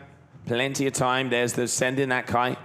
Back roll, contra, and just not getting that height. Not getting picked back up by the kite. I wonder if that foot came out on the way up, Joe. I felt like that foot might have come out or just been massively affected on that bit of chop there. That left foot, I didn't feel was solidly in there. And when I saw it come out at the end there, maybe just not feeling it on the way up. Unfortunately for Aya Kasabova, her consistent start has turned into a few crashes, but it's all right. She's still got a bit more time to upgrade. What's Alessa Sofia Mensch going to do here? I think there'll be a contra loop coming. She is going right foot forwards now. I think there'll be a front roll, contra, no, coming back left foot again. Kite loop, back roll, kite loop, front roll. And she's done those to the right. I think it's going to be a contra loop. Being so right-handed, I think that would be the move I expect to see here. 20 seconds left, looking for something here. Very slowly, is she interested? Yep, she looks interested now. She starts to build speed. Here she goes. It's a front roll contra loop, not super high, but land this and you're in a good position. Good she is riding. in a good position. Good riding. It didn't need to be massive there because she has got one of the, well, if not the biggest score of the heat so far. So it didn't need to be big, this. It just needed to be landed. She'll be feeling good now. She might even get through with this score right now. So yeah, I mean, that's going to put her, where is she at? So she's here. That's going to put her in about, I'd say, around the 13s. 15, I think. Yeah, let's see. I think it's going to kick, no, you're right. It'll kick out the 2, you're right. No, 15, I think she's going to kick out the 2.90. Oh, no, I'm looking at Sarah's scores. Ignore that. Sorry, Joe, I'm looking at the wrong scores here. Yeah, 3.83 is coming in. So she's not far off 15, which might be the sort of number that... Yeah, you'd think so. I mean, I think the important note is that it is very open so far. We're on trick attempt number 5. Here we can see Sarah going up. Good height, board off. Can she get it? This could be a banger if she lands it. That kite just a little bit further back. And... okay, so it's in front. Luckily, it's in front of that mark. She done well there. Yeah, she did. She got one hand on the other side. That was, gosh, she nearly had that. She did. That was big as well. She was fighting for it, and that would be the first rider in this heat to land a mega loop board off, and they can all land this move now. So it shows just how hard it is. Good takeoff. Really got it out the side. Got it on, but maybe nearly hit that boy actually. So. Crash for Sarah Sadex. Pressure starting to build on the riders as she still has a 2.90 scoring. So I think that might have been a good move. It's easy to say that from here as well. Very much so. Out there, but just trying to nudge yourself. Well, actually, she's down in fourth, actually. Probably does have to start going for it because Aya is really, really doing well here. Yeah, let's not forget that, the likes of Sarah, she only has 2 more attempts, so that means... she does have that one decent score of that 5.50, so she wants to improve on the other 2, so she can't miss an opportunity, because if not, she won't be hitting to those 14s and 15s that we're seeing so far. Natalie, as you can hear and see on her screen, 3rd overall so far, 12.93, looking to improve maybe on that 3.53, as Natalie there for that one, contra loop front roll. See what she's got. Up and away, no, kite loop, board off. Good. Can she get the landing? Oh, tightrope. And drilled. So it's easy to say, oh, why take the risk, why not do something simple? But the mega loop board off now is such a standard trick to expect for these riders. It may well be that this move is their 3rd, the way they go about their heat always, that they do a couple of rotation loops one way or the other, and then they actually go in for this. So that's why we're seeing them go for this. It's not like they're going for some crazy difficult trick. They do it all the time. So that is why they're putting it in here. But you can't help thinking, looking at the scores, if you've got a low score in there, or they're looking at the scores, contra loop front row only scored a 3.53. Why try and do another one? Maybe. That's a good point. You've got to try and get 5s now, clearly, if you're going to get through here. And this is why, because this riding with a contra... oh! She's in the zone. Aya Kasabova is absolutely contra-loop front roll. The 4.17 is going to be smashed out. I think she's going to improve that by Double rotation. I think she's going to improve that contra-loop front roll by almost 2 more points. That was big, Joe. That was big. I can see a 6 or something coming in. 2B contra, very nice. Very smart riding. That was her lowest trick score, 4.17. I can see something high, a lot higher than that coming in. I wouldn't be surprised if she goes steaming into the lead with nearly 16. Look at that. 15.95, 5.85 coming in. Aya Kasabova looking to make the final here. I think that might be one of her first finals. She almost looks like she's got 1 foot in the final she at the moment, Joe. There's still 2 rounds to go, but she is definitely there. What a time to do that, sending a message out. I think we see a bigger one of those from Alessa now. I think she'll see that and also go for it again. Yes, she does. Just got a little bit of chop on the way up. Oh, no. Oh, she'd be gutted. She'd be gutted that that's happened because it's opened the door for the Devastator, Joe, on the last move. It's going to go down to the last move, I think, here for Alessa because Natalie Lambrecht isn't far away.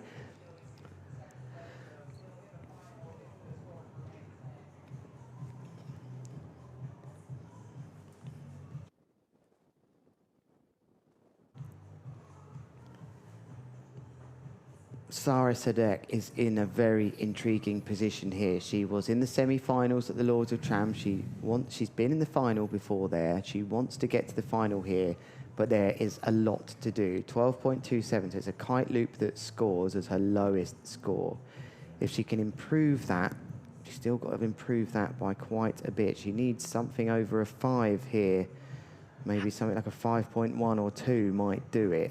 Had that big kite loop board off attempt. Is she going to go for it again? No, she isn't. Front roll contra loop needs this. Does she get it? Keep it going, keep it going, keep it going. Fight it. Yes, she does. Can we say it? Yes, we're going to say it. She's good. She's safe. She does. Is she going to score a 5 point? I think it's a 5.1 or something similar. Maybe nice body position. That was. I think that could have come a bit earlier, that move for her. Is it enough to get into second place and really put the pressure on Alessa Sofia? I think it is. I'm seeing scores coming up here. I think it is looking very good. It is. She's done it by 0.04, a 5.3. A little bit off I was, but the roundabout. So Sarah Sardet really showing her class there. What a pressure moment for Alessa, but Natalie Lambrecht might come to the table as well here because she's got a lower score. She could easily get in there. She's gone for the same move. Don't think that's going to score as high as Sarah's. Not as much distance, but it might be around a 4.5, which would give her a point extra and put her on 13.93. I think that's the end of the road for Natalie Lambrecht. I don't see that one being way into the 5s. If only she got 5.3, Sarah.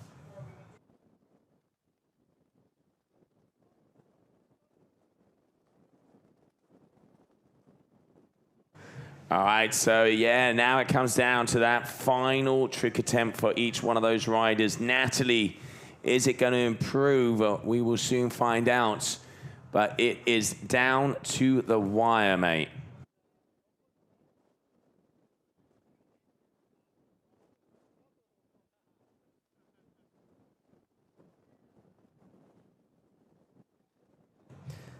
All right, so Aya, who threw down that absolute banger, 15.95, went from third to first. And here, final move. She's got the height. Board off, contra. And, coming down, that board was there. Yeah, and that would have been, what skill was that? How nice is that to recover your crash? So Aya still looking good to make it through to the final. And nice replay of that very technical move, back roll with the contra loop. Getting very excited about the 6th trick attempt, I think I was there. Me and Joe talking about briefly off air. They do have another move, but just where they sit before that last move adds to the pressure so much. Because right now, Alessa Sofia Mensch will not be going through as things stand. The rider on your screens, the Nash rider, looking to become world champion, who won the Lords of Tram event, has to find something here. Her lowest score is a 3.83. She's going to be going for a front roll contra loop, I think, Joe. I'm not sure if she's going to go for it this time. She looks like she's speeding up. She is. There's the front row. It is the contra. Can she get that kite forward? She does get that kite forward. This could be a landing. Keep it together. She does. Defining moment, Lewis. Defining moment. She's even, her hand went to her chest. She was like, I might have made this now. Needs more than a 3.87 here to definitely go past Sarah, and I think it's enough. I think it's enough. I do think it is. What a reaction. Got a lovely bit of lift off there, but look at this moment here. She quickly had to shove the bar the other side. It's going to be enough, I think, for Alessa, but Natalie and Sarah still to go. Yeah, I mean, it ain't over. It is not over, let's not forget. Let's put her in second for now.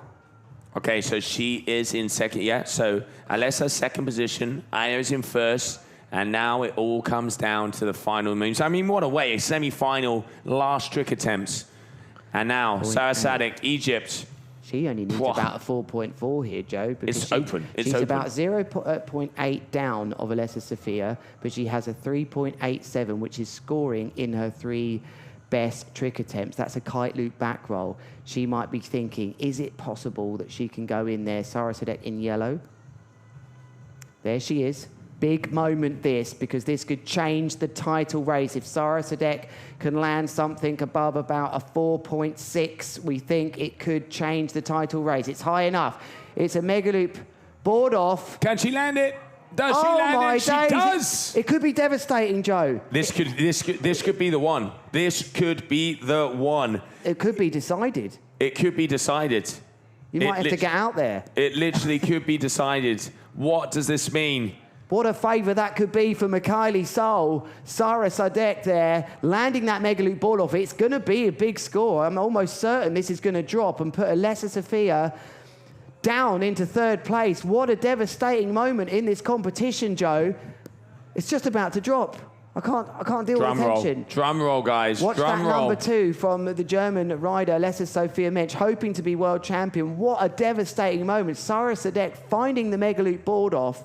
It's definitely going to kick out the 3.87 and bridge that gap of points, which I think is 0.8. It has to. I mean, it's the only mega loop board off in this heat, Joe. Still waiting. I'm still waiting. It has to be, for me, over a 5. Easily over a 5. I'd agree with you. I would definitely agree with you. It has to be over a 5. I can see their judges are checking on these scores.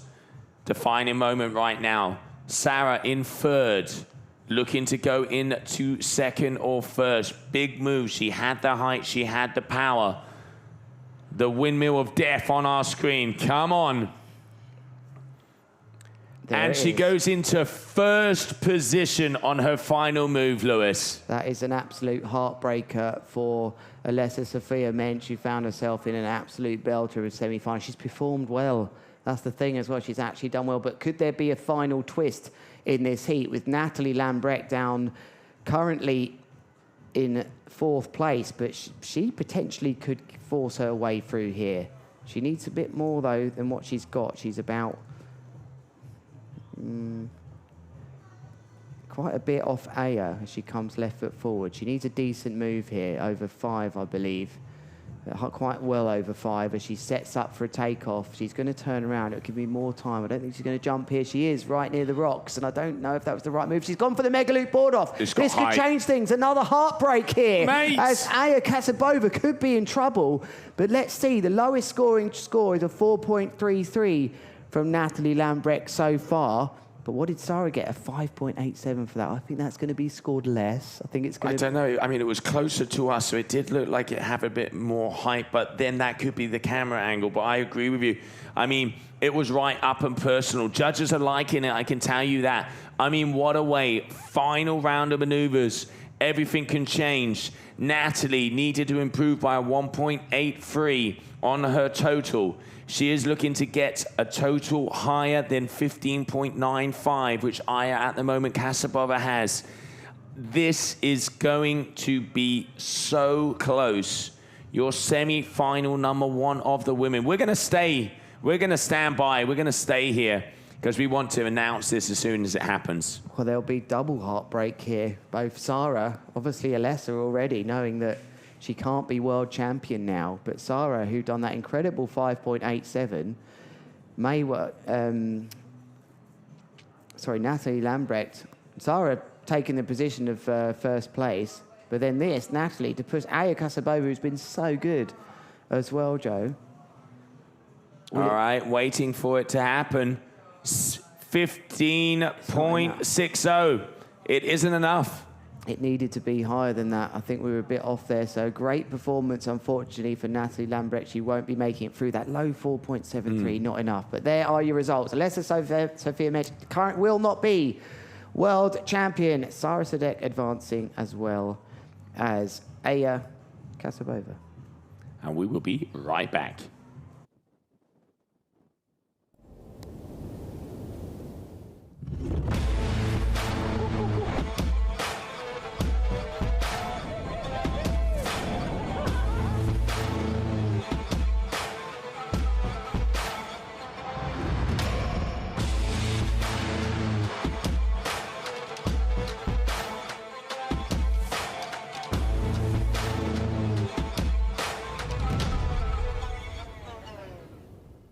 All right, what's up everyone? My name is Giel Vleut. I'm competing in the Mykonos event here, and we just created an incredible Patagonia video together with capital.com. So if you have a minute, definitely check out that video. The link will be in the description below.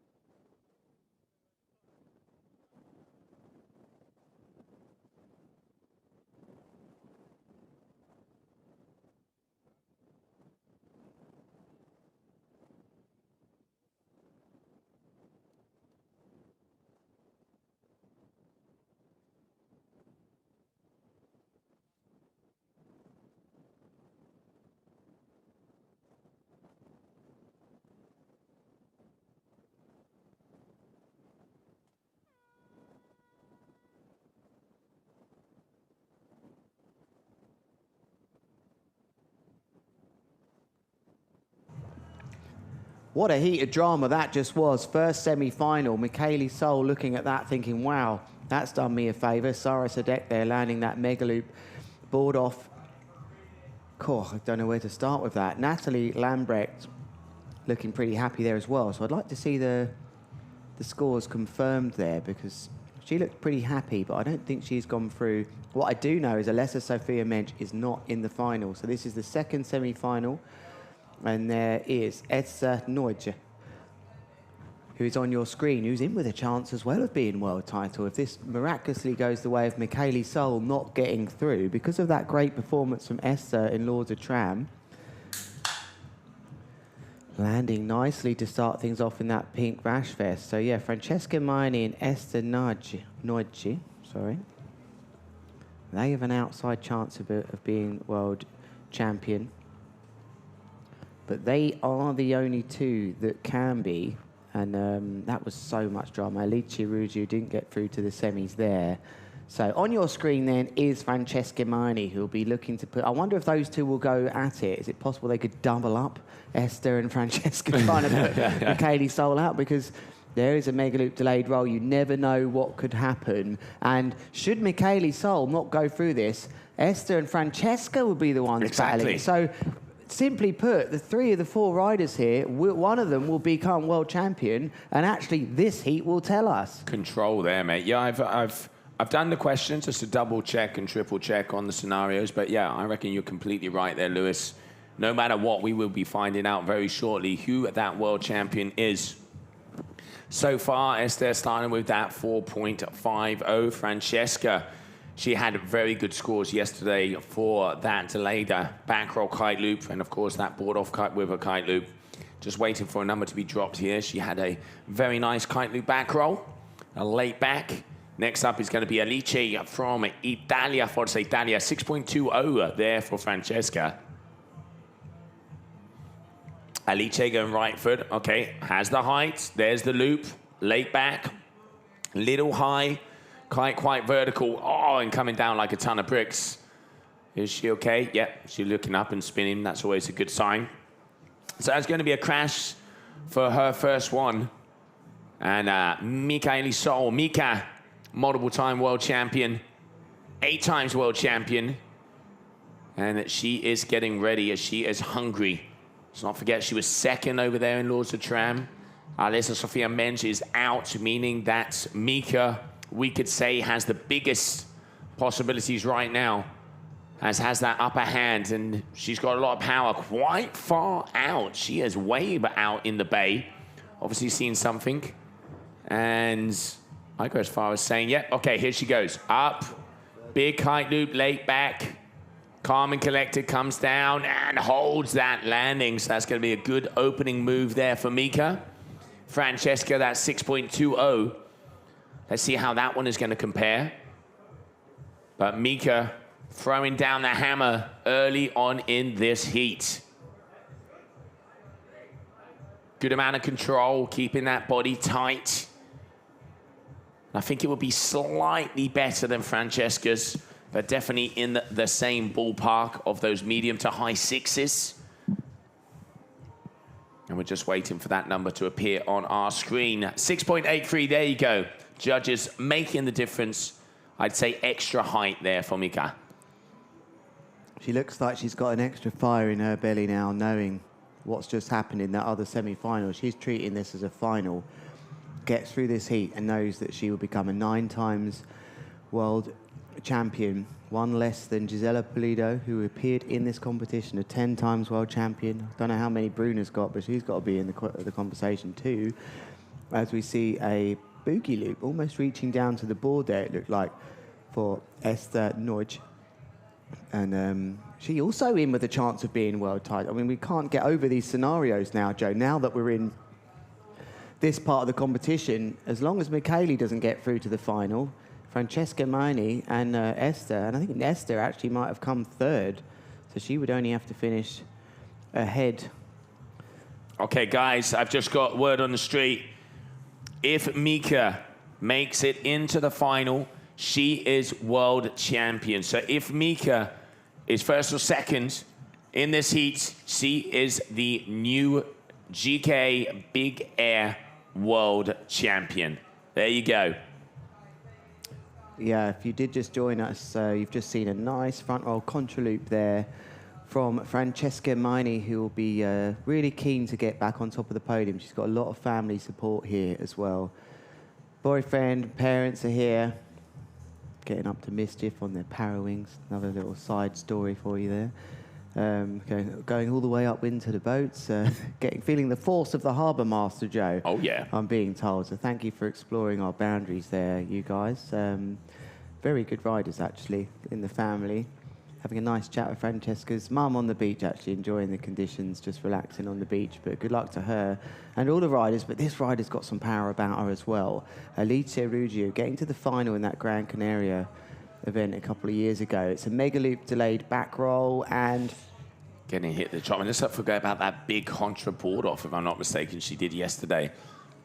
She's been pretty good, but it's all about, for me, vertical lift now. Last thing you need here is to be speeding off downwind. And did you see how carefully Mikaeli Sol took off a bit further out and just tried to go straight up? That's just going to stop you moving downwind so fast. Most of these riders are really executing their tricks really well, but it's actually the landings where things are going wrong. It's not in the air or mid-air where they're losing their awareness. It's landing. And again, Mikaeli Sol trying to just pulled out of that one, Joe. Yeah, look, turning around and deciding against that. I mean, there's plenty of time. We've got 1 minute for each one of the riders to perform their moves. It does look like Mika is looking. She's the furthest out. She's almost, right on the edge of what we would call it, the bay. Yeah. And she is definitely looking for right foot forward. She has that 6.83 for that kite loop light back. Let's see what she has for us now. There's some nice kickers coming away, powering up. There goes the kite, up and away. Front roll, contra. She is playing it safe, I can tell you that. Yeah. She knows what's up. Yeah, interesting there. She chose to just, rather than come round one more 180, there's a lot more angles open to land in toe side like that. Watch this here. There's one 360.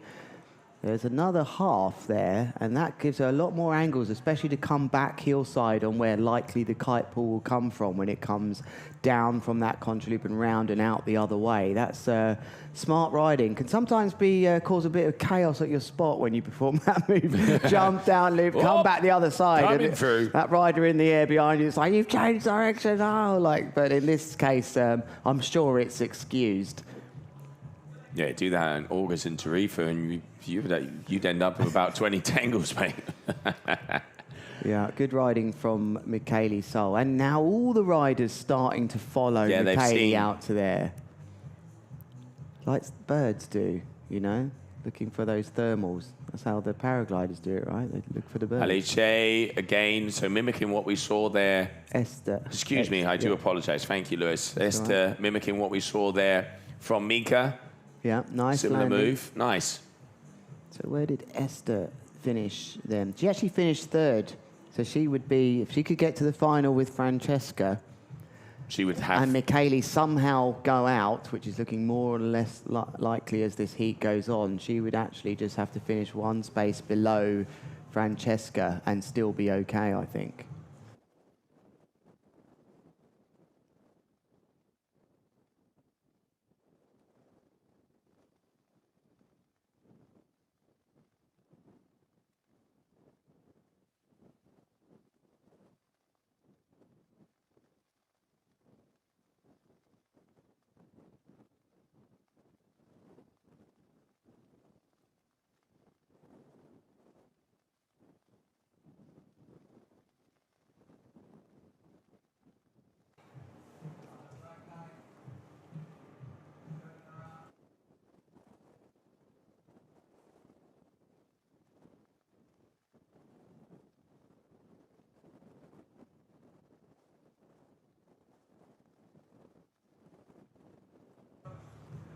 Wow, that is a biggie. What an absolute caner of a boogie loop there. Ruben Lenton getting very excited in the background on the microphone from Francesca Maini, who hasn't been in a final for over a year and looking really good here. Lovely technique there. Totally in touch with that. Slightly different technique, but laid out a bit, but in control, receiving the power of that loop and not allowing the power of the loop to manipulate her body in any way. She was the kite in that move.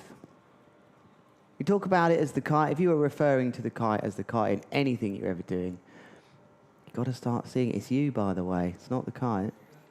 Oh, this is nice. Look at that vertical takeoff. Yeah, Mega angle. loop delayed back roll. Really vertical takeoff. Fight it, fight it. Wave ride, little wave ride at the end. Very nicely done for Alice. I think that's going to be the highest scoring mega loop delayed roll of this round.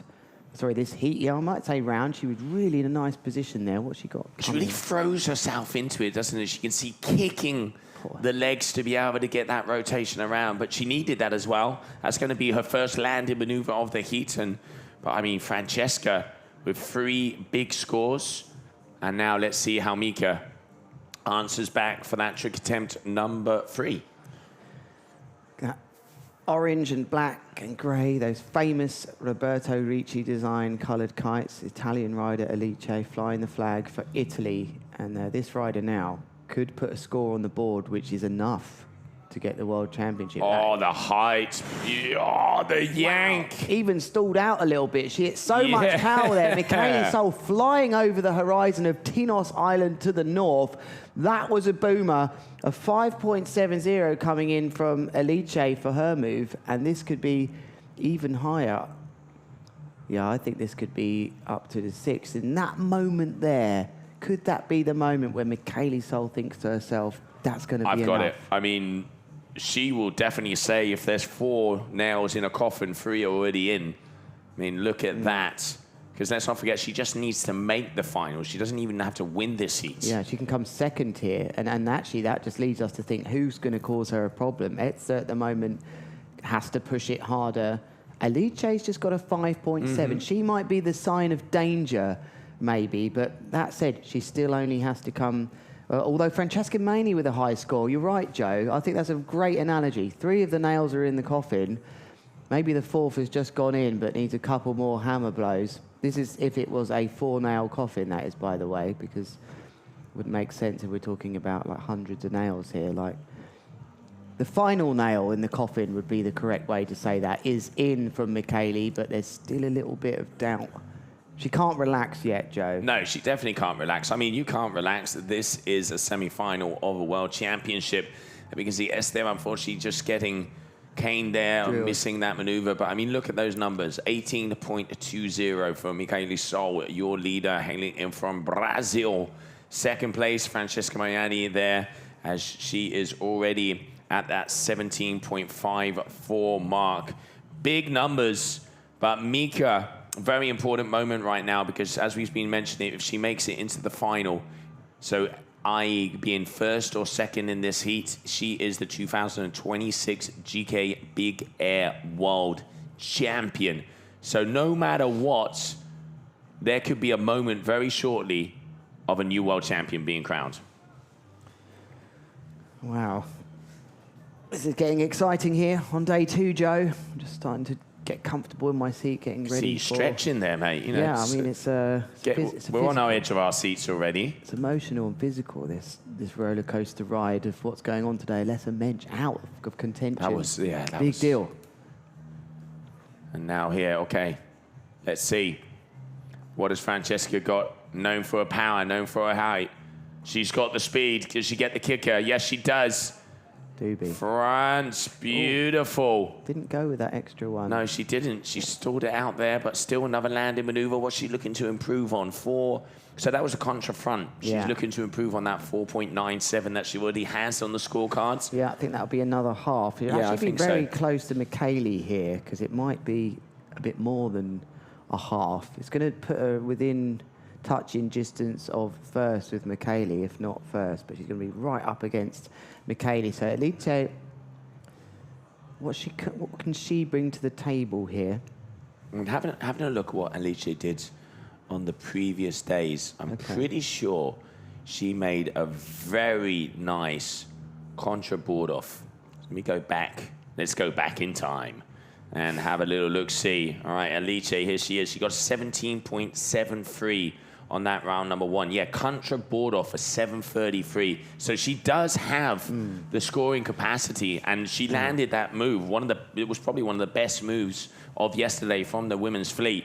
So she could be the spanner.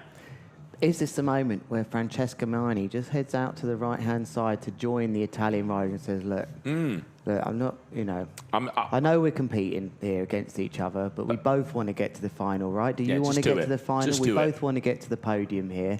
But that lady out the back in the black will have something to say about that. Breaking up the conversation. What are you two talking about? But let's not forget here as well, Joe, she's got a 4.40 in her score, Michele Sol. You'd expect her to dump that out with the consistency she's got here.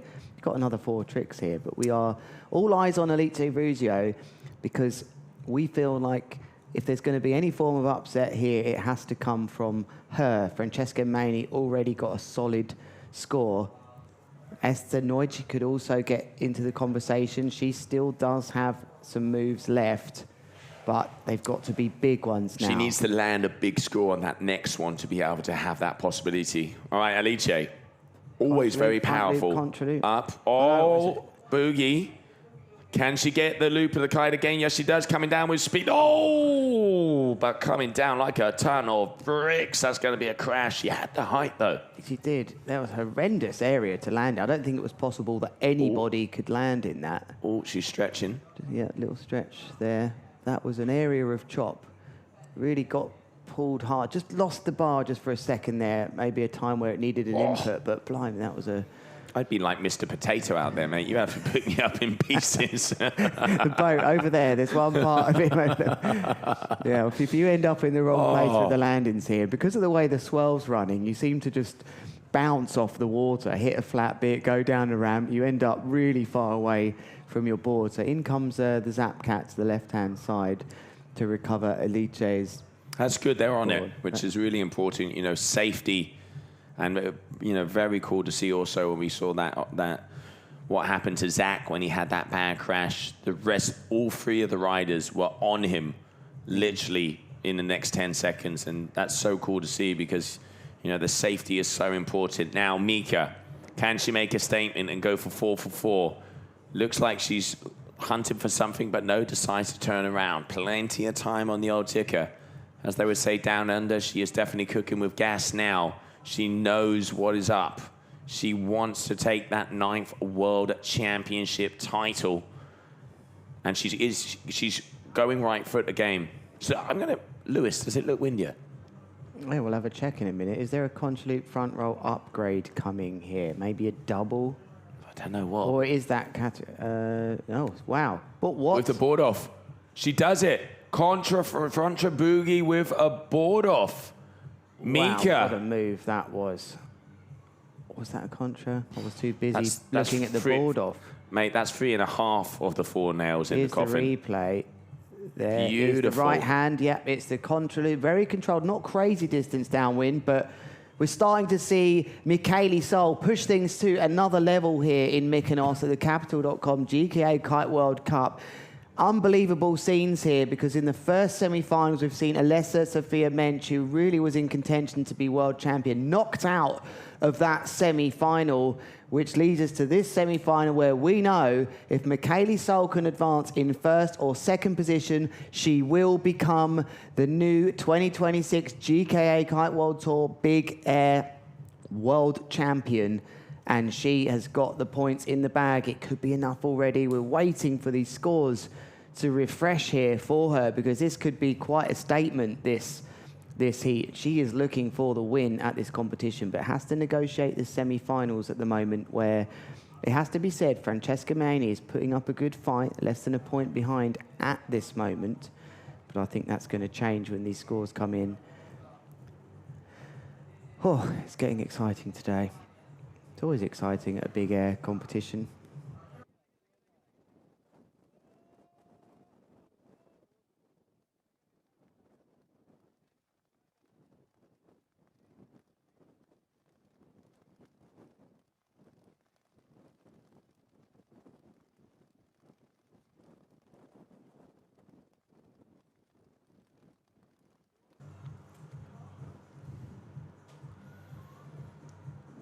We will bring you these scenarios as they go on, but this is the replay of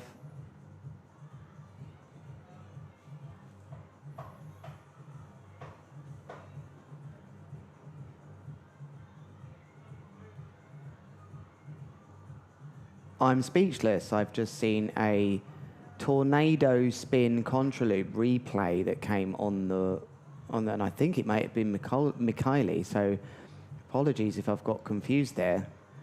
As Esther Neutsch solidly in third place at the moment, landing another move. Here she is on that replay, nice takeoff, reaching us a mega loop board off from her, from the read-in rider. Nice and controlled. She'd be absolutely stoked by that on her 6th trick attempt.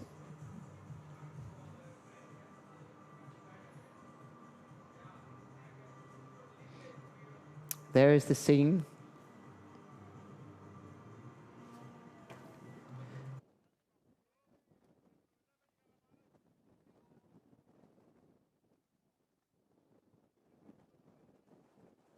If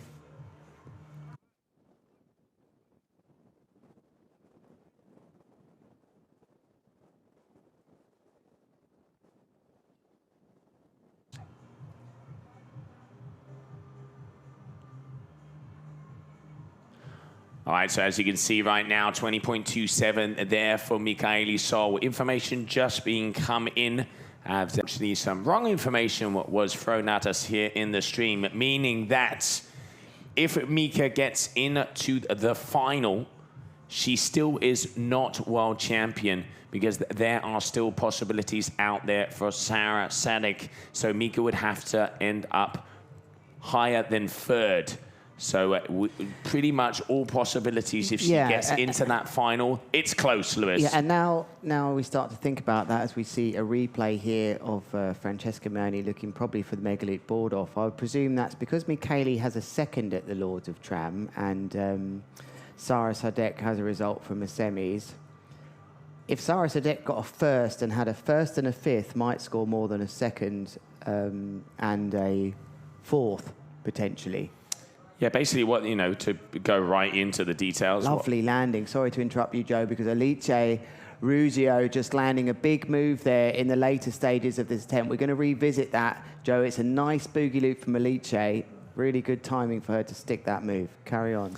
Yeah, so basically what it is, the math is, if Mika makes her way into the final, she currently has 870 points. If she was fourth in the final, she would gain 700, making 1,570.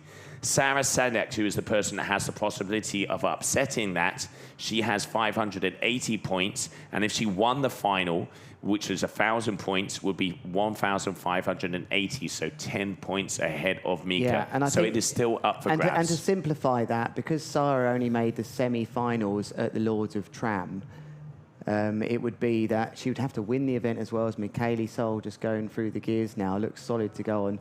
A second and a fourth wouldn't score as high as a first and a fifth. So it would be possible to win an event and only get to the semi-final and actually be stronger than someone that got to the final twice. Due to you do get really good points for getting first place. So that is why we've revisited that. And it's important to bring that to you. So Sara now being the main contender. Literally.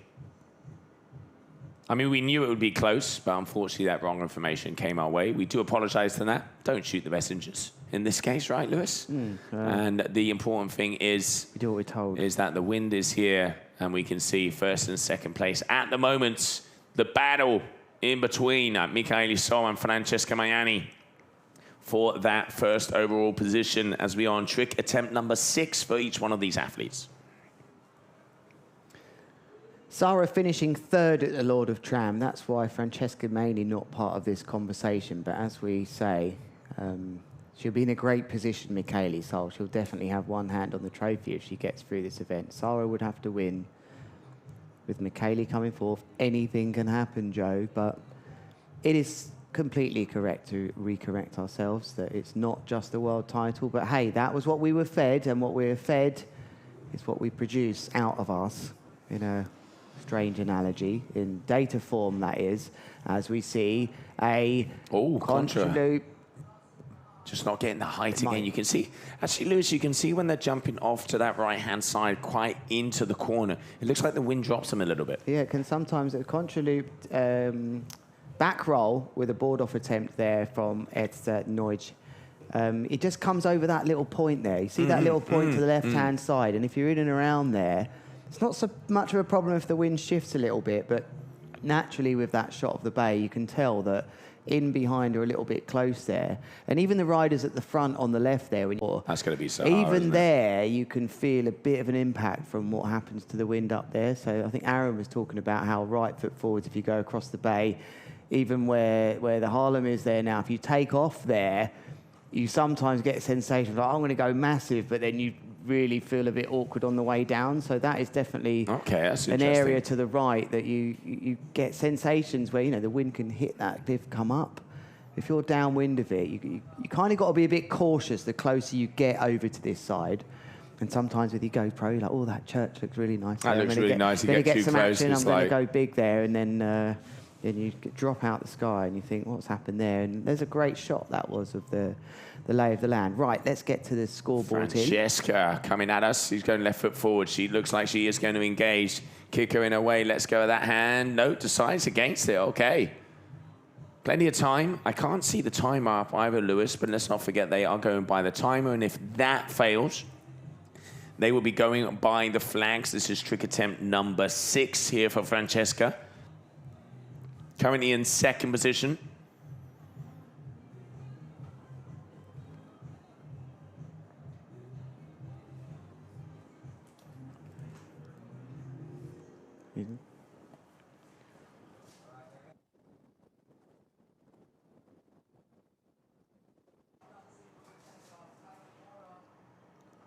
Big crash. Oh, losing the ball there, unfortunately, coming down like a ton of bricks there. But the job very much done, I think, for Francesca here. She has managed to negotiate her way pretty much dead cert to get to the finals now. Where are we here? Yeah, good score, decent score. They've really pulled ahead, Francesca and Michele Sol, as we enter the last two moves. What's Alice going to go for here? Can she? No, I think it has to be... Oh, hold on. She's only got... She's only got two trick attempts counting. Yeah, she's got if another this is number. Big, you mentioned a move earlier. 7.3 something. She has the possibility. Yeah, so she could do with that right now, to be honest. So if she could just get a 7.2, about a 7.2 or a 7.18 perhaps might be enough to just take her. She's got it. She's got it in the vocab. She's got it. She's landed it before. She landed it yesterday, so she knows she can. And memory serves me right, and it's been a couple of long days. I reckon she does do her contras that way. Yes, she's setting up now to go right foot forwards. It's all going to be about the takeoff now here for Alice Ruggio, whose watch will be telling her that she is currently not going through to the final. She's looking now, hunting for an area, which it doesn't look like there is, but there is when you're out there. You find it's a good takeoff. She's gone for the mega loop, the contra loop board off. The mega loop contra loop. Doesn't quite work out for her there. Maybe just didn't get that uplift that she needed. So unfortunately for Alice, she'll settle for the semis. She'll kind of be happy with that, I think, though. It's been a decent performance here from the Italian RRD rider. Contra loop board off, sent into a tomahawk front roll. Yeah, and still one more trick attempt there for her as well. Now Mika, as she goes for trick attempt number 6. Oh, yeah, sorry, Jack. You're right. There is more chances here. So Mika up in the corner as well.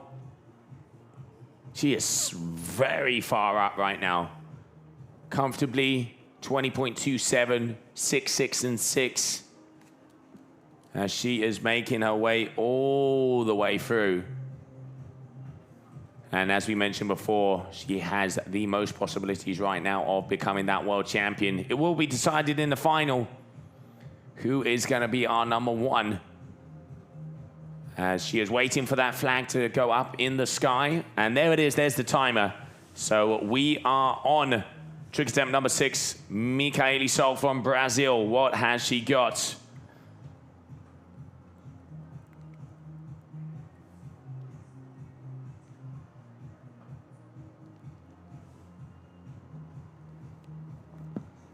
Could be anything here, Could Joe. be, I mean... Yeah, it could be anything. And also, you can see it's definitely right foot forward because she's hunted. Okay, maybe she's gone against that. She's not going to be turning back round. So maybe we're going to be seeing left foot forwards now. We saw that contra loop front with the board off before, hitting that 6.47. Got the speeds. There's the hands. Oh, no, got caught up by the chop. So no, she's going back out. Close now, 10 seconds. She doesn't do a move on this tack, she will be timed out. I think is she going to be sneaking, trying? No, she knows they're going to time her out. She's gone just decided that it wasn't worth taking a big risk there.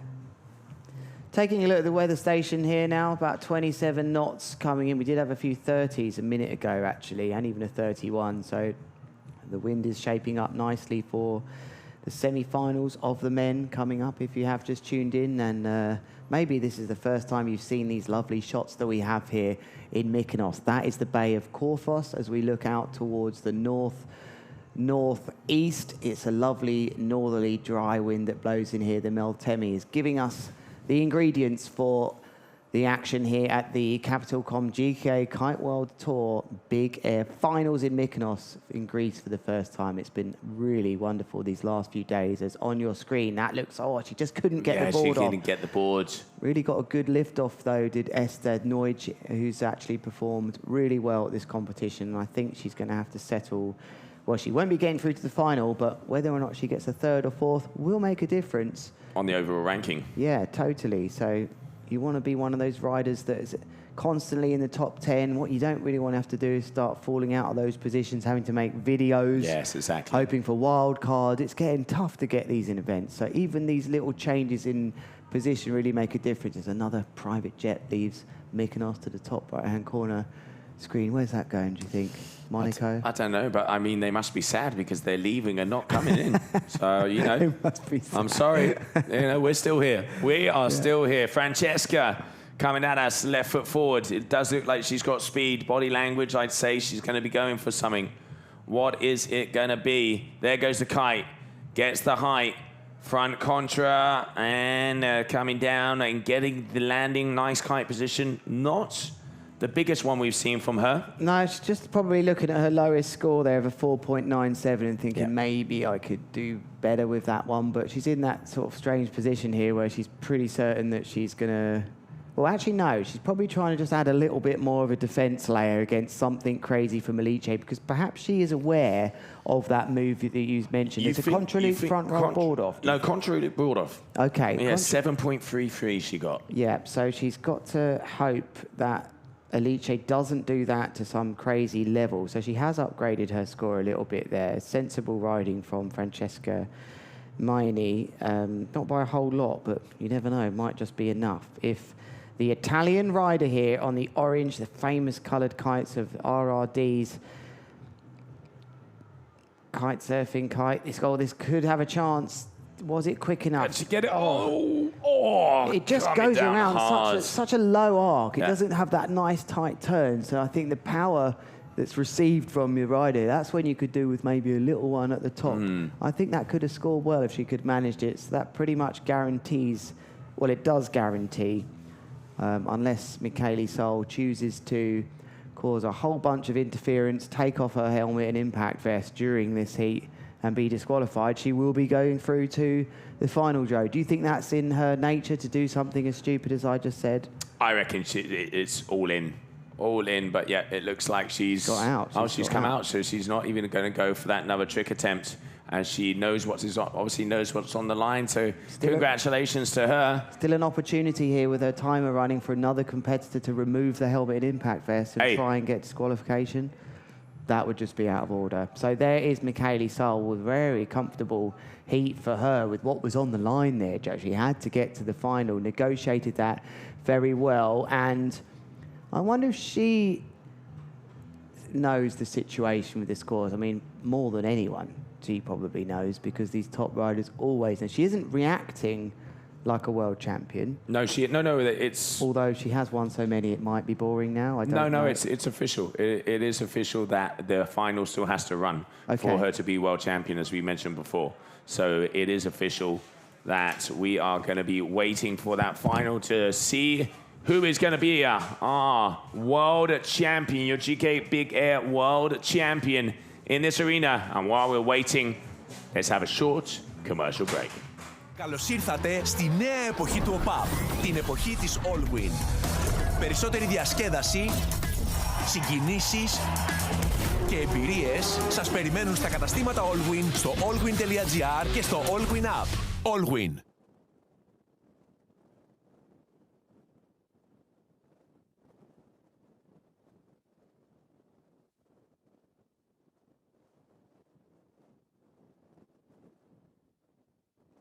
And welcome back, everybody, as we move over to semi-final number one of the men. Jason Van der Spy, Hugo Wigglesworth, Sahar Samari, and Leonardo Cassati as we get ready to go. As you know, only two will survive as we're getting closer and closer to finishing this beautiful event in this location of Korfos Beach at Mykonos in Greece, the Wind Islands of your GKA Big Air Kite World Cup.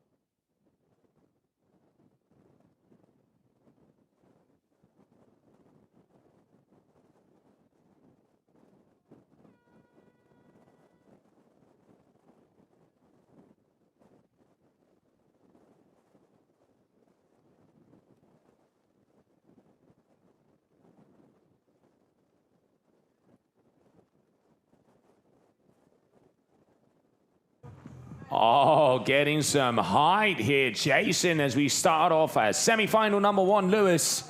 And what action we already saw there on the women's side as we now are getting closer and closer to crowning those world champions. South African starting off with style. Nice little tic-tac there in the middle. Yeah, and he's fired up for this because things have gone his way. Finally, in the history of kiteboarding, something's gone the way of Jason van der Spey in competition, who negotiated that tricky quarter-final. And he said to me, I was just standing there holding my breath because I hadn't got the score I would have hoped for, but he got through. Here he is in a semi-final. And also Hugo Wigglesworth, who's, whoa, look at that. Really exciting rider. And here goes that swing of that kite above him, giving him all that distance. That might be up to 100 meters or more, Joe. He is really a standout performer here, answering all those critics. But look at that. Yeah, we're going to see that graph now, right, where we see more of the humps, like the double humps on the graph. We see it? No, we didn't see that. Is that what, yeah, where were the scores for his heights and distances?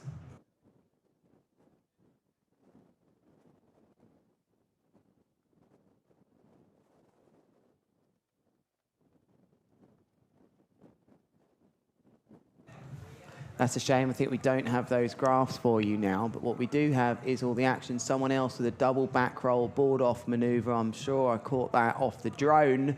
It would have been Sahar. He's so consistent, this kid. Yeah, I reckon there was a tic-tac there. I'm going off what I saw off the drone there. Let's see if I was right. Double back roll, board off, tic-tac from the drone. So far, so good. No tic-tac, so I made that up. Just thought I was going to call you the Eagle Crafton if you got that one, mate. Impressed you can see that. I got binoculars on. I still can barely see it. But no, he's so consistent, Sahar. Like, you know, he really is coming up through the ranks. Semi-final here, and I will say he's one of the favourites. Yeah, he has been really good. I mean, he only got to the quarterfinals at Lords of Tram. He was in the same heat, worth mentioning, as Jamie Overbeek and Finn Flugel, by the way, who finished first and second. Maybe that's why we weren't talking about him as a contender here, because he had that really tough heat. But he's certainly thrown his name back into the mix because he's been very consistent. But on our screens right now is one of the world title contenders, Leonardo Casati. Oh, the angle, tornado. Kite loop, multiple back rotations, board off, calm, cool, collected, smooth, stylish, you name it, he's got it. That was and this is why he's the man to watch so far. Look at that beautiful angle above the buildings, fluid rotation, full control on the way down. Yeah, definitely. I mean, Leonardo, looking very good. He got an 8 for something like that in this previous heat when it was performed to that sort of level. So let's see what they give him now. Kite loop back roll board off was an 8 in that quarterfinal, but I wonder if they reward him so much. It just was done nicely. Jason van der Spey with a similar move, but the height just wasn't there. You know, that's a 2 points off for me. So Leonardo Casati getting a 7.33 that time. What opening move? They're just finding that extra height at the moment, the Casatis. Yeah, they really are. And, you know, we've seen the likes of the Casati brothers. And, again, the Casati legacy has been going on with Lorenzo and Leonardo, the youngster. He has a shadow on him, but he is punching that shadow at every single contest. And one thing that impresses me that at such a young age, he handles pressure really well. He does. I mean, I'm sitting here, Joe. Do you reckon if I changed my surname to Krathati, I would be a better big air rider? I still land on my head, mate. And I've already got the C. I would still land on my head. Yeah, it must be in the blood. Wow, here goes Hugo Wigglesworth in with a massive doobie with the grab on the way down. Can he control this? He would have liked the board off, but... Hugo is on fire this event. He suits him well. Another rider that's really in touch with his gear and making it work here on the foil kite as he goes round 2, 3, really in control. Would have liked the board off, but adding that grab at the end might have given him an extra half a point maybe of control. He seems to be landing everything. He's in a great place out here, Hugo. I wonder what's changed from France. I don't feel like he ever loved it there with the cold. He never had his best performances, but something about his riding here and how happy he is. Do you know what it might have been? It might be all that time in the UK, Joe. Well, it could be the extra 25 degrees. Yeah. maybe that. Yeah, that is good for everyone. There's a good point. But speeding in here we go. Sahar off a little ramp. Not quite the takeoff he wanted, but still makes the most of it. Multiple board spins there, front roll. They make it look so easy, but we've seen with Leonardo, it's that extra little bit of a punch, the same as we saw with Ugo, is when we start to go past those 6s, go past those 7s. But yeah, kind of making big move, but making the most of it. You can see just not quite getting that height that we wanted to see. Yeah, and that comes from just that last couple of centimetres of contact with the board there. If you watched carefully, just the wave sort of disappeared slightly, just the tip of the board.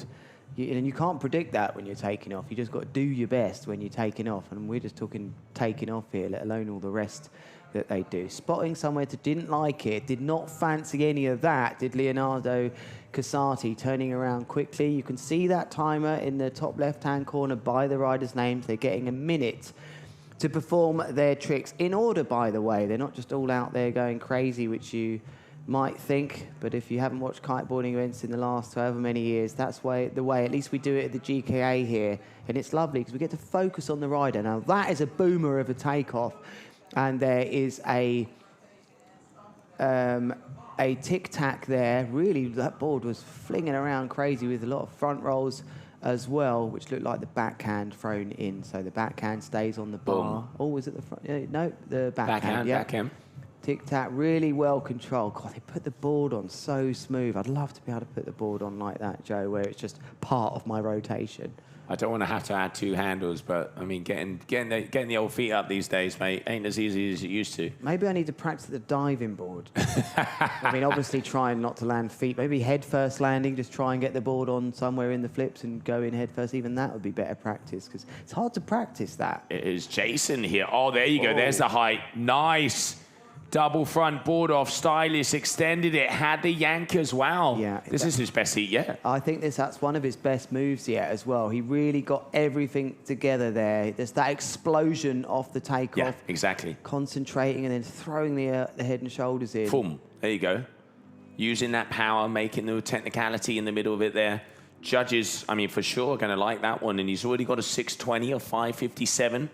What's it going to be there for that kite loop front roll with a tic-tac? I think they're getting longer now, you know, Joe. It's actually 640. Nicely done. I think they're getting 70 seconds now because it starts above 60. But back to Hugo. So 6.40 for Jason van der Spey, who would do anything to get to the final. I mean, everyone would here, but that would mean a lot. And Leonardo Casati, with his title aspirations, really needs to get through here.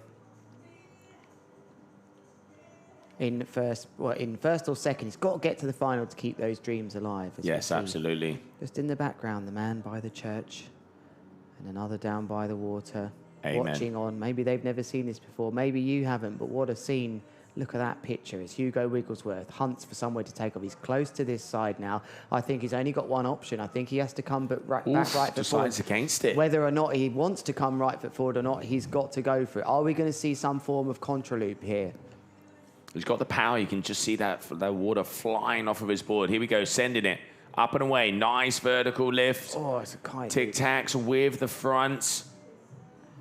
Makes it look easy. Not the biggest, but that is a third score. I like what I see. I really love how he rotates and flips the board at the same time. It's all in that same movement. Great style. Very fluid. This is lovely to see Hugo laying down the moves that you see him practicing and training all the time, wherever you see him in the world, if you're lucky enough to do so. I'm going to say something about the foil kite here, which I think maybe hasn't been spoken about before, Joe. We often reference it as being really level, you know, really level with the rider, which it does. But is there an element to it that the fact it's so long that even if maybe it's higher up in the window, the lower part of the kite appears to be level with the rider? There's a bigger span from tip to tip. So is it potentially some form of, you know, perspective that makes us think it's level with the rider when maybe, you know, it's twice, it almost looks like twice as long. It's a valid point. I mean, I think also, you know, going past just the visual of it, you can see that instant yank that Hugo's had a few times. And I think, you know, judges definitely looking at that. But yeah, you are completely right. That could be a point. A lot of the projected area of that kite is hitting the power, and that is reflected in his move. So I don't think there's a problem with that, but it's just something I thought, well, it is almost twice as long looking. Oh, there you go. That's nice. Looks like, oh, did that board come off I think it unintentionally, and he made that look nice. Well, we're about to find out, Joe, because we've got these lovely replays from our team here that are really capturing this in here. So no, just the angle of it, was maybe. the angle. But definitely there was a double chance to get the board on. Very floaty. He really liked it. He felt he had good lift there, Sahar. So all of these riders, we are on a consistency train. Where will we be getting off, Joe? Will it be train station number 20 trick or train station number 30? 9 3/4, mate. 9 3/4. We are currently going past stop number 12. Anybody who fancies getting on board at stop number 12, you will need a crash from Leonardo Casati here. Otherwise, we'll be flying past, staying on the consistency train without a stop, because all these riders have landed all their moves so far. Oh, there's the height. Oh, beautiful. Double flip comes down. Nice control and a little grab at the ends. They What just a make move. it. He makes it look so easy. It makes it look like a training exercise. That is amazing. The conditions obviously stepped up a bit. Leonardo Casati.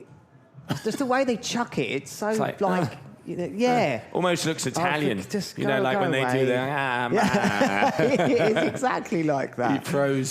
He just throws it out there. I mean, it's such a talented rider. So He is casual. definitely going to go into first position after that, meaning, there you go. Yep, 7.57, already 21, and that's in his first 3 moves.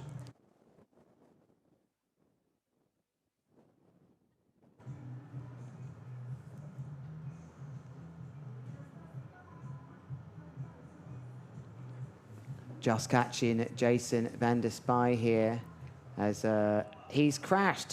Finally, someone has crashed in this heat, so we can offload everybody at stop number 13 on the consistency train. We're not going to get rid of Jason van der Spy, though. He can stay on to start again if he likes, but that would have been 13 consecutive tricks in a row from these riders. Pretty amazing for a semi-final, but maybe that just reflects how good all of these riders are here now, especially this one.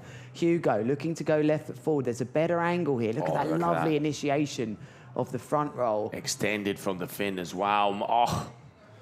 Oh my days, what a landing. He's landed right in there. He's bringing all of the good vibes to him, is Hugo Wigglesworth. Look at that lovely bit of a wave that he's landed on and ridden downwind of. Hugo Wigglesworth, to me, looks like he really wants to get to this final. He is in right now. I mean, let's have a look. You know, Jason right now is the one battling with him for that second position. Jason has 2 6s and a high 5. Hugo has a 4, a high 5, and whatever he's going to get for this move. Going to get closer, but I'm going to say Jason is still going to hold on. Yes, he has. There it is. All right, 18.17, 16.76. But this young man here, I mean, Sahar, he is such a talented athlete. Multiple spins, tornado, gets the extra lift. Oh, and the claim, aerial claim. Happy. These riders are happy with the conditions now because there's a trust that they are going to get second lift on the way down. Earlier, there wasn't quite the height, but just here is a stage where you can get rid of the board and panic, but pumping the hand, they are in a lovely environment now, these riders. It's the conditions that we want on our way up to the finals. The wind is hitting 30 knots and beyond. We just had 33 come in earlier, so where it looks quite calm and picturesque and colourful, it is windy out there, but it's being reflected. All right, Leonardo, 3 tricks in, pretty much 7s across the board. Let's see what he can go for here. Gets the height. Oh, up and away. I think there was a board osmosis, maybe. It did look like it. Oh, and he was trying to go blind. I looked away. He was trying to go blind on that landing. Let's have a look. I reckon you're right there. I think no, he decided against it. Throwing it, I think. Here, trying to hit blind. And why not? He knows he's got some big scores on the board. He knows that to guarantee it, he's got to start pushing up into those higher numbers. So, but still, I mean, 7, 7, and a high 6. He is miles ahead. The starts from Leonardo and his brother have been pretty special. They really have. As just downwind in the box. I think that's Jamie Overbeek practicing. Yeah, I think it is. For his heat. Big crash for him there. As pressure on him. him. Not something you see every day. No, and I wonder if has he seen what's happened to Alessa Menchie and thought, I can't have that happen. I can't. You know, that is what could be on the cards here. Like Jason, everything is so close for that second, third, and fourth. He has the height. There you go. Nice whip around. Can he get the catch? Yes, he does. I tell you what, the South African is on fire right now. What a time to bring the flames. Yeah, that's lovely. I love how he just sheeted in at the top of that one, just for that second back roll. Took it off. The smooth landings are finding his way. For him, he's had so much tough deals in these competitions so far with things not going his way. But he's always stayed positive and he's bringing some good energy to himself here. He must be stoked about this. Hugo Wigglesworth looking like he wants to go left foot forward. He turns round with 12 seconds left on his timer. He's got to get on with this now, left foot forwards. Although it's just been reset, actually. So, or it was something funny about it being over a minute that I've overlooked there. And maybe that was 7 or 8 seconds over 1 minute. Because they're getting 1 minute and 10 seconds, I believe, now. A bit longer. As you see some flat sections starting to build. We haven't seen that yet. That's because we've had a few days of wind now. These swells are starting to space out and we're starting to cleaner. see... It's cleaner. It might not look it from here, but when you really look across it and ride it, I refuse to accept it's choppy out there. I will not use that word. I will never say choppy. Even though I said that, I won't agree to it being choppy because there are a lot more choppy places in the world. Oh my goodness, tell me about it. Can you tell any off the top of your head? Goran. Black Books for Life, Chop. Tarifa. Fuerteventura. Sotoventas, tough. Oh, the height. Look at above the mountain. Oh, and it's level. Can he get the catch? Yes, he does. This is huge from the Kiwi. What a take. Beautiful. Judges, show us the love. I can't believe it. Hugo Wigglesworth releasing what must be years of competition frustration through landing there, almost getting above the houses at the end. And that was a big impact to absorb landing on that wave. So for me, Hugo Wigglesworth is really being able to express himself. There's a lot of built up energy from maybe not performing as well as he could have done or having the conditions he wanted. And that starts to become, it really eats away at you, Joe, you know, like, when am I going to get my chance? Yeah. This is his chance in the semi-finals here, and he's taking it. He is definitely taking it. There it is, 7.23, 19.06. Now the games really start to begin as the battle is on. And now Sahar, he needs to step up on these maneuvers. He needs to get into the sevens. He has that 6.6 over that last move. I'm sure he's seen what has just happened with Hugo. Has that made him nervous, or has that gone, okay, mate, I see it and I raise? I don't know. That would make me nervous. I'm nervous by what Hugo's doing here. He's up for it. And every time we see that drone shot, I've got a view of Jamie Overbeek training at the front of the box. So you don't often see them training before their heats. I reckon he's feeling it. I reckon you're right. All right, so 10 meters here. Your core athlete flying towards us, repping out Israel. Up and away, gets the height. Nice. Double flip as well. Control on the way down. Smooth. These guys are pound for pound knuckle punches out here right now. I mean, there's only been one crash in this heat so far. It's getting ridiculous, the consistency. And when you're in the sweet spot of their performance, we're seeing a mega loop, kite loop with a double board flip, like it's just easy for these riders. You know, the amount of practice that must take to do that high up. We apologise, we don't have you. There's Jamie again on the inside. We never seem to just get his landings when we cut here, because there is a landing. I saw a couple of crashes, and I wonder if he's trying stuff. He's right in front of the judges here, so I wonder if that's you know, is that allowed? I even want to say, you know, he's right in their view, and he's landing well downwind of the safety boys there. So I'm sure Juan's got him on the radar for a little word in the ear, because he'd be calling them snipers. Yeah, yeah, was discussed. All right, here we go. Leonardo Casati, the Da Vinci. What has he got for us? A left foot forwards, I think. Let's take a look. So he's got... I think there's going to be some sort of innovation in this. You'd expect. We saw the osmosis before, didn't we? Or, you know, is there an element to him that thinks, well, I've got 6.87 kite loop front roll tic-tac. Can I improve that? Is it worth it? Why don't I just go for the biggies now? I think he's going to go for the biggies. I reckon so too. Right, here we go. Up and away. No, he's gone front. Over the top, nice inversion, gets the flip. I mean, he... Oh, my days. What have we just seen there from Leonardo Casati? I'm going to need to see the replay here, Joe, because I think there were 2 forms of technical board handling here, as well as everything else going on, by the way. So let's start with the basics. Front roll. Just the board off into a double flip. But with rotations, that's what we don't often see. Oh, we've got the graphics back, 13.9. So it was a contraloop. The front hand did remain on the bar. Contraloop, front roll, flip. And double flip. We don't often see the flips It was a double flip as well. With the front rolls. Wow. It's usually with the back rolls, I think, the front and flips. especially like going on a rotation as well. So your body is technically rotating around. Incredible there. Now, Jason Van der Spuy, let's see what he has. The good kicker, get some height.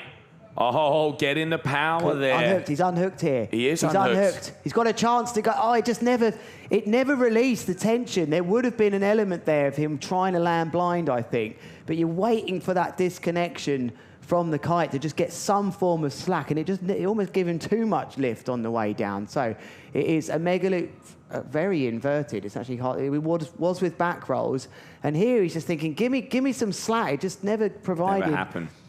So interesting tactic from Jason Van der Spuy here. He's thrown a few unhooked moves in. Apparently they were never going to be part of Big Air, Toby, but actually they're a very respected part of Big Air. They are very much so. When you can unhook as well. I mean, easily say because the GOAT is here. Kite Loop KGB. You know, that just doesn't get spoken about. That's like a blasphemy. You can't talk about that because not many people can do it, and we don't know how to score it, and we don't really know how we feel about that being a move that was done 10 years. Clear. I love it. 10 years ago, over 10 years ago. I mean, I think I saw that 20 years ago in a final. With the kite that was on the sand the other day. Right, but we don't talk about it because it's just it's not fair on people to have to try and process that brain power. Oh, there you go. Again, that rotation you can see throws the board so much distance. I mean, he can't miss a beat right now. He is on fire. Absolutely on fire at the moment. Still third, though. Right over to the other side of the box there. I wonder if the wind's changed a little bit more northerly than that northwest. There's still a bit of an angle on it. But just look I love how he walks with his feet. He really sort of runs his legs through the air. It gives you an idea of the extra hang time that he's got. That's going to be a big move for him. He is putting on an absolute show here, Hugo Wigglesworth. I think that is going to kick out his lowest score of a 5.83. It's a kite loop, front roll, tic-tac. So we go over to Sahar now. This show getting unreal here at the Capital.com GKA Big Air Kite World Tour Finals in Mykonos, in Greece. There are your 4 riders on your screens as we just see Hugo coming across the bay, getting out the way. And yeah, I think we are actually. Is that your riders in this heat? I think that might. Yeah, that is Jason. That's Jason. So they're all very far down in the box. So we're looking for the black kite, which I can see him coming there on the left-hand side. Yeah, you don't often see the church to the right. They've usually been upwind of the church, but they're closer this time to the beach, and they're finding a good angle out left foot forwards. Not the best takeoff, and you could see, relative to the height. Yeah, you could just get that sense there was that second lift would come, but when you're underwater. Yeah. So, unfortunately, just didn't get the height off, but interesting, you can see the gusts on the water a bit in that picture now. Looks a bit rougher. I think the wind is really turned up today with good consistency, so just lost that little bit of edge, I think, so not as high as the riders. The riders really need to be going at least above 12 or 13 metres to... Correct. To get this hang time, and now we turn our attention to a slingshot rider, but that shouldn't be. Yeah, the guys are starting. The guys are starting to warm up, and they're getting in the way. So, camera guys, we are looking for the black lycra with the blue and pink kite. Harlem, black lycra, blue and pink kite. Yep. So that is our conversations there sometimes with the crew because. There's a lot of riders on the water now. Because we're closer to the downwind part of the box, well done, guys. They're finding the right riders here. Because as we get closer and closer to sunset, it gets a bit harsher on the camera as the sun sets. Nice takeoff here. What a belter of a wave. kick the board off, flipping it and grabbing it. So didn't use the hand. He just launched his board in the air with his feet and grabbed it. So much control. What is that going to score? Is that a different category than a flip? Is that a board? I don't think I've seen that in competition. I reckon that could be innovation. Kite loop back, so it is still under it the is flip under flips, category. okay. I obviously have not, it has happened. And surely kicking off by the feet is more difficult than throwing it. You'd think so. So let's see how they reward that, because he does have a high score in this category. He has a 7.57 in the kite loop back roll flip category. One was flipped with the hand and one was flipped with the foot. Yeah, I do wonder though, have we seen that in competition? Because if we haven't seen it in competition, it could be considered innovation, which means it would be in a different category. So he would update that 6.87. Yeah, I mean, bringing my mind back to Lords of Tram, or maybe even, well, at least on the GKA, it would need to be done on the GKA. I don't want to, you know, you can't sit here now and just say no, because someone probably has, so I don't know, but... We have seen it, but I'm not sure if it was in a heat. Yeah, well, what we know here is they're taking a lot of time to think about this score. 7.20, so it has been scored. Yeah, so we obviously have seen it. It's been a bit less than the move he's done before, but is he setting himself up for some sort of crazy osmosis move? Because we are on the last row of trick attempts here. It's crunch time, Joe. Yeah, Jason, he needs it to be big. He's there. I mean, he is literally, what is he? He's 0.9-ish away. So he only needs a 0.91 increase. Yeah. So he needs a 7. Yeah, he needs something above a 7. The wind is there, the power is there. I know the adrenaline's there. I think he wants the unhooked on the end here. Oh, he gets it. Oh, no. No. Can he go to blind here? No, he doesn't get a chance to. Doesn't get a chance to. You can see body language. He knows that's not it. It's not easy landing to blind here anytime, or wrapped, whatever you call it, not normal. So I think for Jason here, he looked at that and thought maybe that was the best he could possibly do. Didn't really get the mega lift on the way up, but technically it's been a very good performance from Jason van der Spey here. We now go over to Hugo. Oh, wow, look at this. They're on equal points here. How have we missed this, Joe? Who's got the highest score? Because that's what it will fall back to. Kite loop front roll board off, 7.23. Hugo Wigglesworth will advance if this stays the same. He is next up to trick with a low score of a contra loop front roll tic-tac, as there's definitely a moment here.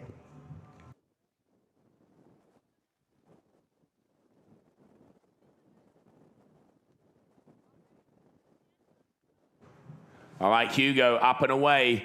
Oh, he's just deciding against it. Yeah, no, I think he's rushing into... I think he's going right foot forwards here for a contra loop front roll tic-tac improvement. That's what I would hedge my bets on here. I reckon you're right, mate. I do reckon you're right. You've still got plenty of time, 30 seconds. Maybe he is going left foot forward. I think... Oh, this just got scary. Both these riders have been very consistent. It doesn't surprise me they're on the similar score, because they've been equally impressive. But what is he going to go for here, Hugo Wigglesworth? I mean, his lowest score is that 6. So his lowest score is the contra. He is playing with that. He knows he needs to be going now, because judges are going to be timing him out. They give him a few more seconds yet. So this will count. He goes. Didn't get the takeoff. Has the multiple rotations, but yeah, I reckon you're right, Lewis. It didn't look like he had the takeoff there. He did get a flip in there, though, as well. So I think he was rushed there. Like, I think had he nailed that with a bit higher. Let's see. He had to take off from maybe I'm pretty sure it was front hand. Oh, no, you're right. It was a kite loop. So the kite loop, he has a kite loop front roll back board off at a 7. Yeah, that's his highest score, so I don't think that's the... It was a flip, so it was a new category, actually, he was going for in the end. So he won't be able to upgrade it. It's all on Sahar now. What will he upgrade? He's actually got a 5.90 scoring of a kite loop front roll board off. Will he simply try... All he's got to do is improve that by 0.01, Joe. So he needs a 5.91 to make the difference here, because currently he's level with Hugo. Is it going to be enough? Oh, he's got the flips in. Adds the style, and he claims it. Is that gonna mean? I think it's the wrong one, though. I Joe. don't know if that's gonna be enough. We are gonna have to wait till the official result because, well, It's 6.60s in the kite loop back roll board off category. For me, oh no, it's a tic-tac. We've missed the tic-tac there. I reckon he might have done this, mate. I reckon he might have done this. Needs to improve on a 5.90 to advance into the final. What's going to drop on your screens? Watch that 5.90. If that remains there, it's changed. And Sahar Sabri, in he goes with a 6.07, puts himself into the finals here. Wow, that's going to be devastating for Hugo Wigglesworth, who really had a chance there at the end, but it has been a great performance for him. His final will have to wait for another day. But Sahar Sabri, after that horrendous heat at Lords of Tram with Jamie Overbeek and Finn Flugel, makes it through to the final. And this one for... Just for the crowd, was that a triple? Was that a triple? Aaron, was that a triple? I don't know. I think the triples have to spin hard. Surely they can't do a triple that casually. I mean, I don't know. I wouldn't take it away from him. You think it was? Like we were saying before, it's like the Italian wrist. It's like, when they throw that board. Spin faster. Yeah. There you go. All right. 1, 2. It was a triple. 16.7 meters up. And that is going to be the end of semi-finals heat number 1. So we go into heat number 2 very shortly, and we'll cut to a commercial break.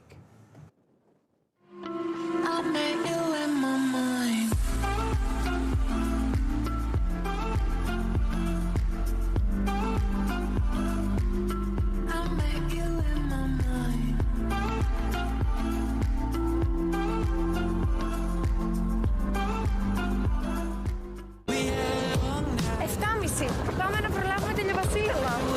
Όλο το χρόνο, μία είναι η σταθερά στο ταξίδι. Blue Star Ferries. Και αυτό το καλοκαίρι σας ταξιδεύουμε γρήγορα και άνετα σε Κυκλάδες, Δωδεκάνησα και Βόρειο Αιγαίο. Blue Star Ferries.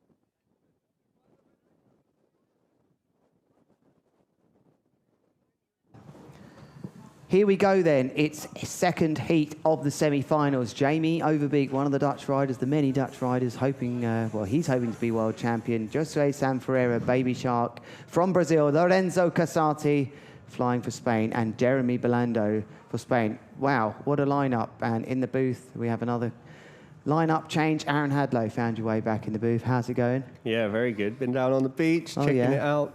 Are the beers on there? Beers on the beach?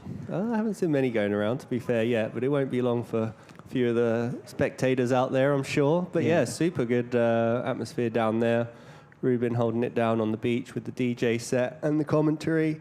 And this heat looks absolutely stacked. Yeah, it does. And we've been trying to bring you scenarios so far. Leonardo Casati keeping his world title dreams alive. 2 events count towards the championships this year, as we start with Jamie Overbeek. We'll bring you a bit more about that. He hasn't got the perfect takeoff there, Aaron. But he's making something of it. Yeah, still a good smooth landing, technical trick. But yeah, like you say, missing a bit of power on takeoff and through the loop. And yeah, Jamie up first. This is a big heat, really, because Jamie has to get through this to keep his titles alive. And then you got the likes of Jeremy, Lorenzo, and even Baby Shark having an amazing competition so far. So this is one of the biggest heats. This could be a final in itself. Yeah, so we remind you then that of the finalists in Lords of Tram, actually only 2 of them have got through here to this stage of the competitions. It's very much to us a Jamie Overbeek versus Leo Casati showdown here. Leo just getting, and I wonder how vital that was or useful that was to Leo to have the first semi-final, to go into the final, to put all the pressure on Jamie. Because let's remind you, Leo finished 3rd at Lords of Tram, Jamie first. So Jamie's got a bit of leeway, but he's got to get to the final first. And there's a few riders here riding with total freedom. This is one of them. That's Baby big. Shark, and he's really looked good, Aaron, last night on the water. What's he done for us here? Looks like a doobie with a board spin. Big, controlled, good takeoff. Yeah, he's been loving the conditions. He has been here quite a lot, so I do know that he has good experience here at this spot, and it's really been shown in this event. He looks happy. Do you know what I've noticed from watching him on the beach is he looks a lot stronger and bigger from the Baby Shark. You know, is it time that we start changing that baby phrase, because it seems a bit harsh? Babies are generally very small, lightweight, can't take crashes. He does look now like he is a lot stronger than a baby. Any ideas what we can change that to? He had the shark attack, and then he called his new trick the Megalodon. That's pretty good. I like a that. good Maybe one. the teenage shark. Is he a teenager anymore? I don't even think Adult so. shark. He does generally, I think, have a father called Daddy Shark or something like Or that. the shark, yeah. Or the the original. But yeah, it's really good to see him back on form, because, you know, he definitely had a bit of a lull in form and a bit of time off and change of sponsor, some new motivation, and he's started to do very well again, and a big 7.07 to start off. And then we have Lorenzo searching for a gust. Looks like he's got a good takeoff. Kite super low again, tornado. So that's in the back roll, kite loop, board off category. Big start to the heat. Maybe even, yeah, definitely, I would say that's in the 7s by the look at the angle. The judges really looking into these low kites. That's making a big difference in combination with the height and the technicality. And this is an amazing opening move. 14.5 meters high.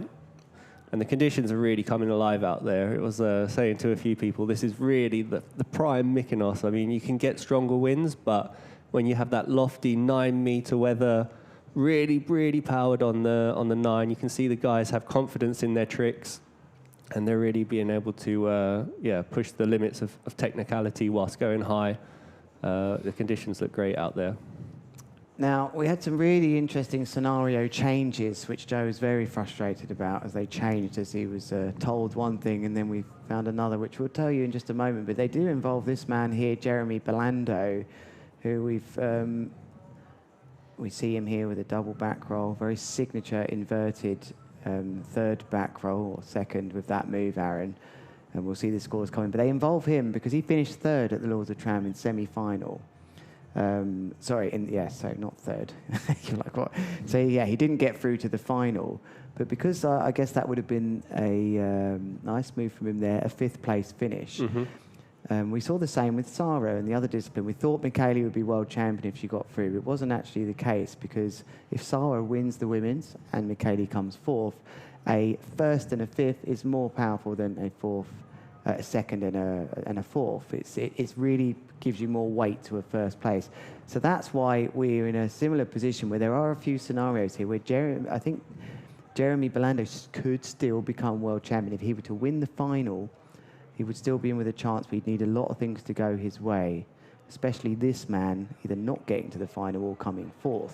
Wow, that was big, powerful, kite low, double inversion. I think there was 3. Oh, but he just doesn't get the landing. What a shame. That would have been a massive score as well. But yeah, he really got the good takeoff. Board off front roll. I think it was a triple rotation in there. 1. Invert. Yeah, the Truby. That was amazing trick. And what happened there? Oh, just a bit too much speed, a bit too much over the back, too much weight on the back foot, I think, there, and just kind of slides out. Oh, that's, yeah, he'll be kicking himself. But all good. He has one trick on the board, one score, and he will, pick himself up and probably go for that one again, I imagine. Lovely. Look like Stino out there. Very signature tail slide there. So a mega loop delayed roll with a board off from the tail there. Aaron, do you think that was what he was after? Yeah, I think he was going for that trick in general. I think he was hoping for a bit more height. I don't think that will be one of the bigger scoring tricks, but yeah, definitely the move he was going for. Generally, if you go a bit bigger, I think it would have sent him into a couple more rotations on the way down with a bit more time. But yeah, smooth trick, good score. Probably not going to be one of his final trick scores by the end of the heat if it all comes together how he wants to. But yeah, it's all about just stacking them up, and we can see how things change so quickly. You know, in the previous heat, we saw Jason in second place for quite a while, but then a few other guys got some better tricks, and he started to drop down and really needed something big at the end. So things change around a lot from the opening few tricks, but. Well, this is big, though. This one's another big one with the kite low. Yeah, they are. Casatis are really in touch with everything right now. They look like they've been riding here for day upon day in these conditions. Just checking the watch. Nice close up there for Lorenzo. Similar Casati. trick to the first one, but with a flip instead of just a straight board off. So you get the flip in there as well. So I think that will score something similar to his last trick. No big bangers yet. We were looking him to start off with mid-sevens in the last heat. So maybe there's a bit of a change in conditions here, or he's just waiting to build it up a little bit. So still in a good position. Are you sure there's no big bangers out there? Because we've seen a 7.07 kite loop front roll tic-tac. That's not a big banger to you? Well, I think they're out there, but for the standard of these guys, I think there's more to be seen so far, so this could be one of them. Oh, he just managed to stick it. Yeah, that was a big move as well. I mean, he lost a bit. Up in there, that looked a bit scary. It was all over the place. Yeah, he's usually in a bit more control than that, but he still managed to get it together, so big front roll. Yeah, doobie off the fin. Then he chucks it into his handle. Yeah, a bit of a wobble, which can be wobble. forgiven. But this left-hand side working nicely now. You've got a great angle of that now. If you look at the riders, the spray coming off on that port tack, you can definitely cut in to the left-hand side a bit more. You can see it on your screen there now. There's that beautiful Greek flag blowing in the background. The little moped goes past head on. Oh, no, they missed each other. Lovely to bring you all of the commentary here from our first ever event, Big Air event in Greece at the capital.com GKA Big Air Kite World Tour. I'm Lewis Crathern. It's the finals. Aaron Hadlow's sitting next to me. We are in Mykonos in Korfos Beach, and we are in a very tense semi-final, stacked with Jamie Overbeek winning Lords of Tram. Baby Shark with no pressure on him at all, performing to a hugely high level, which we saw free riding last night. Lorenzo Casati with a point to prove after not making the finals at Lords of Trem. 3 out of the 4 events he's been in recently, he's been in the finals, so he's got a point to prove. And J-Bo again, another rider with a point to prove. But here is Jamie Overbeek making his way to the apex of that jump. This is huge, Aaron. Yeah, that's that trick. He just crashed in the previous trick attempt and managed to nail it. That's the 3 front roll rotations with a board off, but with a double inversion during those front rolls. And of course, a very low kite and good height. I mean, I think this will be the highest scoring trick of the heat so far. Really controlling that board on the way into this, really inverted. God, it looks, what a feeling that must be like, flying around like that. What sort of view that must be like. I'm sure if you follow Jamie with all his GoPro sessions he posts, you can see that view. But we are very much working the right-hand side of the box here. That's actually where the cameras are all set up. And as we look here to the north, well, the northeast to be exact, this bay really feeds up to the north, which makes it so good because the Meltemi wind blowing straight down, getting stronger, compressed through these 2 hills, if you like, to the either side. And on your screens now, look at that lovely flat section starting to work. Yeah, big score from Jamie, 7.7, and then also a huge trick from Baby Shark. Wow. Wow, he fought through it and the kite. Yeah, that looked like he was on the edge there. He almost lost it on a bit of chop, but pulled it together. I think that's another big scoring trick. That was massive. Let's watch this one on the replay then. Lots of smooth water to take off, into a back roll, into two. There comes the board spin and that extra inverted rotation. Grab attempt at the end. Went for the nose grab at the end, but I don't think he really got hold of it. But it's another big move. The conditions, Aaron, you've been out on the beach a lot today. Myself, not so. But just from what I'm seeing with the consistency of scoring here, there's obviously an environment the riders feel is really trickable right now. What changed today? Yeah, just the wind and the smoothness in between the waves, I think, as well. I was saying to some people outside as well, it's like just you can tell by the confidence the guys have in their tricks and their takeoffs that the conditions are just a lot more on now. And you can see now the way that he rides, you're actually coming up the beach, left foot forward, a lot more than they were maybe yesterday, where it was maybe favouring the other side. So they can really jump into those kickers there, like you saw. And Lorenzo getting another nice one, triple, 4, and the board off. What a landing. And he had the kite super high and far behind him, able to land super soft. So yeah, and landing into almost a transition, that's a difficult... You've got to have that landing absolutely perfect, because it's easy to get rotated round and end up on your back, as we see that lovely replay. So yeah, just to come in and then bring that last 180 like that, the riders are really in tune with the conditions right now, which is what we want, because these sorts of environments allow for progression of the sport, Aaron. Would it surprise you if we saw moves, even in this semi-final, never been done before?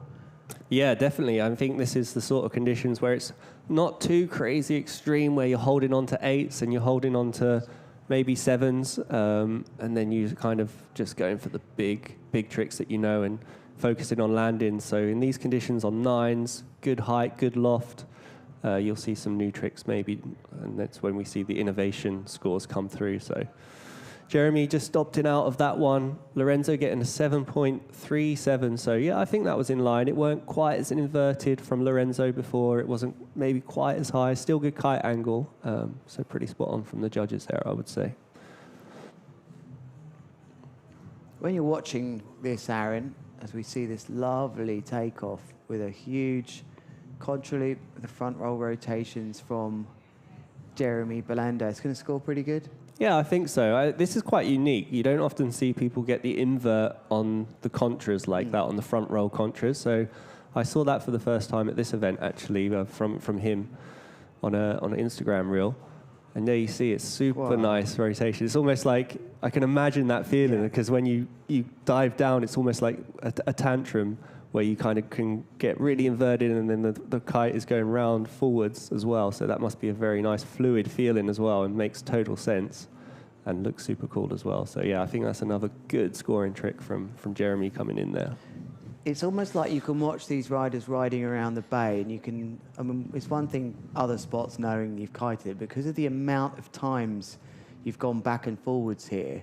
There's so many more experiences. You can really put yourself in the shoes of the riders, or the foot straps of the riders, and imagine what it's like to be there right now, looking for that nice wave. There's a nice one. Is he going to take it? Yes, he is. Jamie Overbeek absolutely connecting there. Multiple back roll rotations with a board off and a kite loop. Oh, I thought we were going to have our first rider cane that boy, because... I mean, that is surely just down to luck if you hit that point. Surely you can't really do anything about that, Aaron. No, that was really big and massive. That was great. Into the tornado. Yeah. Huge height, almost 20 meters. Yeah, almost 20 meters. So miles. That's going to put him in a commanding position. So I expect that to be up there with his other biggest score, maybe even into the 8s now with that one. The rider's really starting to step it up. The gusts coming through. We've seen some pretty big gusts come through this afternoon. I've seen on some people's wind guru stats up to 30, above 35. Mm-hmm. And My stats, are they my Windguru stats, or are they Václav stats, who owns Windguru from Prague? How you doing, Václav? Thank you for... there's a 36 everything on there they that do. I saw earlier. But Official partner, by the way, of the GKA, wind forecasting, Windguru, because we love the culture of Windguru. It's all about colours, and it's very colourful here in Mykonos, especially with these new printed kites as well. It's the perfect backdrop. The ramp's starting to look like they're getting better and better. I mean, round the corner, we have a spot here with sort of 2 or 3 metre waves coming in the Mediterranean from all of this northerly wind. But right foot forward, looking for somewhere to take off here. Potentially, no, it doesn't look like it. Coming back round. What are we going to see from Josue here, Aaron? His lowest score is a kite loop back roll board off. Would it make sense to try and improve that? It's a 5.23 currently featuring in his top 3 scores. yeah, I can imagine he'll go for something with that. Oh no, he goes here for the, oh nice, with the doobie rodeo. Nice, Yeah. super smooth. Yeah, I mean, the guys have so many different tricks that I think they start to up it based on technicality and confidence, and it's not always the fact that they go back to one that they need to upgrade, you know. They can upgrade their score with a different type of trick, so yeah, super nice front roll. He really got the board back onto his feet really quickly. Yeah. It made me even question if he had taken Yeah, it off at one point. I It's agree. like- What do you think would be deducted points for that? No, I think he did the move he was expecting to do, you know. So, yeah, not really. Some people leave it off for longer, a bit more extension, and yeah, can definitely add, but I don't think it will be. Why would it add more control to the judges? Yeah, I would say it just shows better extension, better style, maybe, and yeah, I think it's just part of the trick, and it gives a bit more wow factor, and yeah, slightly more technical. So, yeah, it just shows you have total control with the one hand as well. It's always, yeah. Sometimes myself, I'm often like, if I'm a little bit unsure of the landing, I'm getting that board on my feet as soon as possible to have 2 hands back in control again to really make the most and make sure you land it. But the times when you have plenty of time, you know your kite's in the perfect position, you've got one hand on the bar, you can control the down loop, get the second lift nicely. That really shows the total control. So super close here between Jamie and Lorenzo. I would say Jamie, yeah, he's just edging it out in a slightly better position with that massive 8.27. I like that, Aaron, edging it out. That was really smart. And he has a 5 that he will most probably upgrade, barring any crashes or disasters. So, yeah, Lorenzo's up against it, but he can definitely upgrade some of his tricks. We've seen him win the 7s, multiple tricks throughout the event. And, yeah, I'm sure with these conditions and his technicality, he can also push into the 8s. No, he decided not to go for it there. So he's getting towards the end of his timer. Let's see if he goes for a right foot or he changes direction quickly. Okay, he has to go this time. Obviously, he'll be out of time. Here he goes. Quite far over now, Aaron, so he might not get the same lift, although it's he good. does. Wow. He almost got stuck there for a bit. It looked like he had a kite so low and missed a bit of momentum, but yeah, it was big, powerful. He's getting really good kite angle. I think that's something that's playing to his advantage. And yeah, I think he's going to have another big trick. It could put him into first position for the moment, but then with Jamie also having a lower score to upgrade, it's getting tight between those two. And we know Josue and Jeremy also have these big scores in their pocket, so super exciting heat to see where this goes now into the around halfway through, and yeah. There goes a delivery driver in the background on that moped, bouncing down the hill. There's so much to see here. I wonder whose house that is being built. Could that be a future investor of our event? You don't know. Lots of people, interesting people with very amazing backgrounds, all in Mykonos, supporting this event. We have to say thank you to them as well. Baptiste, the organizer, done so much here. He's almost starting to relax a bit now after he's been on the water. He's got his place in the event. But here we're watching the semi-finals, second semi-finals. Oh, interesting that, Aaron. Jeremy Belando had 2 goes at that one and just thought, nope, didn't fancy it. Yeah, and I think that's fine. They don't mind about that, the judges these days. In the old days, you'd have been penalised, left the water. That's your trick attempt. Yeah, the timer's still going, so it shows he's still in there. It was clear and obvious that he was not going for a trick, so I think that's fair enough. And looks like he's got a gust now. It was a good decision. Oh, big power gust. East side of the box is hot right now, as maybe didn't get that gust on the way up, but it's still a decent trick from Jabo, as he's right over by the cameras now with this side. We did speak about that during this competition already, explaining the wind can move, and really we didn't see that yesterday. You might have thought we were talking rubbish, maybe you think that all the time.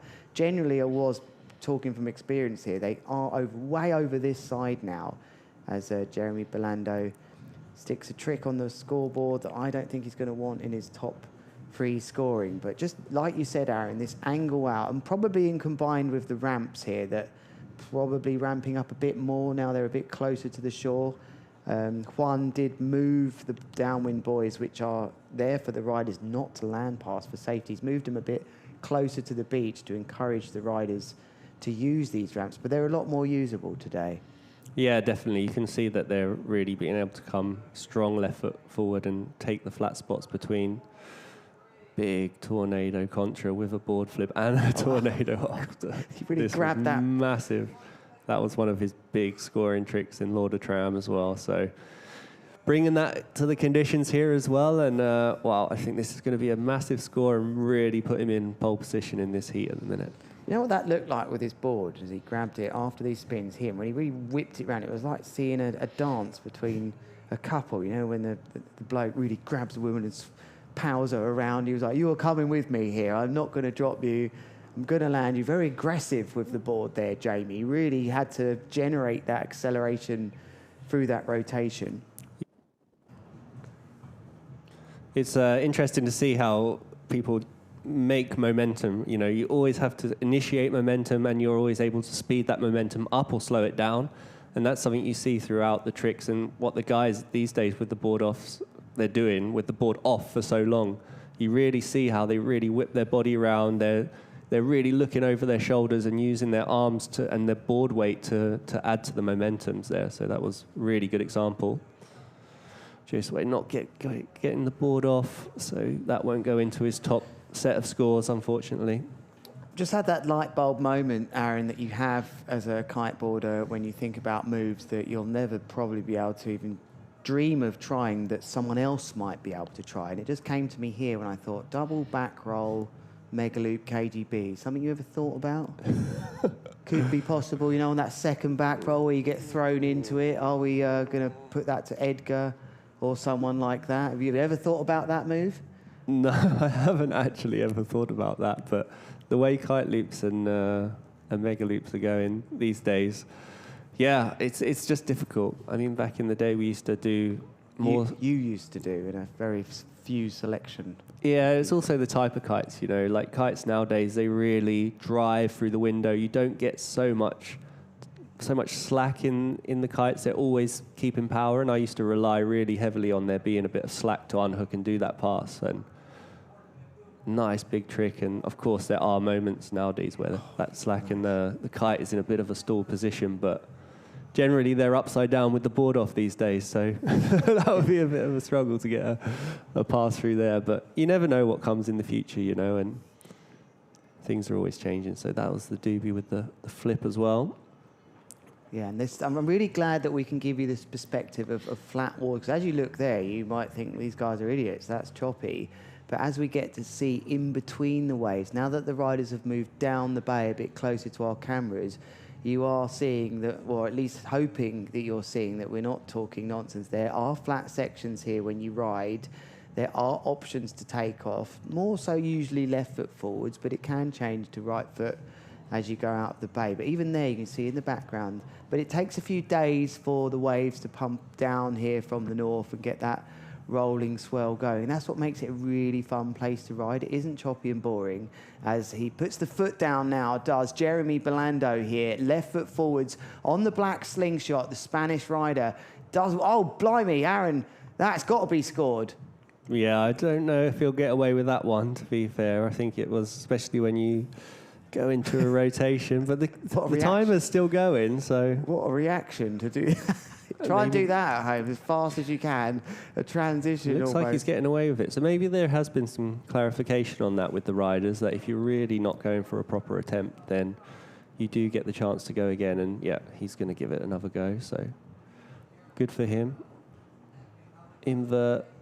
Oh, he just missed the board on the flip. But he already had put a board spin in there. So did he get greedy then, or did he just feel like he could do more? It's interesting. Why are they raising the arms out? Why are they so desperate for their watch not to disconnect?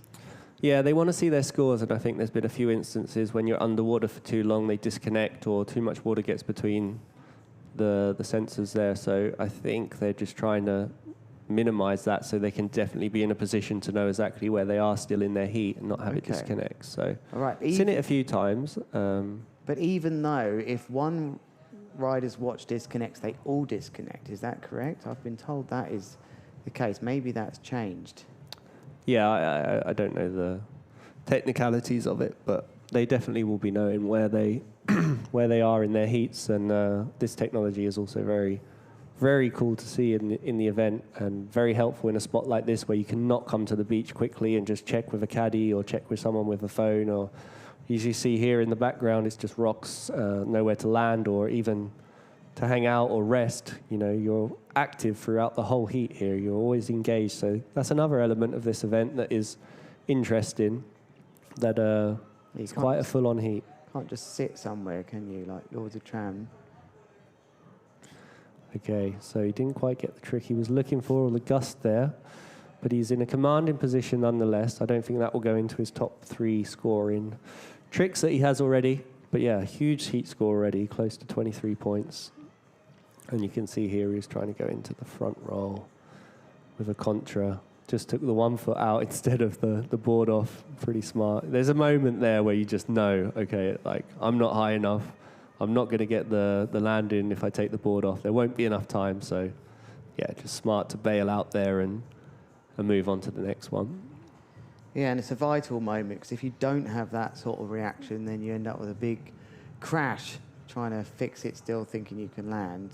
But here we go then. Here is Baby Shark. That's high, Aaron. Yeah, good high off the fin, double back roll. Where is his scores at the minute? He has 6.27 to upgrade, so it'll be somewhere there or thereabouts, I would say. Different kind of trick, a bit more technical off the fin. Was a tic-tac into the handle.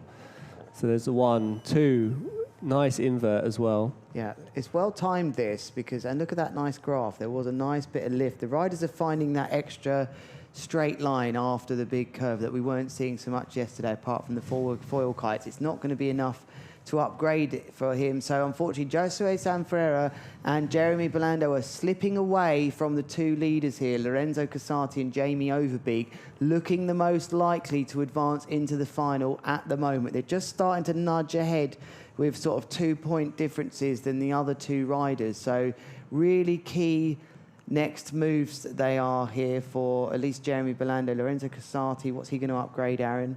Kite loop back roll board off maybe, or will it be a new category altogether? Yeah, I think as the technicality gets a bit better, then it probably won't be the same. It might be a kite loop back roll, but then some sort of flip or tic-tac or board spin. So there's so many variations of a similar trick with different kind of board control or board offs that can upgrade. So generally we see they play it a bit more less safe towards the end. So that was a really big invert, really good kite position, loads of distance. He likes it, Lorenzo. It was quite an early claim. He was confident. He was lucky not to hit some chop there. That was a big trick. I think that will definitely that will replace his 6.8. And as this replay winds on here, I want to ask you a question here, because the riders are really focusing on kite loops now. There's only 2 contra loops scoring so far in these 12 scoring tricks for the riders. That's their 3 best tricks. There's 4 riders. You do the maths. I can just see 2 contra loops. The contra loops aren't in favour at the moment. Do you think there's an element here where they're looking at their watches, they can see the scores coming in, and they just know that the contraloops just aren't cutting it right now. Some of them quite like contraloops to the right as well, which are harder takeoffs. Why aren't we seeing contraloops in this heat? Yeah, I think you said it all, really. I mean, you also read the event as events go on, right? You get to feel in for what the judges are doing, and the deeper into the event you go, you always kind of get a bit of an understanding of what's working, what's not.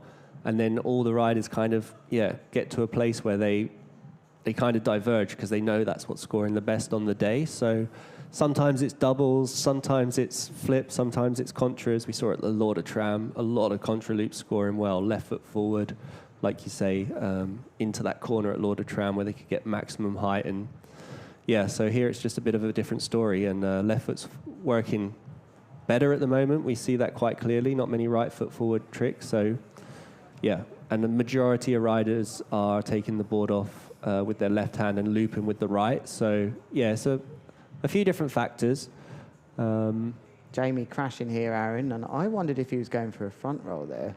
No, he wasn't. He was always set on that back roll to improve that score or get a new category. But Jeremy Belando now in a bit of trouble here, Aaron, because he will have a 6.10 scoring whether he likes it or not, because that is his second lowest score. If he tries to knock out the 5.83, that's quite a low score in general here if you're trying to advance. When you look at Jeremy Overbeek and Lorenzo Casati, well, Lorenzo's lowest score is in a 7, and pretty much similar for Jamie Overbeek. So Jeremy Belando looks like it will be tough for him to advance now. Yeah, he needs a huge score to really get the jump, even on Lorenzo there, who's already in second place by quite a margin. Let's see what Jamie, if he can... Yeah, he's going for that trick he missed on the last one. Doobie contra with off the tail, with a tic-tac into a tornado. Man, these tricks are getting so technical. They're hard to even follow these days. Jamie's been brilliant here. He's really responded well to the extra pressure put on him from Leonardo Casati, his main contender, his world title hopes, after Leonardo Casati confirmed in the final. But the rider riding for Rude boards and any kite he wishes at the moment, looking very good to get into the final. I think he'll carry a lot of confidence from this, Aaron, because that's maybe the first time he's been in that position in his career where he's now the top seed here. There's a lot of pressure on him. Can he do it out of flat water? That's the big question. You know, you can't get away from that question. We know he's very good on waves, but can he be the best in the world champion in different environments? And I think here he's showing us that he can. Yeah, definitely. It's been a really cool heat to see. Everybody pushing it to the limit.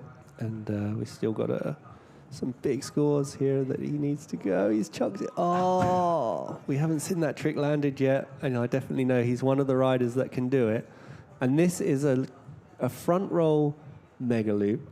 And they chuck the board up in the air, do a rotation whilst the board's above them, and try to catch it and land. So here you see him go into a flip. It looks so fun. And I've seen this landed before, so it has been done. This is the trick we saw Andrea put all of his hopes into to try and get through his heat earlier in the day. Also missed it, but yeah, I mean, even the flips, they're a bit, you get better and better at the flips, and a lot of riders are landing double, triple flips quite consistently now, but that one's still a bit of a gamble. You really got to do the timing correctly when you chuck it up in the air and spin under your board. So no one's landed that one yet, but there's still time. But fair enough. He knew he needed something massive, something different, something innovative. Didn't work out for him, unfortunately. So looks like we're quite sure to be seeing Jamie and Lorenzo, unless Jeremy can put something unbelievable in. Yeah. But this is big. Oh, that was cool, that angle. Flipping it right towards the camera. We're going to see a lovely replay here because the angle here... Oh, it's horrible, that, isn't it? Really, that's the last move then for Lorenzo Casati, but this replay is going to be wonderful. Please tell me we got it. Please, yeah, I think that's going to be... Watch this board flip, Aaron. It was right in between us and the camera as he come round here. Look at that. And yeah, another. That was big. So Lorenzo Casati, has he upgraded? Has he put it out of touch? Because as I saw it, Jeremy Belando could still have done it with something ridiculous like a high 9, but no, it's now door shut for Jeremy Belando. There is no way, I think, that he can make it now, Aaron. doing those Yeah, moves. what a heat end. Up to first place. Which is good for him. What does that do? Helps him? Well, first and second are definitely going through, but generally you want to be later in the heat to have a bit of an idea of where you stand. It's always nice to see what the others do. Maybe on your last trick you need to know what the guys have done. So that will put him into either third or fourth position in the final. So you're kind of seeded basically off of where you finish in the semis. So Jeremy Belando. he's gone for it as well. Oh, He didn't just quite. can't get it. But just to cover that, what you just mentioned, Darren, interestingly, I can see here in the final already, Leonardo Casati will go third in order. So if we have that incredible situation where Lorenzo knows Leonardo is going to become world champion and only Lorenzo can affect it, as we discussed off air with a very private, personal interview, you'll have to wait and see what he does if we get to that situation. But I can tell you this, he would love to keep that title in the family. Current world champion, of course, as we see that final moment from Jabo as he goes down underwater. And what a slow-mo replay that is of that crash. Oh, and he puts his head under and he knows it's the end of the game. So we are going to go into a short break here before the finals. Here we are at the Capital.com GKA Big Air Kite World Tour finals in Mykonos. Finals coming up shortly. We will go to a commercial break.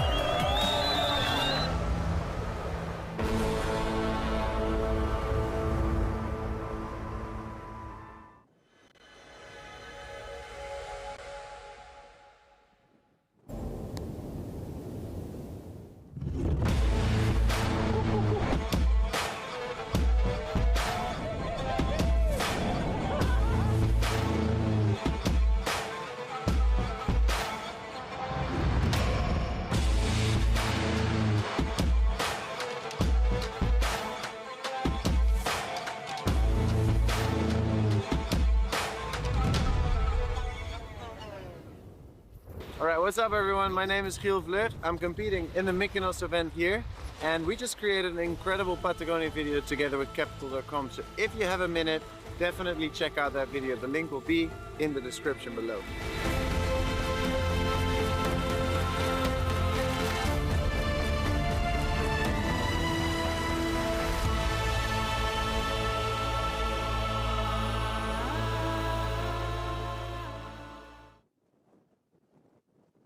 Καλώς ήρθατε στη νέα εποχή του ΟΠΑΠ, την εποχή της Allwin. Περισσότερη διασκέδαση, συγκινήσεις και εμπειρίες σας περιμένουν στα καταστήματα Allwin, στο allwin.gr και στο Allwin App. Allwin.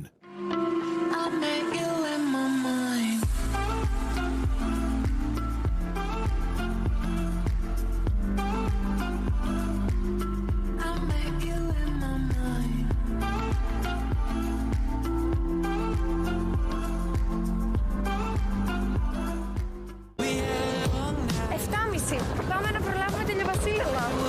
Όλο το χρόνο, μία είναι η σταθερά στο ταξίδι. Blue Star Ferries. Και αυτό το καλοκαίρι σας ταξιδεύουμε γρήγορα και άνετα σε Κυκλάδες, Δωδεκάνησα και Βόρειο Αιγαίο. Blue Star Ferries. Κανείς δεν μας ταξιδεύει καλύτερα.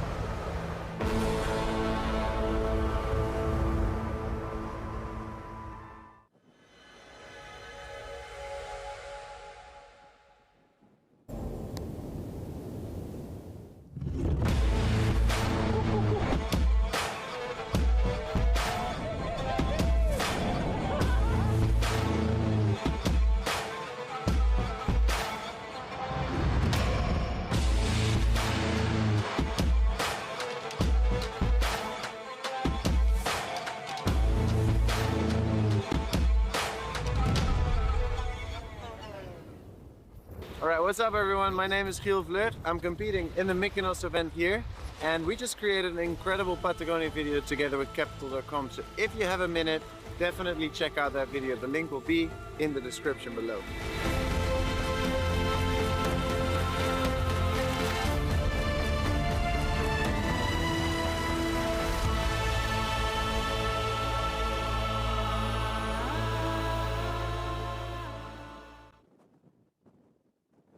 Καλώς ήρθατε στη νέα εποχή του ΟΠΑΠ, την εποχή της Allwin.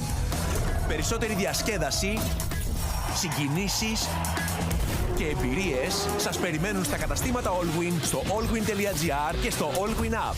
Allwin.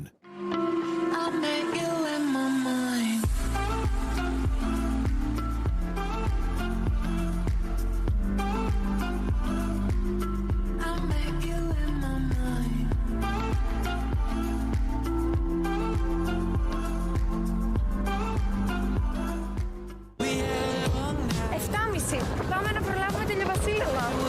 Όλο το χρόνο, μία είναι η σταθερά στο ταξίδι. Blue Star Ferries. Και αυτό το καλοκαίρι σας ταξιδεύουμε γρήγορα και άνετα σε Κυκλάδες, Δωδεκάνησα και Βόρειο Αιγαίο.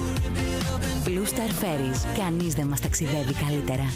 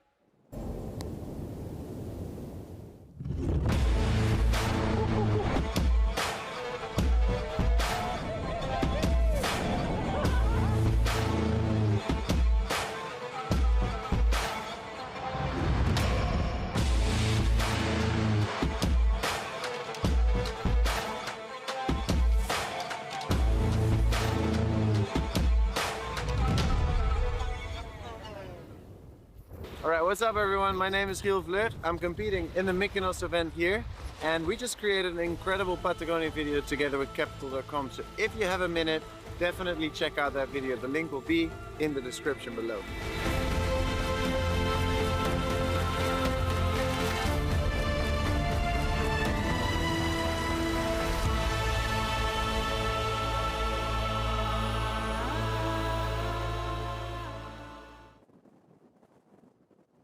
Καλώς ήρθατε στη νέα εποχή του ΟΠΑΠ, την εποχή της Allwin.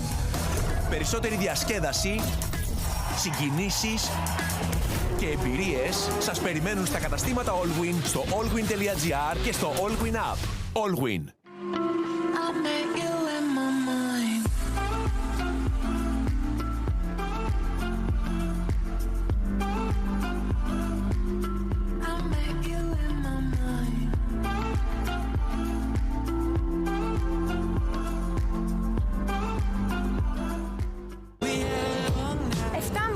Πάμε να προλάβουμε τη Λεβασίλα. Όλο το χρόνο, μία είναι η σταθερά στο ταξίδι. Blue Star Ferries. Και αυτό το καλοκαίρι σας ταξιδεύουμε γρήγορα και άνετα σε Κυκλάδες, Δωδεκάνησα και Βόρειο Αιγαίο. Blue Star Ferries. Κανείς δεν μας ταξιδεύει καλύτερα.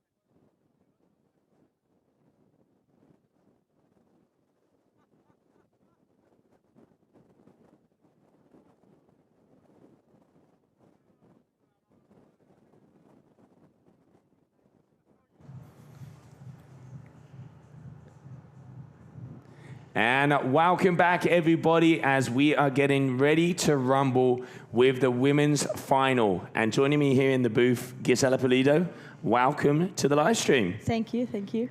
Gisela, it is so cool to see you back in competition mode. We've known each other for more than 20 years, and I said to you the other day, it's the first time that I've actually been shouting your name on a microphone or on the stream, and also you saying it's 10 years since you competed on a twin tip. How did that feel? It felt pretty good, actually. I was super stoked to be back, to ride a twin tip, to feel excited again, and feel happy, and yeah, it was great. I mean, I wish I was in the final instead of being here, to be honest. But it's only my first event. I recently started doing the big air, so it's it's gonna take a bit more time. But really happy to be here. Happy to come at the final, see what the girls are gonna show us. I think Mika has some sick tricks in the pocket. Yeah, absolutely. I mean, it is incredible to see where the level is, both of the women and the men. It's every single contest, it just keeps getting better and better. And Mykonos was a location that wasn't known to a lot of people, and it really is a diamond in the rough. Well, I was here like 10 or 11 years ago doing a Rebel event, and I knew this place, but I didn't have that much wind when I was here. And when I heard there was a GKA event here, like bigger, I was like, wow, okay. And then I started seeing, the spot and like the Meltemi, how it like coming super strong, and actually it's a sick location. Oh, it looks it. I mean, Greece is always beautiful. You have those beautiful colors. You can, the vibe, the people. One of the things we are really saying is also that energy. But let's go into the action and see who are going to be out there in our final. Here they are. So it is going to be Aya Kasabova, Francesca Maiani, Sarah Sedek, and Mikaeli Sol, your finalists. And let's not forget, we are going to be crowning our world champion at the end of this heat. I mean, Gisela, it doesn't get much better than that. The colors, the vibe, what a location. And this afternoon, the wind has started to get stronger and stronger. Yeah, definitely looks stronger. You can see like full white caps. I think the girls, maybe they're going to be on smaller kites already, like 7s probably. And yeah, it looks insane, insane. I think it's going to be tricky as well for the landings because more wind, more chop, and more speed coming out of the trick as well. So let's see how the girls are going to do and how they're going to land those tricks. Yeah, we can see. So it's going to be Francesca Maiani there in the white lycra. Your North rider, very powerful. We've seen big scores from her throughout the day. Left foot forward. Always started off with a kite loop and a late back. Calm, cool, and collected. Gisela, there's always 2 ways to start a heat. Go with the biggest trick or start to go in easy and get that confidence. What is your preference? I think go big. There you go. Definitely. Well, there's a chance that if you go too big, you crash. This is what happened to me twice yesterday on my heat. Details. Yeah, but if you land the trick, you have to put the pressure on your rivals, I guess. And you also feel stoked and that you have a good score and it brings your energy up as well. So, yeah, I think I will go for the biggest trick for sure. Right, that one from Francesca, I think, looked quite good. Yeah, you can see here, so here on the left-hand side, we have the scores. As you can see, the individual scores of the judges. Let's not forget, guys and girls back at home, we have an international panel of 5 judges. The top score and the bottom score is eliminated, and then the number that comes up on your screen back at home is the average of the 3 middle scores. Waiting for the score to be dropped, but it is a 6.60 there for Aya Kasabova, as it still hasn't come up on our screen, and a 6.33 there for Francesca Maiani.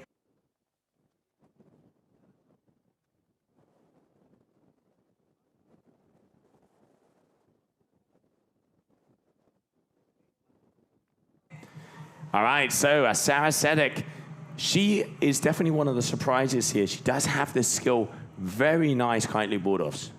Yeah, she's super technical. I felt like she was riding really good as well on the first heat. I can see a little bit less power on her, but super, super technical. And I think now for the final, she has to go full on and send it and go a bit more, maybe higher in a better kite position. But I think she has a potential to be at the top for sure. All right, so we can see also waiting for some of those replays to come our way as well.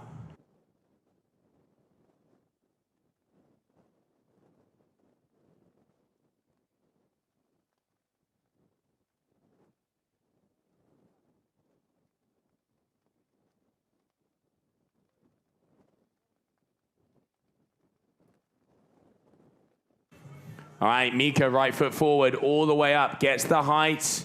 There you go, mega loop late back, controlled there on the heli loop on the way down. Gisela, one of the things we have been seeing through the whole event is landing on those waves, on the wind swell. You really have to be confident to know where you are going to plant that landing, because we've seen a few times people crashing on that final moment. Yeah, I think it's all about like your kite control, because the better heli loop you have, the softer you're gonna land. And if this is something that for sure makes a difference. If you're coming in with a lot of speed, it means that your kite, maybe you pull the heli loop too early. So like there, Mika, she even did 2 heli loops, because probably she did the first one too early and she was still high and she had to go for a second one. But she did a 6.97, really, really good one, because she did a late back plus an added rotation, really good kite control and landed super smooth. So yeah, super, super sick trick for her, and then she's standing on the top. Yeah, no, absolutely. I mean, you can already see Mika, she wants this World Championship title. She could take it. It is pretty much all up to her to make this one happen. Sarah Sedek is the only athlete that can make a difference. If Sarah won, Mika would need to be 3rd or higher to take that World Championship title. We know she can do it, but it ain't over until the buzzer. You know that, Gisela. I mean, you've been a world champion a couple of times, right? Oh, beautiful kite angle. Ah, yeah, and she gets the landing. That was really, really good. She has this trick pretty safe. I've been training with her a lot in Tarifa and with Nico because we have the same coach. And she's pulling this trick really, really good. And we can see on the landing she was coming in with a lot of speed, but finally she got it. So I'm sure it's going to be quite a good score for her. Gisela, talk to me about, obviously, your coach, Nico Dalmas. Yeah. It is very important to have support. You know, you've had support your whole kiting career, your dad especially, your whole family. You know what it is to have that backing. Huge number being dropped there for Aya. We are waiting for those scores to come back on your screen, but I can say an 8.10. So Aya Kasabova is in the lead. How does it feel to have that support behind you? Well, I think it's great to have a coach. As you said, I was always being coached by my dad, and it was like my biggest support. And now, like starting in a new discipline that's bigger, that I don't know a lot about it yet, it's great to have a coach and that can guide you since the beginning, because it's so easy to learn and doing a lot of mistakes, and to have someone that coaches you from the beginning with a really good progression and, you know, like just working from all those details is great. And also having him on the beach as well, you know, as a coach, saying, okay, which trick you have to do, like, you know, like a bit of strategy, seeing the numbers and everything, especially because I'm not used to this kind of format. It was like the first time I was competing, doing, just attempt by attempt, not like 7-minute hit, do whatever you can. I remember those days. Quite different. And there you go. Here you can see that arena. Let's try and get those scores up there, guys. As I've just been told, it should be refreshing now. We do apologize. Okay, so we are waiting for that refresh. So we're going to be helping you out here, guys, and we do apologize. Hopefully for the final, we can get those numbers on the stream. First position, Aya Kasabova, 14.70 with an 8.10 of that last maneuver. Second, Francesca Maiani with a 12.26. Then third is going to be Michaeli Sol, and fourth is going to be Sarah Sedek, who is on your screen right now.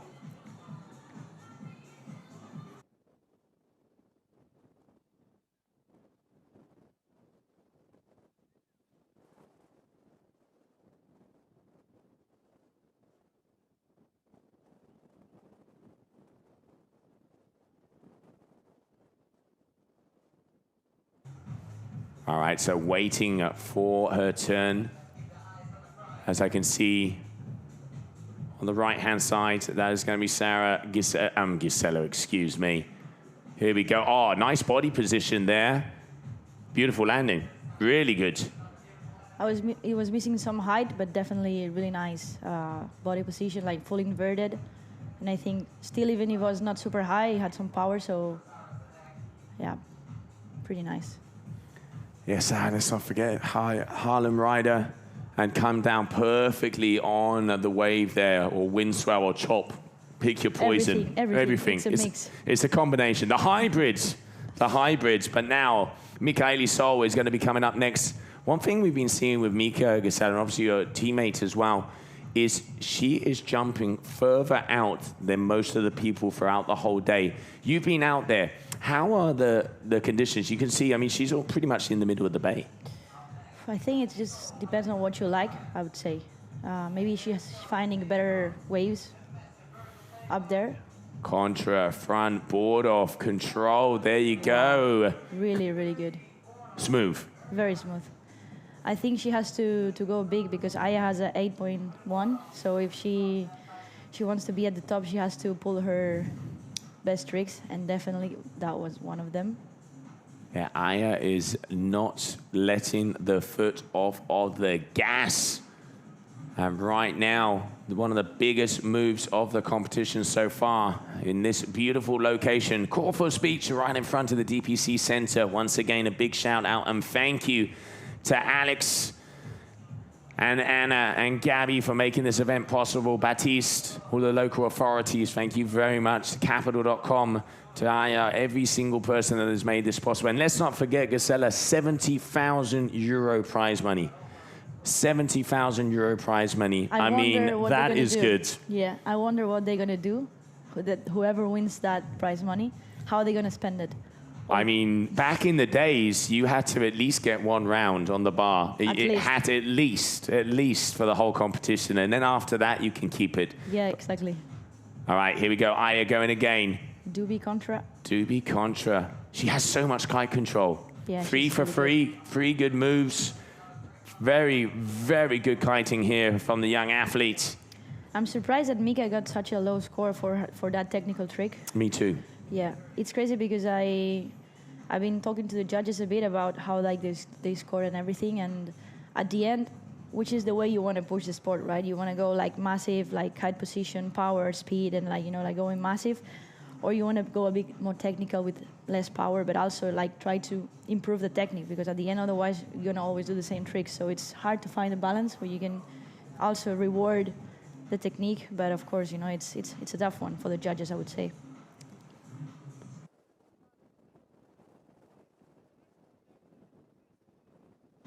All right, we are back in full beans. There it is. So scores on the board, as you can see, 20.30, an 8.10, a 5.60, 660. Aya Kasabova on your screen right now.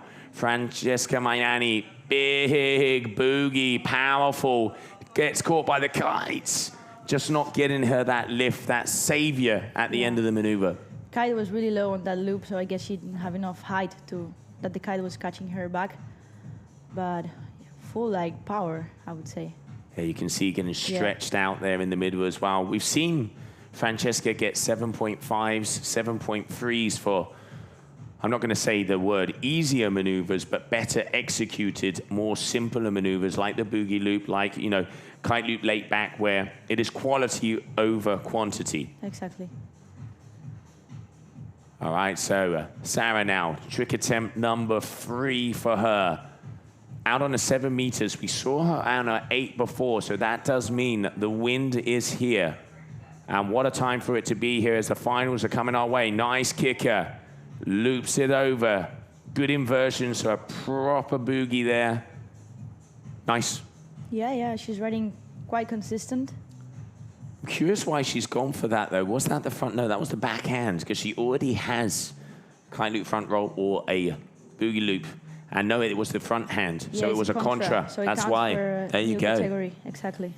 So At now, the end this is what's the most important. You have to think, okay, which is the trick I'm missing to count on those 3 categories, so then you have 3 scores. This is for sure the key point. all right, so we are now, that trick attempt number 3 has gone up past. Michaeli Sol going for a 3rd move. She is still out the back. Contra front roll with a board off on the previous one, 675. Currently in 3rd position. But she pretty much only has her eye on one thing, is winning this heat or being above 3rd. Because if Sarah gets that 1st position, Sarah will be world champ. I mean, what a way to end it. Final event, final heat. This is what we want to see. She's got speed. Looking like she's on a 7 as well. The Rebel D-Lab, if I'm not mistaken, Gisela? Yeah, that's the one. Doobie, nice. Really Controlled, good. beautiful. All that kite and catches again. Great control on the way down. I think she had to go for a bigger trick because considering that they score her quite low for the technical one, I think she changed her strategy and maybe she was going for a bigger one to get maybe going for the 8. We'll see. We'll see. We will see as judges having a little look-see. Probably going to be around that middle ground. Beautiful doobie, great control on the way down, but yes, that will... I don't think it's going to put her in 1st. I don't think it's going to put her in 1st, but she would definitely go right back into the mix there on that 2nd position. I mean, it is so close because there has only been 1 crash in this heat so far. And there it is. Okay, a 6.87, so just going into 1st. Yeah. So really she has close a better differences. average. Yeah. But Aya has the possibility to improve her last trick, and maybe if she has a 6 or above, she could go on top again. So let's see what's going to happen. We still have a lot of heat and a lot of attempts, so we'll see. Also, Sarah, she hasn't done her kiteboarding and all those, so let's see what's going to happen. And you can see them there coming along as well. All right, here we go. Looks like she's going left foot forward. No, is she going to be? Yeah, she's going to be turning around. She is going to be going right foot forward. Riders have 1 minute now as we're at those finals. The beach starting to pump. Ruben making sure there's a vibe happening down here. Electricity on the beach. And here we go. There's the one going for the doobie with the contra. Double front contra. Nice and controlled. I tell you what, Aya, she's on fire. Yeah, exactly, she is. And she knew exactly what she had to do. It's her lowest score, and she was going for it again. And I think it might be better than the previous one. She's recently started riding the Rebel before she was on the Evo, and I think she's also improved her power. It looks like riding this kite. It looks like it suits her. Yeah. Also Mika, she was riding the Evo before, and now they recently were riding the Rebel not long ago. So yeah, I think that kite is just insane. One of the things that have also come out there, Gisela, is the length of the lines. You know, we saw in the men, we've seen 22s, 21s, even 19s. We haven't seen any super short lines at this event because, you know, we saw the like of from Cyprus. He sometimes has those short lines. What kind of line lengths are you girls on in these kind of conditions? I first started riding 24s because it was the original bar. Yep. And I was a bit lazy, but I was like, okay, I'm just going to go with whatever. And then I was like, maybe this is too long. Maybe I'm going to go on 22s. I mean, that's why I need to go, you see. So then, like, not long ago, I changed to 22s. And, of course, like, you get maybe a bit less high, but you get, like, a much better kite position. And it makes it just better for the scoring and for the judges and everything. So I think the shorter you go, of course, the more, like, extreme it looks. Mm-hmm. But also you sacrifice height, so it's, like, about a balance. Yeah. But I think most of the girls are with 22s, except for Aya, that I know she's with 24s. Yeah, I mean, she is one of the lighter riders as well, so obviously, you know, that does come into account. Here we have Francesca. She knows she has to go big if she wants to get back in to that top three. Going big, a boogie. Can she get the landing? That's better controlled. Yep, there you go. So that's going to be her third score on the boards. Is going to be putting her back into contention. I mean, Gisela, like we said, you have 10 World Championship titles to your name. You have been through all of the different generations, starting at such a young age. One thing that I find really cool is we can see the young athletes coming back. You know, we can see athletes of 15, 16, 17 years old. Then you even go down to the 12s, to the 11. It's so cool to see that, you know, the youngsters are here, the juniors are back. That's what we need for the sport. Exactly. Think. Yeah, because I feel like with freestyle, unfortunately, it's not like back in the days. I remember when I was riding in Tarifa with all my friends, all kiddos, you know, having fun, doing some freestyle, and now, like, you don't see that anymore. But you see in Balneario now, all the kids. Yes. So, like, I think it's, I don't know, like, if it's a trend or it's just, like, it's more fun or it's maybe less aggressive for your body, because at the end, freestyle, you need to be, like, you need to have muscles, you need to be strong, you need to be fit. And when you're 10 years old, it's hard to unhook. Very much so. But I'm sure you can go and do some boardos and some tricks. So I think the kiddos are really enjoying this new part. Well, actually, it's not new. It's the old one. It's, yeah. Exactly. I had Aaron in here before. Whoa, Kylie Bordov. She was not expecting. Oh, is she okay? She is. Yep, she is. She was not expecting that height. You can see it in her legs doing the old Indian air. I tell you what, A for effort there from Sarah. Look at this. Great kicker all the way up. Commitment. And that yank, you can see, pulled her off. She almost made it, though. She did, huh? Yeah, it was a powerful yank. I think for the girls, it's quite a hard trick to do the kite loop board, especially if you're light, because at least for me, I get a massive yank, and every time I do it, I fly. Oh, here we go. Tornado. Mika contra, and she gets the landing.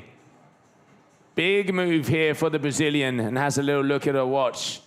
One thing with Mika, she's so controlled. Yeah, she's super. She has an amazing kite control. Look at that. Body awareness and everything, yeah. Yeah, you can see pulling that contra just while she's entering that final rotation to get that extra spin. This is a trick I've seen her doing in the trainings, and she was having it quite consistent. And I think she was keeping it for the final, and she just made it. So I think that that trick is going to go up for sure. Yeah, now I can see, and we can start to see numbers come in, and I mean, that is almost as good as it gets as we're waiting for that final score. This young lady here, Aya Kasabova from Bulgaria. I'm really happy for her. Really, really happy, because she had a tough start. On the first heat, she got like a massive crash. She had to go back to the beach, change kite, and then go back out, and she still like crashed a lot and didn't make it, and she was feeling quite bad. And then she just came back from zero again, and she's in the final and standing second. So really, really good. All right, she's going right foot forward again. She is currently in second position, 8.70 for Mika. Impressive, really, really good. Huge move there for her, 22.54. She has 1 foot in the World Championship door. Aya Duby with the contra. I don't know why she's repeating that trick again. Neither do I. Because I know she's recently learned the back roll contra kite with the board off. Because she already has a 5.60 Exactly. on that. That was quite good, yeah. So I thought she was going to go left foot forward and try that back roll contra board off. yeah, interesting. I mean, there's so much strategy involved as well, because you have to hit the different families. You need to, execution throughout the whole competition. The judges have been saying quality versus quantity. It's about the execution. It's about doing the technical side when that kite is pulling, when you have that yank. But she has already the power, no, in her trick with the 8.1 and 6.6 in the beginning, and I think she could definitely go for something more technical and just try to get another 8, and try to compete with Nico on that side. Weird decision. Let's see. Also, Nico is at the beach, I know, and with the scoring, so he's for sure. He'd be on it. Yeah. He would definitely be on it. Exactly. All right, Francesca. Deciding against it. Plenty of time. Plenty of time. This is your women's final here of the Capital.com at GKA Big Air Kite World Cup. We are moments away from crowning our women's world champion. Who is it going to be? Who is it going to be? I think Mika wants to win the final and. Yeah, she wants the win double. Both. She wants a double. I mean, if you're going to do it with style. Exactly. Let's see, Kylo Bordov maybe? I think so. I reckon you're on the money, Gisela. All right, going up. No, she's going again for the boogie. Okay, interesting. She's happy. Oh, and she got saved there, so you can see trying to add some numbers up there for Francesca. Let's see the replay. Maybe she wants to go for the third place. Oh, look at the line length there. You can see even a little slack and just at the end getting caught. Great control. That's going to be a good score there for Francesca Maiania, and it is a 6.33. That puts her in third position. Good call. I think when you pull that early on the boogie, you always get that slack and that super low kite position. Yeah, that moment when you go, please.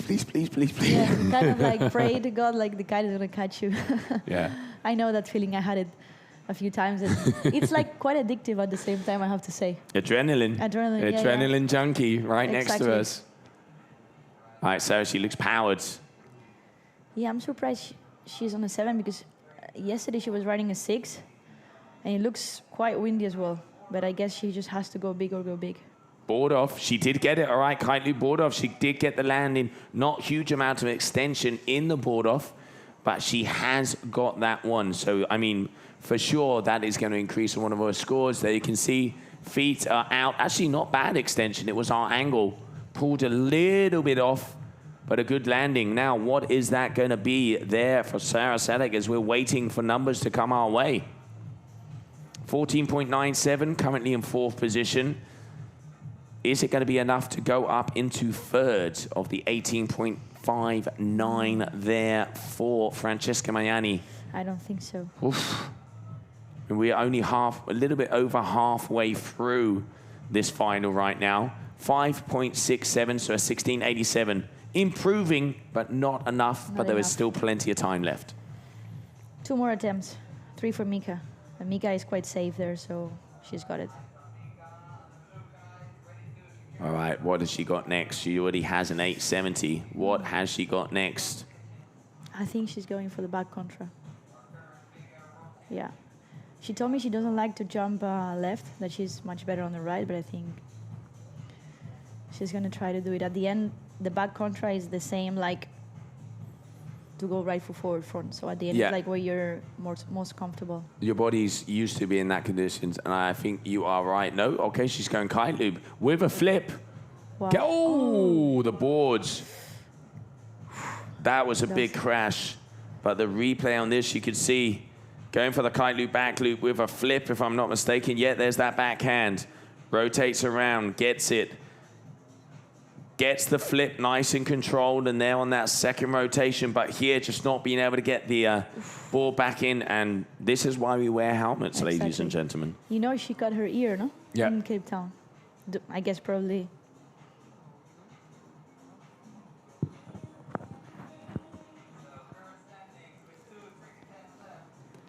Wow, So, yeah. Mika throwing down new moves. Right, so trick attempt number 6, Gisela, now for everybody. 2 more moves for each one of them. Moves. Let's see what Aya has to do now. I think she's going for the left foot forward. Back contra with the board off. All right, so I reckon she does. Body language says she's going. All right, here we are. She has a hide.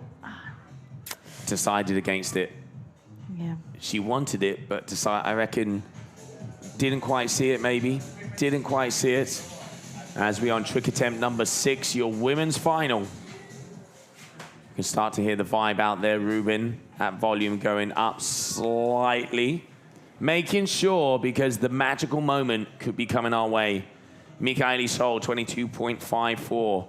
She is looking with 1.5 foot and an arm into that World Championship title. Francesca Maiani right now, one of the most powerful riders there is.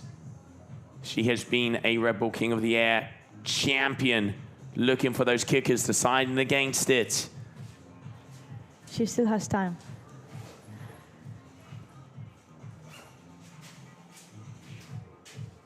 I think she's gonna go left again, yeah. Yeah, she is. She likes that. She likes that area. She's come a little bit closer in as well. Yeah.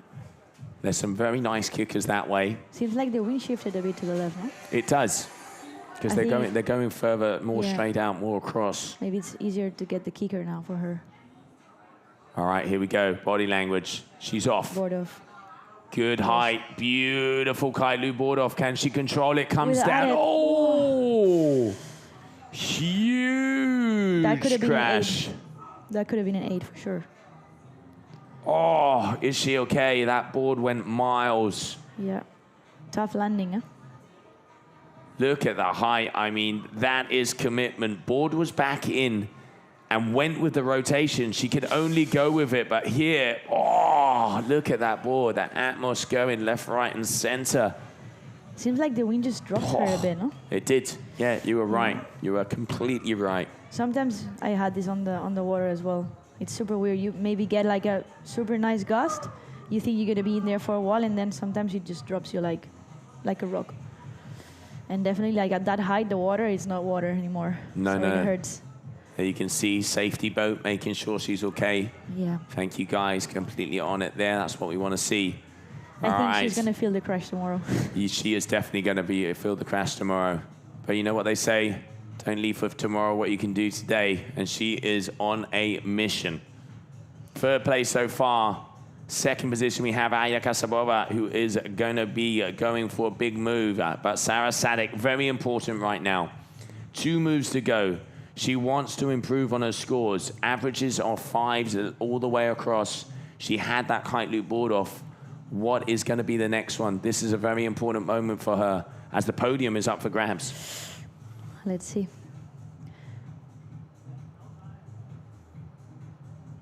Definitely looks windy.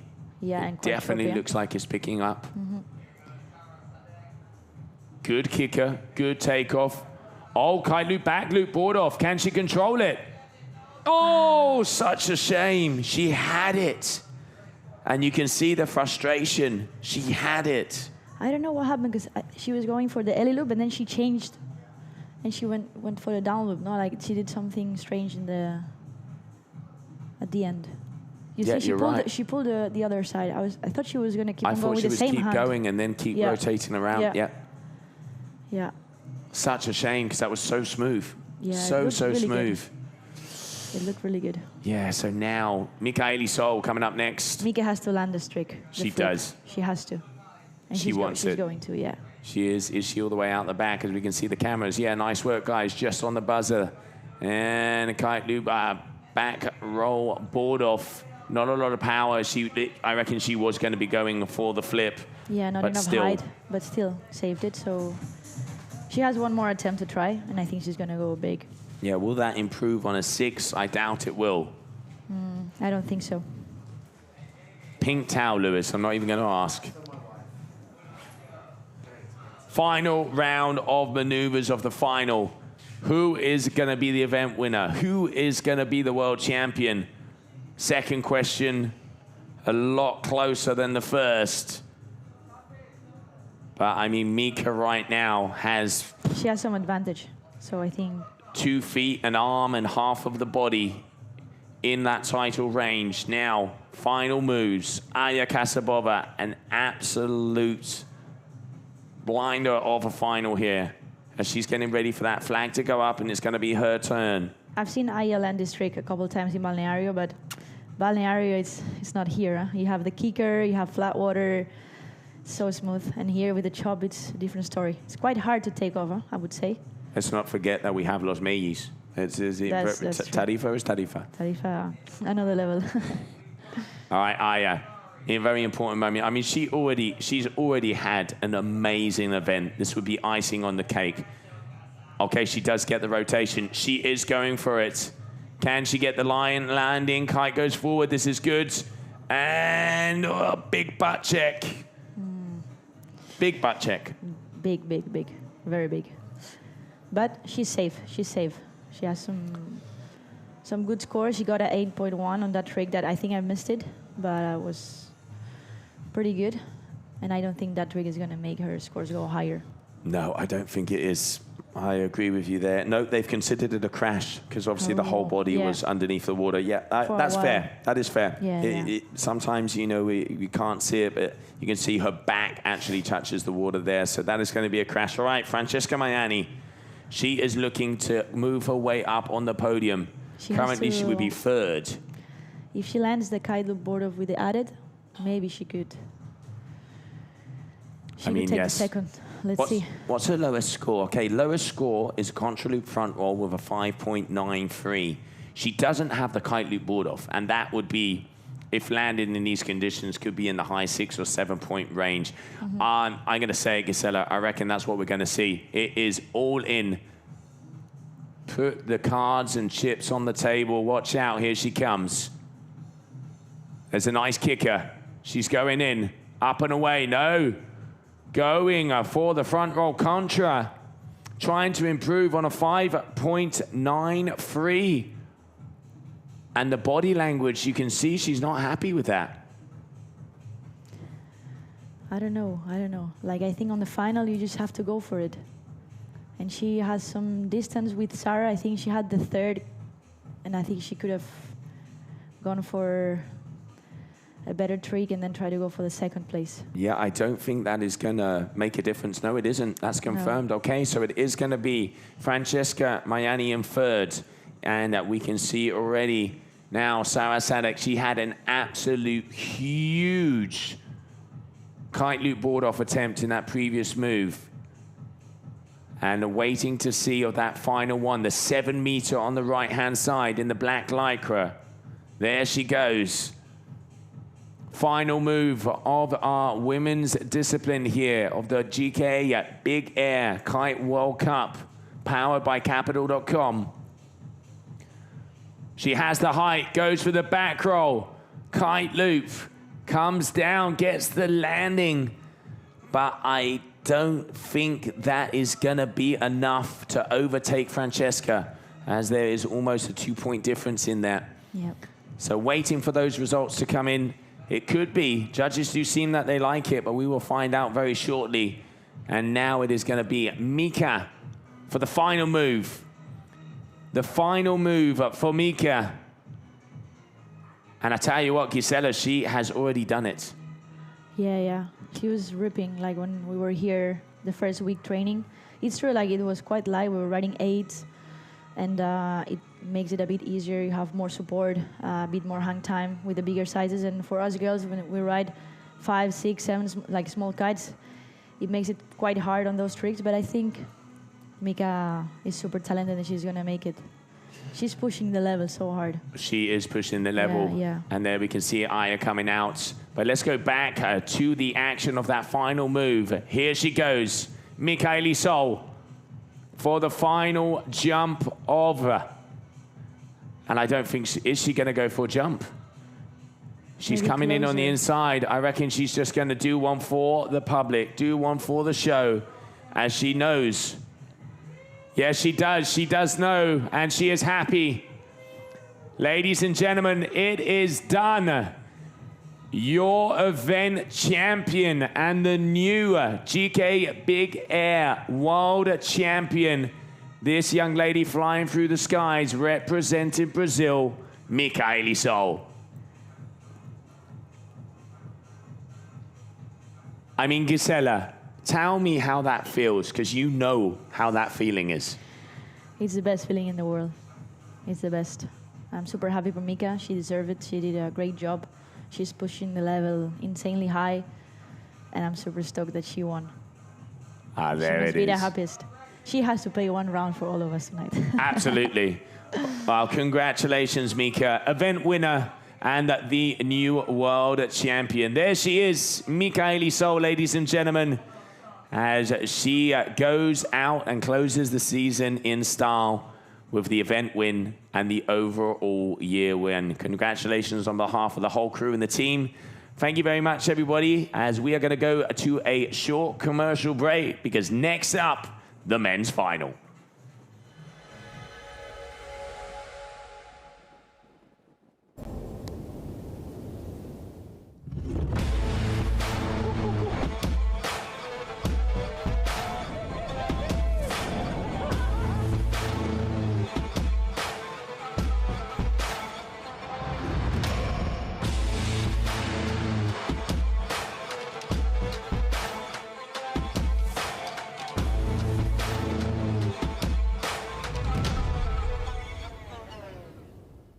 Alright, what's up everyone? My name is Giel Vleut. I'm competing in the Mykonos event here, and we just created an incredible Patagonia video together with capital.com. So if you have a minute, definitely check out that video. The link will be in the description below.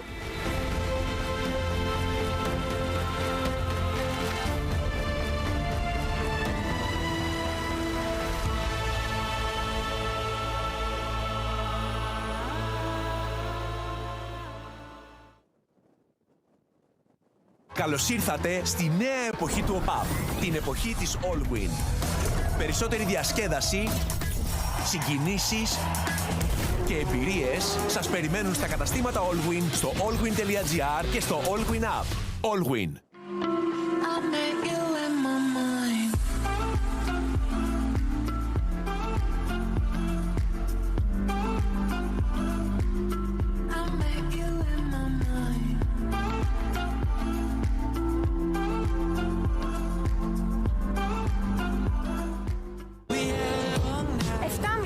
Πάμε να προλάβουμε την Βασίλεμα.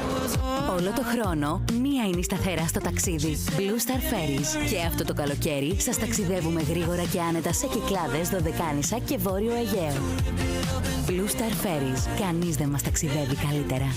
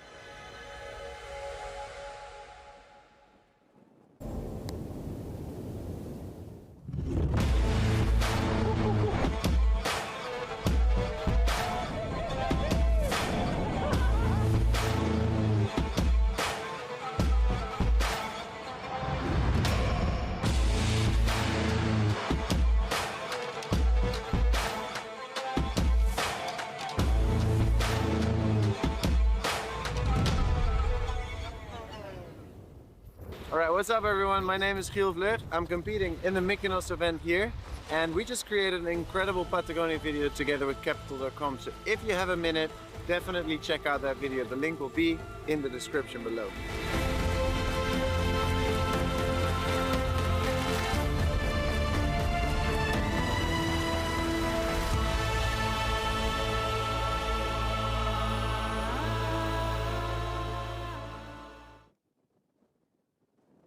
Καλώς ήρθατε στη νέα εποχή του pub, την εποχή της Allwin. Περισσότερη διασκέδαση, συγκινήσεις και εμπειρίες σας περιμένουν στα καταστήματα Allwin, στο allwin.gr και στο Allwin app. Allwin.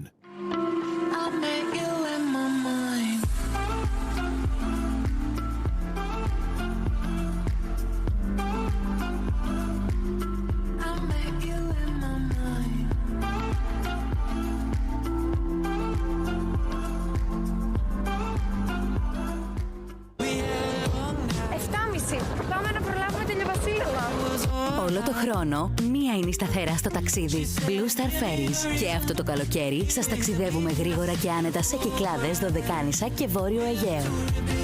Blue Star Ferries. Κανείς δεν μας ταξιδεύει καλύτερα.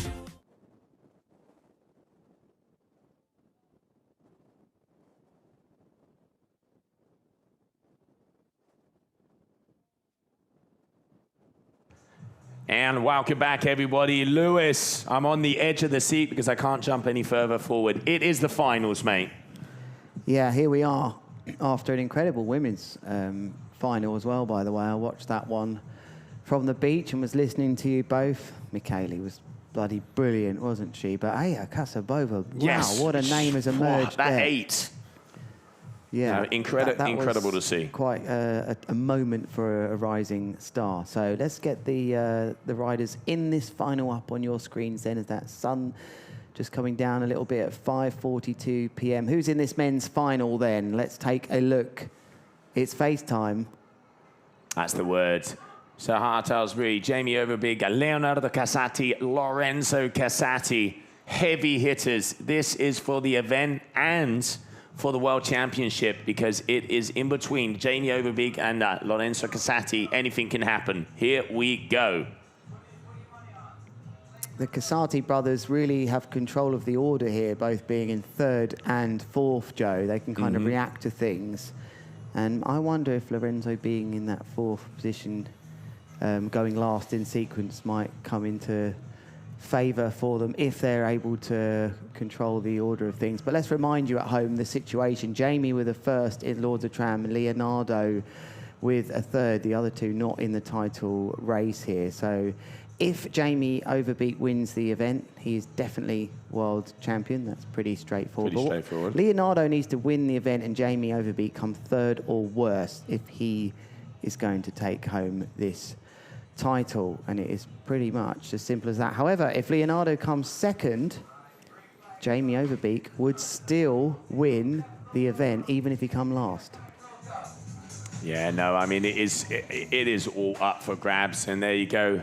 Firing off the first bullet is going to be Sahar Salisbury. I mean, this kid in that previous heat, talk about on the buzzer in the final one, and now up and away, going, nice angle. Back rotations, a little style there. Indian kick on the way with the board off, and he gets the claim. He's happy. Yeah, he's happy with that start. Is Sahar Salisbury. I do believe there was a bit of afters with that heat with Hugo protesting a score or something, but he managed to hang on there and get through after that epic heat with Hugo in the semi-final. So he's made his way through into this final along with... Was he Jamie's heat? No, it was Lorenzo's heat, I think, wasn't he? As Jamie and Leonardo came through the other side of the draw, and now the right foot forward looks like there's a bit of an angle. It does, out yeah. there. So we saw Mika on the right foot forward getting some of the biggest, and once again a big congratulations to her, event winner and the new world champion, 9 world championship titles. Now Jamie Overbeek, Lords of Tram winner, your current overall tour leader. As he's going to start off, what is it going to be? There's a lot of speed. Oh, there's the height. Multiple rotations with the front, with the board off. Going nice and inverted, and I tell you what, a lot of speed as well. Doobie, beautiful. Yeah, what a statement move there. You know, if everyone's sitting there wondering, questioning his nerves, can he handle all of the pressure and the expectation on his shoulders here to show everyone if he can do it in the waves or not? That's how you answer them back there with a kite loop, front roll rotation, and nice and comfortable, lovely landing. It's a perfect opening move for Jamie Overbeek. And one more reminder for you here. Leonardo Casati has to win this final for any chance to be world champion. He would need Jamie to finish third or worse if that was the case. He does have the assistance of his brother, the Brozifs. Lorenzo Casati also in this heat. His brother, who's the current world champion at the moment. And I just wonder how they can help each other here. But here we go then, left foot forwards. And this will be Leonardo coming in, riding towards the east as the sun beginning to set in the west towards our cameras. A lovely takeoff. Oh, look at the angle as well. Tornado. Can he get the catch? Yes, he does. Perfect. God, they make that look easy. So that's little brother. Now let's see what big brother has. Little Brozif, older Brozif. Put away the china. The boys are here to play. Lovely. Classic entrance move then. For how easy they put the board on and just lay it down. There sort of seems to be no impact on the body when you get that right. And I found that conversation really interesting to listen to with Gisela about the impact of freestyle on your body and how big air, if done in the right ways, of course, it can be quite smooth. The big crashes can come when things go majorly wrong, but maybe there is an element of that access to the big air discipline being relatively within reach of people that are learning, that are smaller, take smaller kites, not so crazy winds, and everybody's training bigger at the moment, which he was very clever to say, actually, this is the new way, but actually, this is the old way. That was beautiful. Yeah, absolutely. I mean, she, like we were saying, Gisela, she's been through all the generations, but now a new generation here. The man to watch. We've already had 3 big moves. His younger brother, 7.23. He's on a 9. He wants the power. Beautiful kicker above the mountain with the flip. Add in the rotation. Another. Oh, yeah. Oh, my days. Lorenzo Casati. Oh. Absolutely. For a second there, I thought that kite wasn't going to catch him. So, looking at that body language, he didn't have a doubt in his mind. Let's see that replay. Thank you. Here we go. Yeah, he got absolutely whammed there. Kite level. Look, the lines went slack, Joe. The lines went slack, and he still was able to force a rotation. This is going to be a boomer. I wonder if we're going to be presented with a case here with, I mean, what do you do if he's actually leading though at the end? There's no way he can do anything. What does he do? Put 2 big, massive moves on and then just wait to see if he does exit the beach. or maybe your third move, you try and get the score, which would split Jamie and Leonardo. There's a lot of talking points here that we need to bring. A 9.40. Biggest move of the entire event so far. Opening move, this is correct. And wow, where did that come from? Someone wants, he knows he has to have the win. He knows he has to have the win. As it is in his hands, and then he wants to see who could go in between. And this young man as well, flip on the way down, so much control. Sahara as well, the boys are going to town. Oh, watch out. Open up a cold one and enjoy the show. Big air at its best right now here in Greece. And let's not forget, 70,000 euros prize money up for grabs. And they're going above the mountain. Look at the slack. That is outrageous. If you, look at that control. And then just going backwards, look how calm. Look at that drifting. It's lovely. It's so nice to see. If you're watching this at home around the world, a big hello to you. I know you're all watching back at home. A big hello to the beach where I live. Jesmondo Hangtime Jones. Gutted he couldn't compete. Couldn't quite get his video in. But all the boys and girls are watching at home. We're so grateful. You can join us in this wonderful venue of Mykonos. Here on your screens then is the man hoping to become world champion from the Netherlands. Left foot forward, he's never been world champion, but he's definitely one of the best riders in the world right now. It's a double back roll, and he forces that board into those classic rotations for him. I don't think it's going to be up into the regions of the others. Joe, Yeah, I think I agree with you there.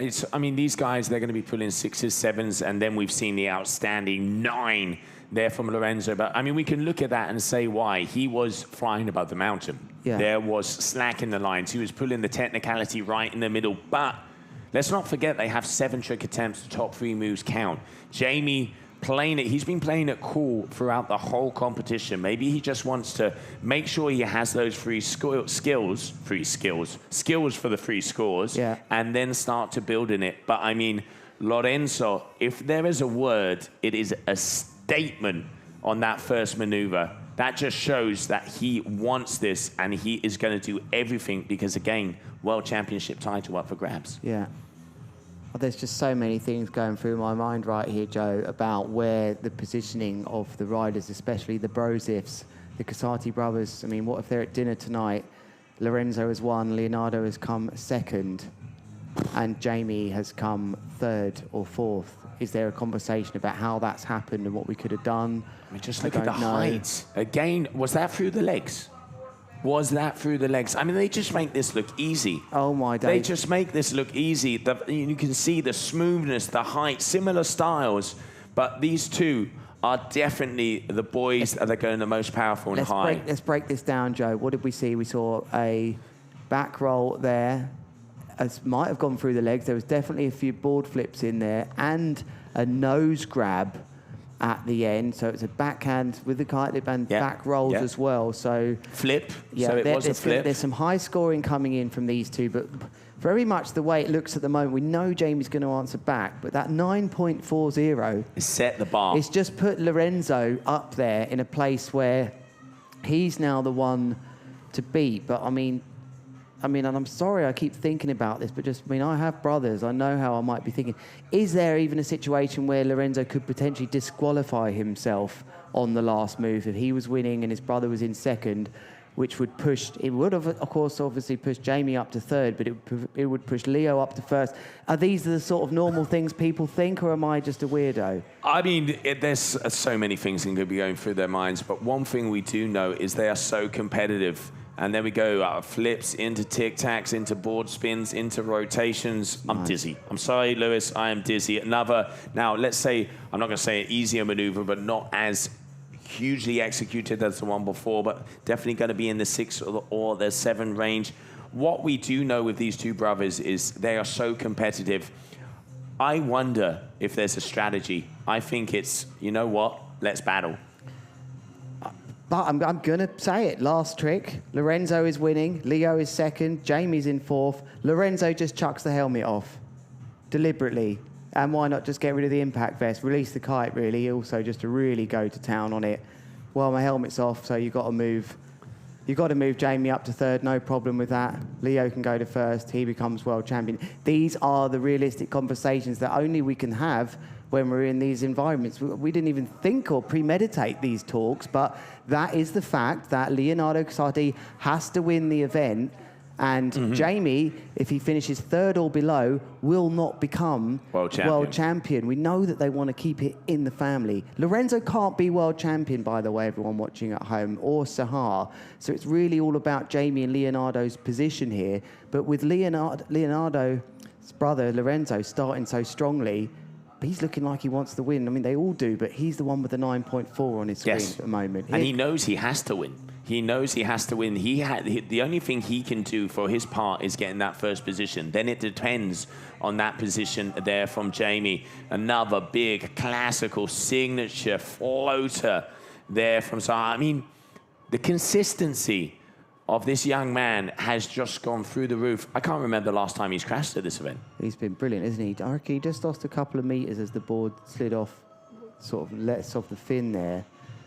Have they had the family conversation for how do we knock Lorenzo down a position if we're in that? I mean, blimey, it just blows your brain out. Like, maybe you can let us know in the comments what you think. What would you be doing? Because once Lorenzo gets that 3rd trick score on there, that any form of control of sort of planning things. I mean, we know they're all going for the win. We know they all care about that, and they're going to earn a ton of money with at the moment with these two in the final. That's brilliant. I'm sure they don't even care about the money with their position in kiteboarding, but it just brings all these incredible scenarios. And Jamie as well here. Let's see that third trick attempt. He's already pretty much at a 14. So 2 7-point averages, which is 2 very good maneuvers, is what we've seen so far. Very important moment. He has the speed. He's coming close. There's the kicker. There you go, getting higher. That is more like it. Contra, multiple rotations. I mean, oh, and Star on the way down as well. That is the overbeat we know. Yeah, it's unbelievable riding for him. I'd love to see the distance here, especially the graph, this amazing graph of data that we get given. Here it goes, Joe. Up he goes in the air. Must be about 15 meters, mate. 17.5. And then look on the way down. Look at that line. It really curves off. This isn't straight back down and along like it used to be. It's almost becoming like a camel with 2 humps sometimes. 150 meters distance, that one. That can't be true. That's miles. That is unbelievable. If you've ever run a 100-meter race before. Have you ever run 100 meters before? Done a few. Yeah. Back at school or as an adult. I don't know the last time I've done that. Trying to think of a few reasons why I needed to run 100 meters, but can't think of anything that I should say. Maybe to go kiteboarding. Mate, if your final's on and you want to get down here and see it in person. Yeah. So everybody from the hotel surrounding, get yourselves here because the action is on the right. Jamie now in second position.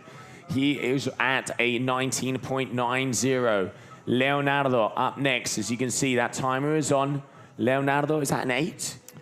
That is... Oh, sorry, I thought you meant for his score. No, it would be a 9.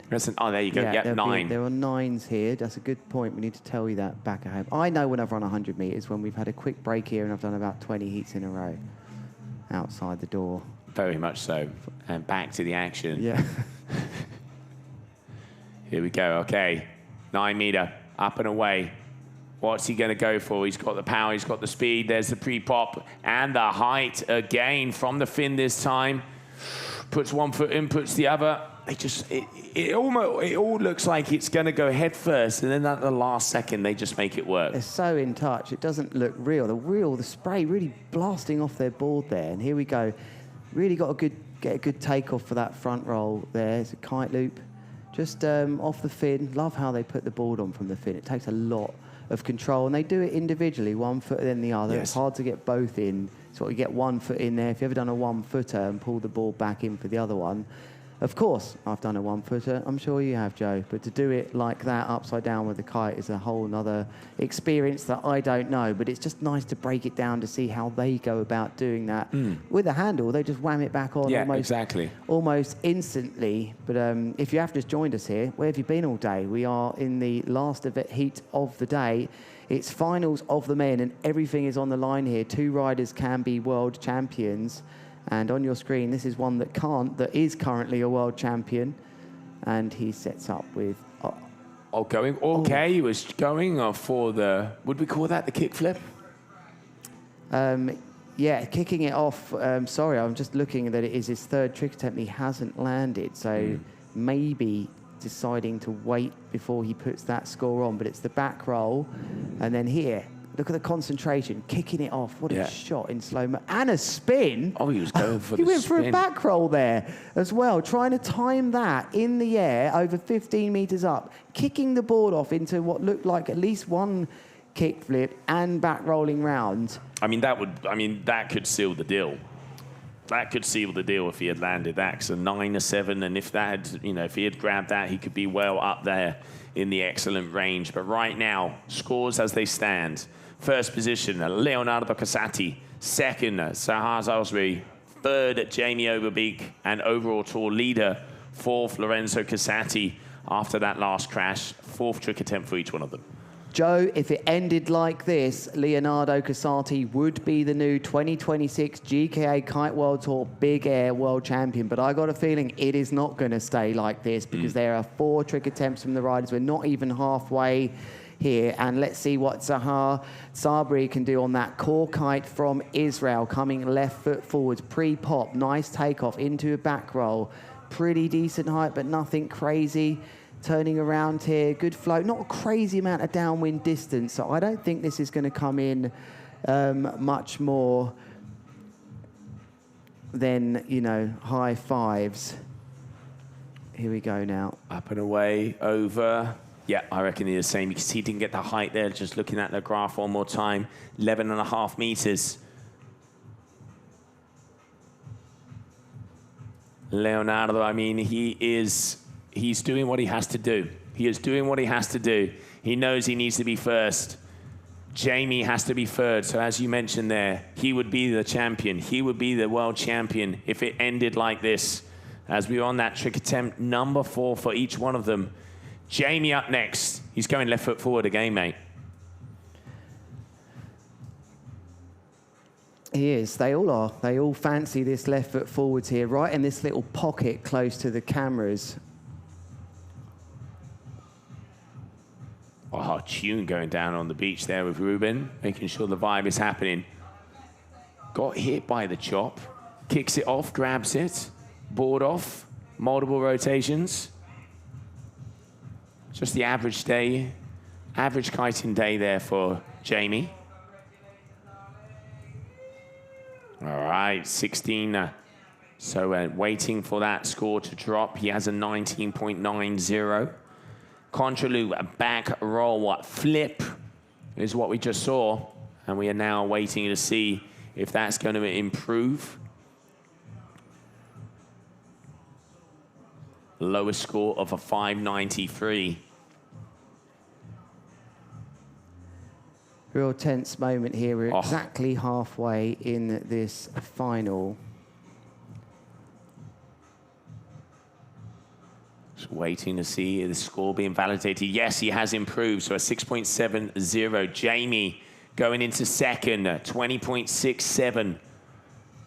Yeah, that was a good time for him. So 14 moves have taken place. There's another 14 left. All of these riders, remember, they get 7 trick attempts. Their best 3 trick attempts scoring out of 10 each. A maximum of 30 is what they can be given. And they're actually given, you can see a timer on your screen in yellow, which relates to the rash vest, the color of the top of Leonardo here. It's telling him how much time he has to take off. He doesn't need all of that time because he's hit a banging takeoff here. Oh, the yank. Look at that. Travel, angle, power, style, lands. He wants it, Lewis. He wants it. He loves it. He's ended up right near the beach. And what a beautiful ending of this event, that actually the riders have been so safe, staying out to sea. They're now coming towards the crowd as they feel confident. And look at that move, flying across your screens. It was looked like a doobie board off from the fin. He's really happy with it. Oh, and there's a big number, mate. It's a big number. You can see, because you've got access to the secret files. 8.37 for that last move. Wow. 8.37 is going to be landed for Leonardo Casati. As there it is, 22.93. We're waiting for those scores to update, but we have the information before you. We do, and now this will be the chance where he says, come on, bros, split me here, because right at the moment, Leonardo Casati, if it finished like this, wouldn't be world champion, because Jamie Overbeek is in second, but if his big brother here can bosh in a good score and get somewhere in between them, he would be helping his brother and keeping that world title in the family. Remember, he is the current world champion, 2025 world champion on your screens right now. Lorenzo Casati. Can he? I mean, he's got to try. He doesn't got to try and get in between them, but he only needs a 3.71 as well. But does he know that? I don't think there's too much maths to do there with your watch. He's got to just try and get in and amongst it. So okay. I'm going to say I'm surprised here because I think you're right. I don't think he does know that because I think there's more to this. I think they are so smart, these riders. They have their dad in their ears, communicating with them the situation. Is he just trying to go for one of the most innovative moves there is, just for fun? I mean, obviously he wants to land this. He does want to land it, but what's happening here is they're giving themselves the opportunity to affect the results on the last run of moves. if it goes all the way down to the wire and they know the situation and it's just like this with Leo in first, they will have actually an idea of what score is required to split Leonardo Casati and Jamie Overbeek. That's a big ask, but would you put it beyond this family who are in communication? The father and would you is leave it speaking to the last both. move? I know, but I mean, Lorenzo is trying to land that. I don't believe he's just doing that. I mean, you'd probably find another way to just crash for zero rather than. I mean, looking at it, of course, like you say, we have all of the numbers here. Right now, Lorenzo needs a 3.71, which is he could do in his sleep and dreaming, and he would make his way into second position, which would take Jamie to third. His younger brother will be world champion. I'm very surprised he's going for the big moves because, you know, that way it could affect it even more. But like you say, Lewis, everything is up for grabs. Maybe he doesn't want to push that hard, so Jamie kind of doesn't go up to that and he leaves it to the end. But, I mean, this man as well, Sahar, all the way along, travel distance and style. I love his style. I love his style. Yeah, and now he's in the mix now.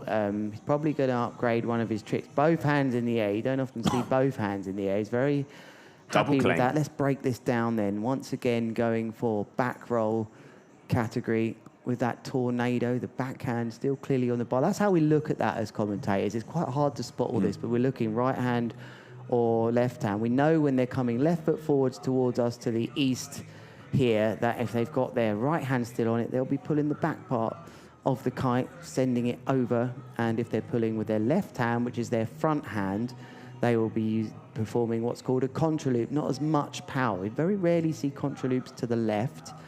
And as we said already over the last few days, many times they are looking for the perfect place to jump here, which seems to be this pocket middle, here, quite near, just past the middle, looking for one of these little rollers. Jamie, little elbow, he's looking, he's searching. He's in that place. Once you see that speed accelerate, he's committed now. He's spotted where he takes off.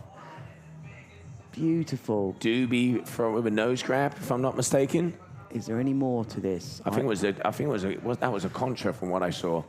You reckon? Okay. I'm not sure. I don't think he wanted that. No, I don't think so either. Because, I mean, he normally takes his board off on every single move. But we did see, let's see, is that front hand or is that backhand?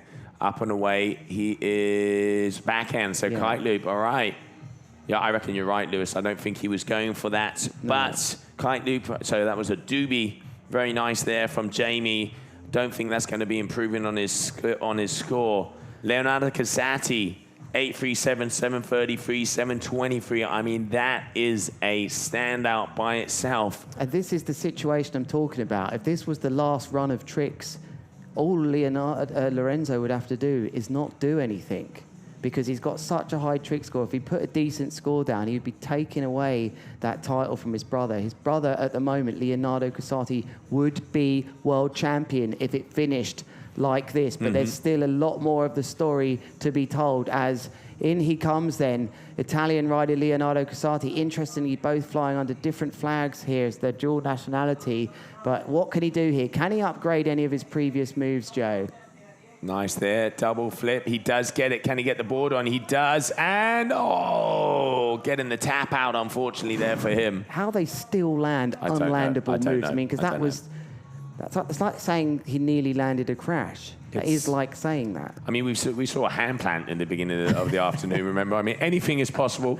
And if they're going to do it, it's these guys. I mean, double flip, nice and easy. He just got double tapped out there. All right, so now, Lorenzo, is he going to go for something huge again? Or is he going to try and get into that middle position? I would do anything to hear the conversations going on, because once again, I will remind you at home, they do have communication with the father there through their earpiece. It's allowed, it's not banned. What are they? I'd do anything to hear that. Are they saying to get another zero? Or, I mean, what is the conversation here? I mean, I don't think it is. I think they want Lorenzo just to be showing the innovation. Will he go for another crazy innovation? But okay, yeah, he's keeping it simple. He's getting that landed move because he needed a 4.28 to go into second, but a 5.97 to go into first. And you can't take that back. Once you can't just be like, I don't want that. I mean, apart from obviously what I'm saying about potentially disqualifying yourself, which is an outrageous thing to say that even might be, it could potentially happen. I don't know. That isn't by any means Lorenzo's most difficult move. There is a strategy going on here that maybe one day we'll hear about in a documentary, Joe, but we can only just guess as to what's going on here. But it has meant that Lorenzo Casati has now gone into first, and perhaps they don't want him going too far into first.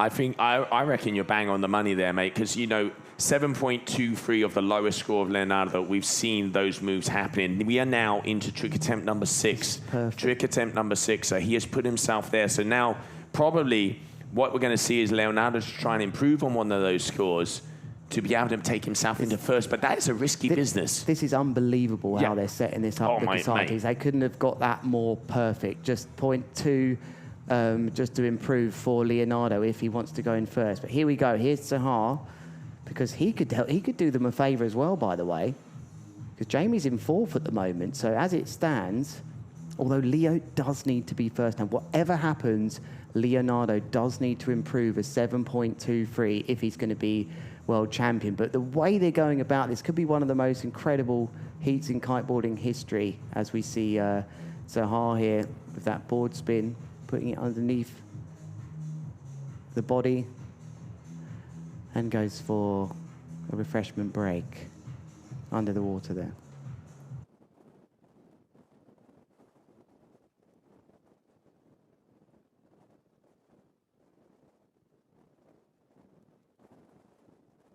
Joe, that's a good point there. You think he might have just gone a little bit too far with that 6.13? Do you think that? I don't know. I mean, like before, Lorenzo, it was that 5.97 is what he needed, and he would have slotted himself into second. So if it ended now and that had happened, Leonardo would have been in first. He would be world champion. I mean, it's easy to say all these scenarios coming up, but, in the end of the day, it also comes down to this man here who is spinning like the Tasmanian devil.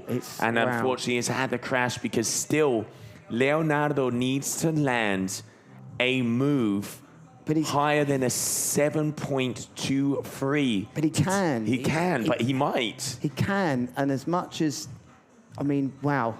You know what I mean? Jamie here is in trouble a bit here. But not in trouble, but it's kind of falling away from the control. Yes. He wouldn't have wanted to be in this position at the start. Who could have ever forecast this position right now where Jamie has one more trick attempt, is in 4th place, but Leonardo has to become first. Yes, the Casatis would have loved to have Leonardo slightly ahead of him. That might be a conversation at dinner time for generations to come in that family. However, it's there, it's in reach. Wouldn't that be the perfect ending if Leonardo Casati could find a way in these last 2 moves? We may well see this situation happening now. I can't believe it, Joe. I don't think I've ever seen anything like it in all the 2 decades of talking about it. There's 2. He's got the elevator. He has got the elevator now. He has got the landing. Let's not forget, it needs to be a 7.24. It needs to be big. He needs around the 7.5s. What does he need, as we can see here? He needs 0.18, so that would be a 7.3 something for him to go into first position, because if he doesn't get that first position, he's not world champ. I don't think it's going. I don't think it is. I think they need some more. Oh, wait. I can see numbers, Lewis. I can see numbers. Maybe it is. Maybe it was higher than we thought. Could this be the most unbelievable strategy move in ever of the kiteboarding history from the pros? 8.07 puts Leonardo Casati in first place. Jamie Overbeek will have one more chance here, and we may well go down to the last move. Lorenzo Casati, what does he do now? I don't think he does anything. I'd go for a simple jump. I don't think he does anything. All right, so now last trick attempts for each one of these athletes. Pink lycra, black kite core is going to be coming up, but watch out because Lorenzo Casati getting ready with the black lycra as he is coming towards us. It all, like you say, Lewis, it all comes down to this. It all comes down to this because Lorenzo, if he overtakes his brother, he takes the world championship away from him. He does, and with one more trick attempt remaining, what does he do? Or does he start, or is part of him thinking, well, I have got 0.67 to play with. Maybe, would you mess with that? Should I upgrade one of my move points? I don't think he's going to do. What? Okay. Yeah. I'm gobsmacked Because if he had landed that, I don't think he's going for it. if he has landed that, that would be a huge move. But would you do that? I don't. Is he playing with us? Like, where's the intent? Okay. He's not even go. Oh.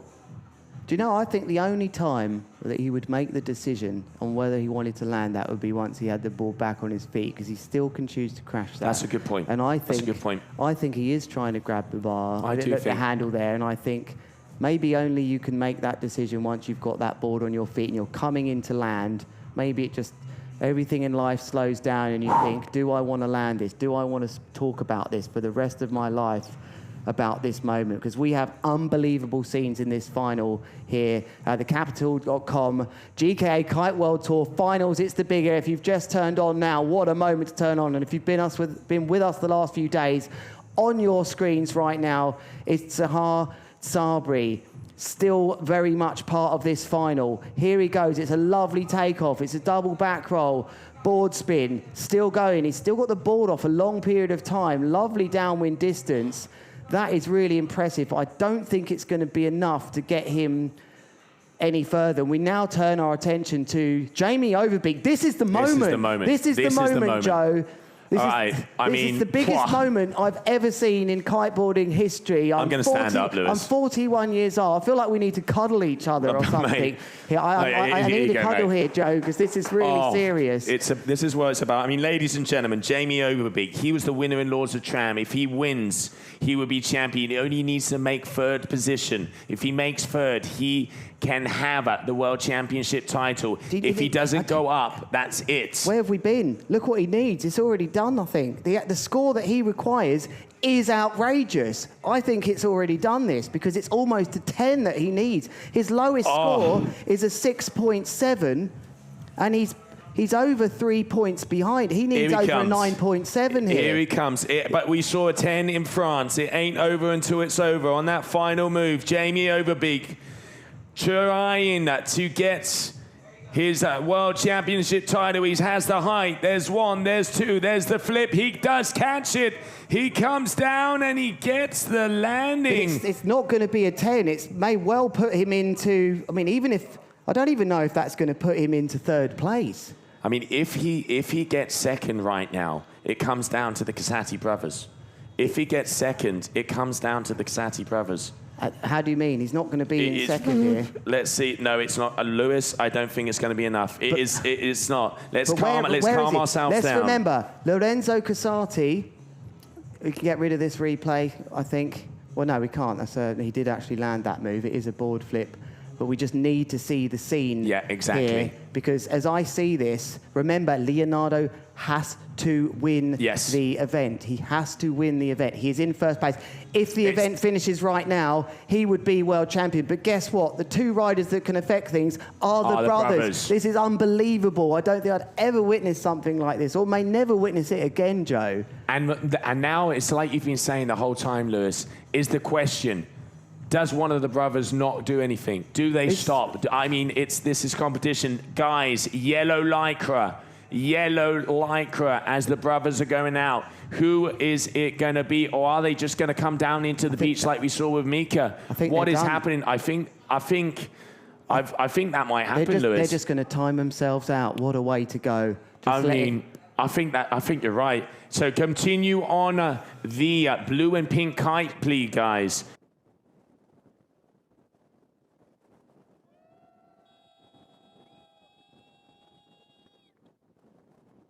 Was nothing to see, Joe. They are coming in. They're coming in. Wow, incredible scenes here in Mykonos. Can you feel that wherever you're watching it around the world, the adrenaline going through us but me and Joe Tsiastula have had to hug each other to get through the end of this heat. Leonardo Casati, unless something happens here, which would be a twist I don't think I could manage. I don't think my heart could manage this. There you can see just going for a single jump, arms up in the sky, as he knows he's got it, because I'm going to say it. Big brother wouldn't take it and suddenly go for a huge move.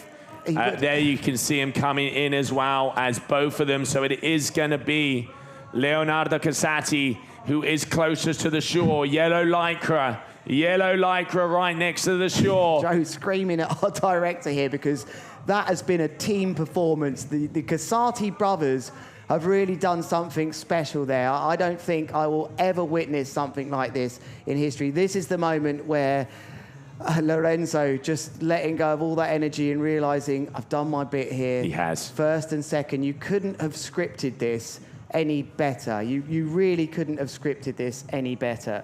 Well, Lewis, it is official then, mate. Now we can make the announcement. Leonardo Casati, your GKA Big Air 2026 World Champion. Congratulations, young man.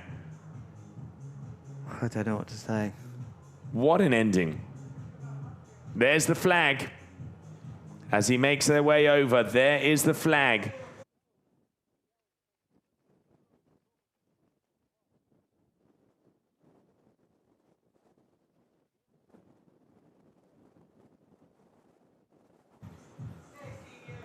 Joe, there's not many times in my life that I don't know what to say. I love talking. I guess that's how I've ended up here in this booth with you, just as you have too. But I don't know what to say. Maybe we just let the picture do the talking for us, which is the reverse of what our job usually is. There you go. On the shoulders. And that young man, congratulations. Brother love right there. And your world champion behind that guy. There is Aaron Hadlow down there, and I wonder if he was part of any of the conversation around this, because this is one of the most strategic victories, and well earned, by the way. He earned this win, and he was first place, and there will always be an argument for Lorenzo maybe not being able to get past him here, but only they will know that deeply. But how they've gone about this and created this environment where the pressure just built and built and built on Jamie, who has been an incredible competitor, we have to say. Jamie Overbeek played his part of this event, but it's all about the Casatis now. There's Baptiste on the beach just giving Sahar Sabri a high five, who's also positioned very well here in third place. But unbelievable scenes down here on the beach, Joe. I mean, I dreamed of this event coming here, but I could never, ever have dreamed of a result taking place like this. No, I mean, it has been unbelievable. It's incredible the potential this location has and where these riders are taking the sport to. And such an incredible sight to see there as Leonardo Casati, our new world champion. And what a way to end it. Brotherly love there as well. And he has been outstanding throughout the whole competition, the whole year. And it is at that moment. And as you say, Lewis, a few times we are lost for words, but it's just soaking in. And smiles, vibes, Ruben making sure it's happening down there. And you can see Ronaldo there, his dad, very proud. I mean, you would have to be proud as you have a world champion. Both of your sons have been world champion. I mean, not many dads can say that. No, there is Aaron Hadlow just congratulating Leonardo. And no, what a moment. And so pivotal. You know, he's a real pivotal person involved in this, and I just hope there's a documentary that comes out one day, maybe with the live recordings of what was said in those helmets of those riders. But those are the scenes on the beach down here. I mean, it just goes from one strength to another. Kiteboarding and big air. I mean, is it even worth? Should we try and work out how much the family have won there? What a time to get a first and second in the family when the prize money has gone more than double, when the sport itself seems to have gone up another level with new sponsorship, new interest. This event alone has had so many things going on behind the scenes. There's a lot of excitement around our sport right now, Joe, and perhaps that is the exact reason why. Moments like that. I mean, it's just the show, and it's incredible to see that. Also, you know, the risk that the athletes are taking and the reward is there, and it's not about just about the title. You know, like you say in the prize money, once again, a big thank you to the GKA and to Capital.com putting the 30 grand towards, and then obviously the Mykonos gang putting 40,000 euros, 70,000 euros in total. Like you say, a great day for kiteboarding, an amazing day for the Casati family. And let's not forget also a big congratulations to Michaeli Sol on her 9th World Championship title, and to every single athlete out here and everybody who has taken part, because definitely one to remember. I think it's also worth thanking the brands as well for how much they put into their riders. They believe in their athletes. There is the core rider, Sahar Sabri, getting to his first major final here, and he looks absolutely stoked. There's Parker Sage, Baby Shark, Josue Sam Ferreira holding up. What that means to just get, but not to just get, to get to the final, irrelevant of winning it, to get to the final is massive. He's really stoked. Duotone, great result for them. Michaeli Sol taking the win in the other final. Of course, Jamie Overbeek in this final as well, choosing to ride the duotone, by the way. Harlem getting those two brothers in first and second, that's massive when we think about the women's other final as well and the other riders that finished there. It's been pretty impressive from all the brands. We saw Gisela back here as well. But Joe, I mean, what an event.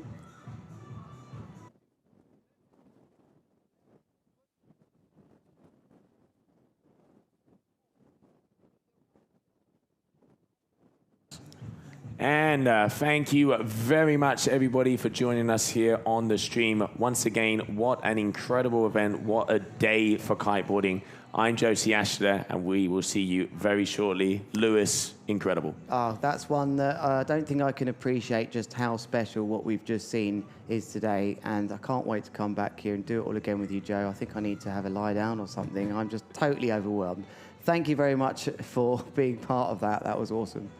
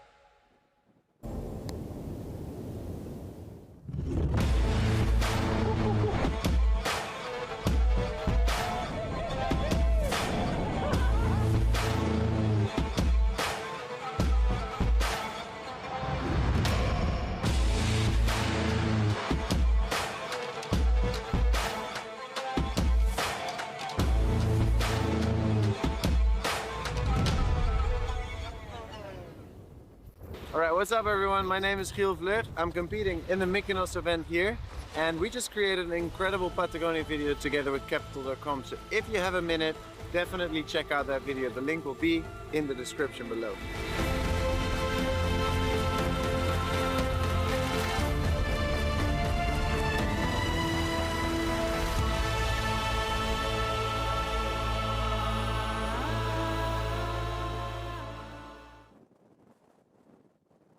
Καλώς ήρθατε στη νέα εποχή του ΟΠΑΠ, την εποχή της Allwin. Περισσότερη διασκέδαση, συγκινήσεις και εμπειρίες σας περιμένουν στα καταστήματα Allwin, στο allwin.gr και στο Allwin App. Allwin.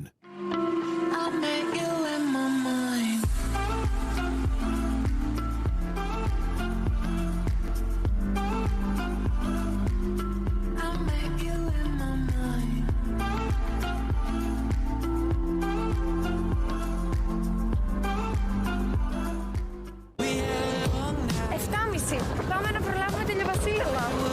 Όλο το χρόνο, μία είναι η σταθερά στο ταξίδι. Blue Star Ferries. Και αυτό το καλοκαίρι σας ταξιδεύουμε γρήγορα και άνετα σε Κυκλάδες, Δωδεκάνησα και Βόρειο Αιγαίο. Blue Star Ferries. Κανείς δεν μας ταξιδεύει καλύτερα.